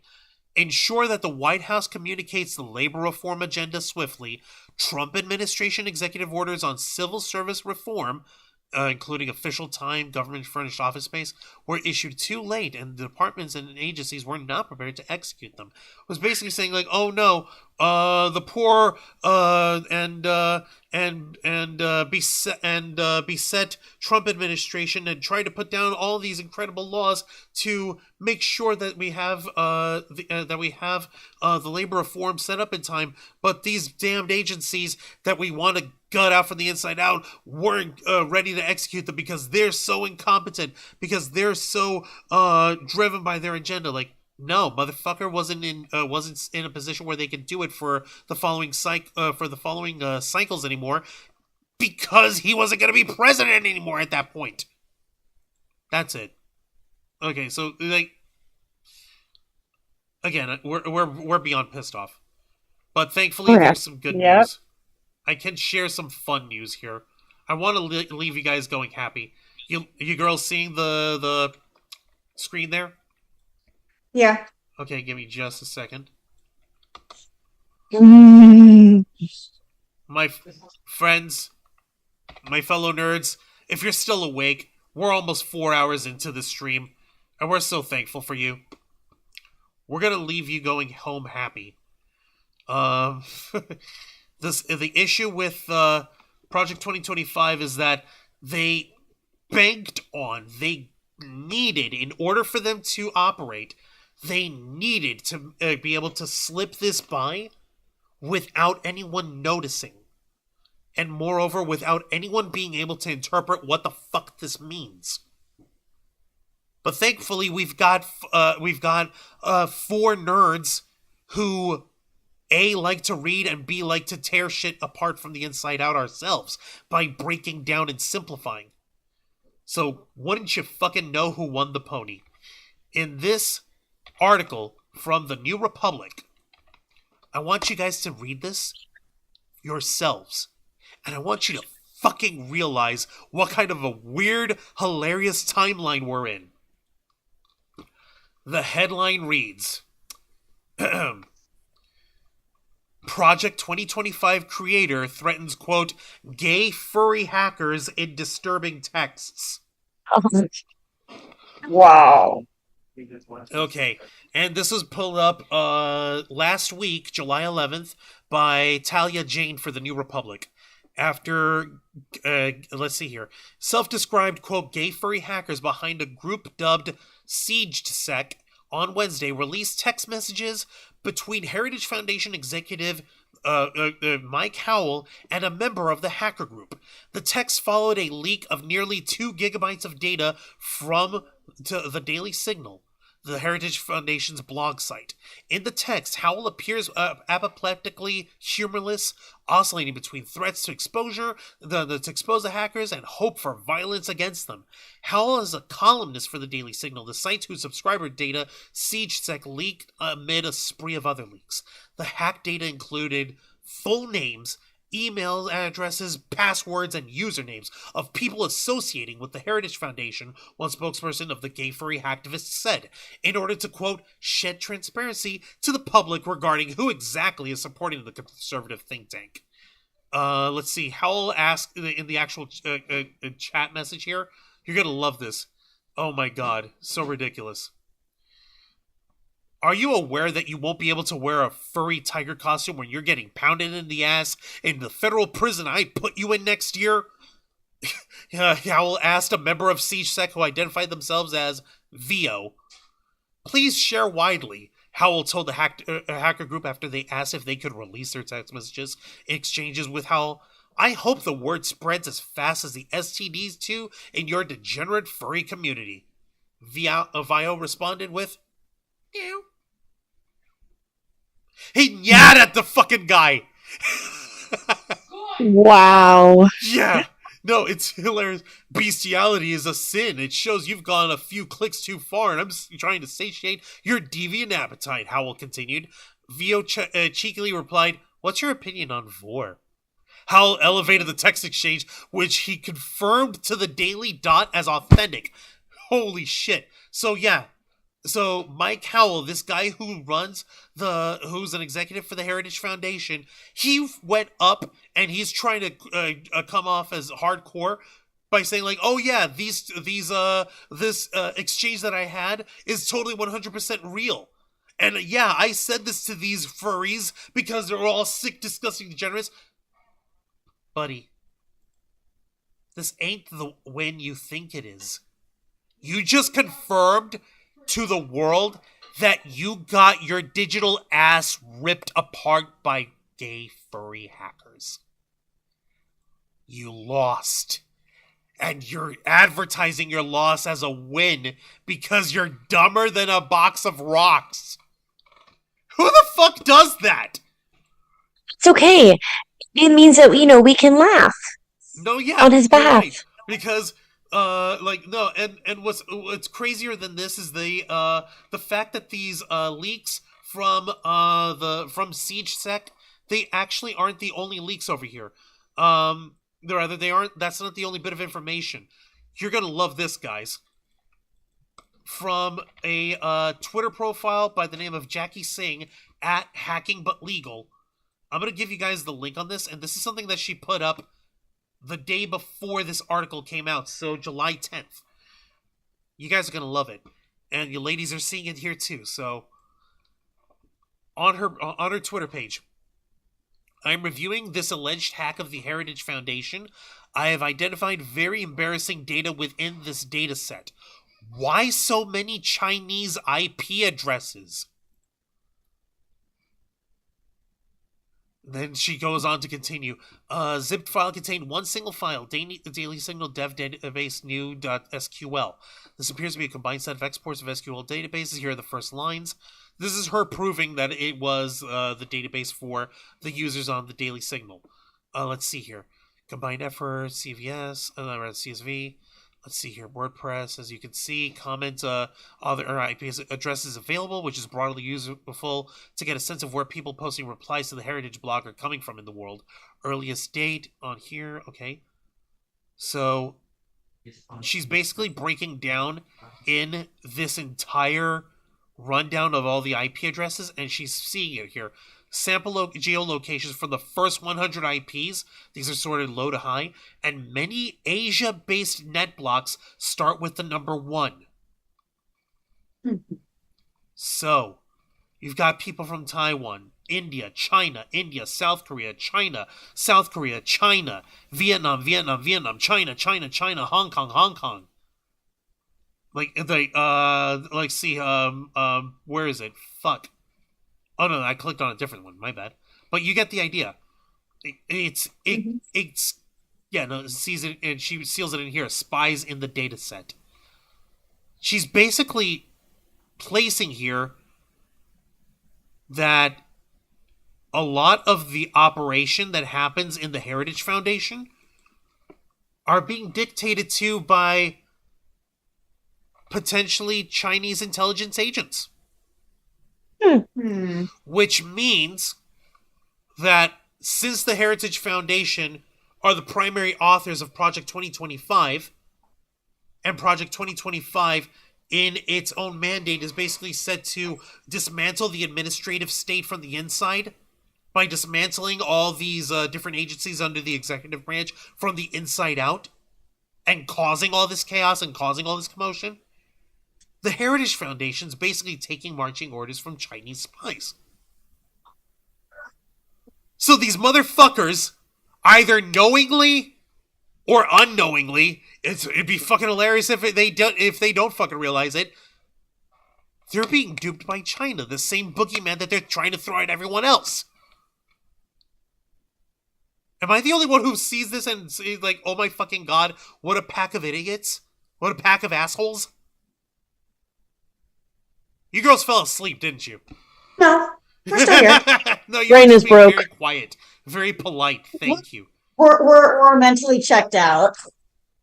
I don't blame you. I don't No. fucking blame you. But the point of it is, these gay furry hackers had fucking went ahead and they broke this information from the Heritage Foundation and Project 2025. And what they do is at SiegeSec, they actually have a history of doing this stuff, but not for any money. They don't hold it ransom. They basically release that stuff in order to expose different institutions. So yeah, like, I'm losing it over here. And considering that Donald Trump really hasn't, he's been trying to distance himself from Project 2025, but that thing has his name all over it, like white on rice. Basically, what this boils down to is that this idiot has been China's evil, and not realizing that he's fucking trying to get himself set up to sell everyone the fucking Chinese government's attempt to disrupt America, and trying to sell it as his own idea. Mm-hmm. I have no words. I I have don't no either. fucking words. And that's who this guy is. He's a grifter. If he thinks he can get $1 out of it, he'll strangle a pigeon. If he thinks he shakes it hard enough, that a dollar coin will pop out. Fortunately. Yeah, Lorraine is saying, "Can we call this project 1935 because that feels that's more accurate?" Holy shnikes! Not wrong. Lorraine is saying, what heritage are these guys referring to? Caesar, Nero, Idi Amin, because it ain't America. Yeah. Heritage Foundation doesn't care about Constitution. You're right, the Joseph Santos. They also call for the repeal of the 14th Amendment. That means no birthright citizenship, equal protection, and due process by states. Yeah, no, they don't. They want that all gone. Because it'll keep their power base in power. There's no bones about it. These fucking people. And that's what. And considering that we went through this whole breakdown of this document, at the same time as we're talking about how Trump got shot, you notice, guys, this was the thumbnail that we used. This was the photo that we used for his for our thumbnail tonight. It wasn't the one with his big hand up. No, it was the one where he's being carried away. Because he's showing his vulnerability. He's showing that he bleeds. He's showing that he is human. He is showing that he is vulnerable. He let his hands go limp. He let himself go limp, and he's letting these people carry him off. We didn't use the one with the big fist pump that we made the jokes with over here, including the thing with all the memes that we were making over here. You know, fucking Rufus Shinra. He's not Rufus Shinra. He's not he's not Emperor Palpatine. He's not Frieza. He's this fucking guy. He's this sad and fucking vulnerable 80-year-old fucking man who happens to be a horrible prick. Like, there's reports coming out right now from the Republican National Committee of Donald Trump actually being a little bit more sedate than usual. And Kyle Kalinske from Secular Talk, he's theorizing that, like, oh my god, that I think Trump is finally realizing his own mortality and that he's actually starting to try to dial his shit back a little bit because he's actually reflecting for the first time in his life. And I wish that's the case, because if he really has had a come to Jesus moment with that shot going across his ear, then the first thing he would fucking do And this is my big fucking theory, ladies and gentlemen, and everyone, and Xeiana and Dragonfang. The word backstage at the Republican National Convention right now is that Trump is in his acceptance speech. He's done away with a whole lot of his usual bluster and these mobs and the worst things of Biden and everything. And what he wants to do is he wants to try to come off as like, no, we must work together. We have to be more unifying and we have to be more peaceful because of his fucking come to Jesus moment. If any of that came from a single bone of sincerity, or rather a single sincere bone in his body, if any of that is true, if he really wants to try and realize that since he's been shown that he could die at any second, that we should actually come together as a nation, and that he should actually foster peace and unity, what he should do is grab a hard copy of Project 2025 and tear it apart in front of everyone, tear it page for page, and when he's done,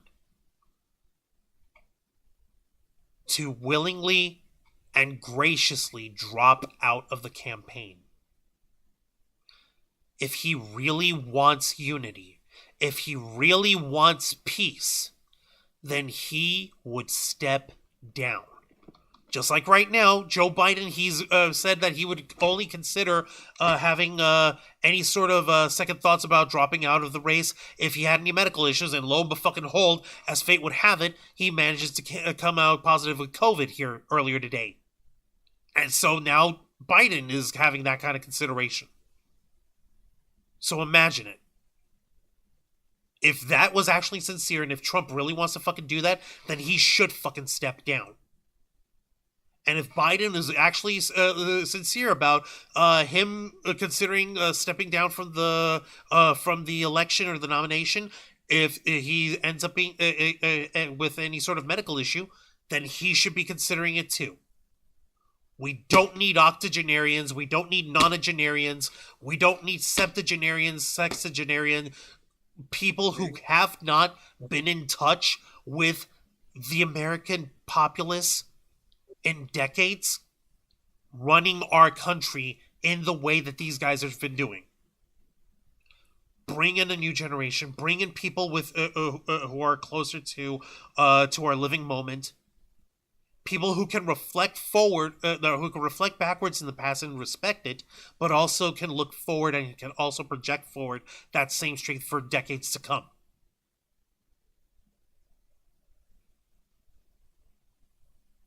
But like I said, before, there's folks who where I was earlier talking about how I was worried that all this was staged, that it was faked, that Trump wasn't bleeding in his hand. So fucking what do you call it? So he must be faking the whole thing. Yep. That he nicked his ear to get the blood going or whatever. Because I wouldn't put it past him. I would not put that shit past him. He has gone through extraordinary lengths, as his career has shown, to lie his way to the top in a lot of ways. And he's been proven to have done so. So faking a shooting, faking an injury, I wouldn't put it past him. But this has all the makings of a 1 in a million occurrence that could have very seriously ended very badly for him. He would have been dead. And a lot of people would have been pissed, but he would have been dead, and he would have never been able to get back what he feels he's owed. But if he's serious about wanting change, about wanting peace as what's being reported, then he would step down. Biden would step down. We would have different players on the field, and we would actually have an election that we might actually not feel too horrible about. Here's the thing. We need to have younger people who are the nominees, because I'm sorry, these people are getting too old. Pretty much all of them are going to end up completely senile. They're too old for this shit. It's ridiculous at this point. It's like this government, this geriocracy, I believe it's the right term. It's got to go. We can't work this way. The Joseph Santos has an interesting theory. He thinks Melania paid the shooter to do it. What? That's got some merit. And let me see here. Unconstitutional is a good word. You're right, the Joseph Santos. So Batman, Superman, do you bleed? Right, Coburn? Right? He came to realize, oh shit, I could die at any minute. Like, considering that this is the kind of guy who's never had an ounce of honest self-reflection a day in his life, I seriously doubt that this is what's happening, but one can hope. All right, let's wrap ourselves up because it's 2:20 in the morning, ladies. And I have to get up at 8:25. Woohoo! What the fuck? Why didn't you say something? You need to go to bed. I'm over here. I mean, okay, ladies, I love you. Go the fuck to sleep. All right. Okay. so you don't have anything else to talk about? I'm wrapping up over here. Yeah, no, I'm pretty much done. So I don't know if you have any final thoughts or final words of your own. Our brain is broken. This is all bullshit. Mm-hmm. Fucking read Project 2025 for yourself if you want to have your own mind broken. Yeah. If By you all really means, it's free to know it's download. all that's in there, please check it out. Please, for our sake, we did this for you guys. We melted our brains for your sins. No, I'm kidding. Not sins, but you know what I mean. God, all right. Yeah. Read it on your own, folks, and this guy, he's not going to change. I doubt that he's going to change. And If he does, we'll be surprised. yeah, seriously. It'd be nothing short of a fucking miracle. But you know what? If anything does happen here, or if we have any other news in the world of nerd and pop culture where we need to have a deep dive, then you better believe we'll have it right here on this show, the uncensored and uncompromising interview and review podcast of the Ravens Flock, Theblackfiles, hosted by yours truly, Juan Arouse. Be sure to request access as we go live every Wednesday night at 10 p.m. Eastern Time, simulcasting on YouTube and Kick. Hit the subscribe or the follow button. Ring the notification bell to stay up to date on all of our content. Become an inner flocker by hitting the join button. And until next time, continue to follow us Facebook.com/TheRavensFlock, Twitter.com/RavensFlock13, Instagram.com/TheRavensFlockOnline, Kick.com/TheRavensFlock, and of course, remember to hit that subscribe button and ring the tiny little notification bell right here on our flagship platform, YouTube.com/TheRavensFlock, humble home of the Blackfiles. Los Amigos Play, Wrestle Rewind, and the Ravens Flock. For Jose Casabona, xeiana Rose cosplay, Dragon Fang cosplay. I am Juan Arouse. This has been the Blackfiles, and we are out of here. We hit the back files. You said the bag files. No, we are the Bat Files.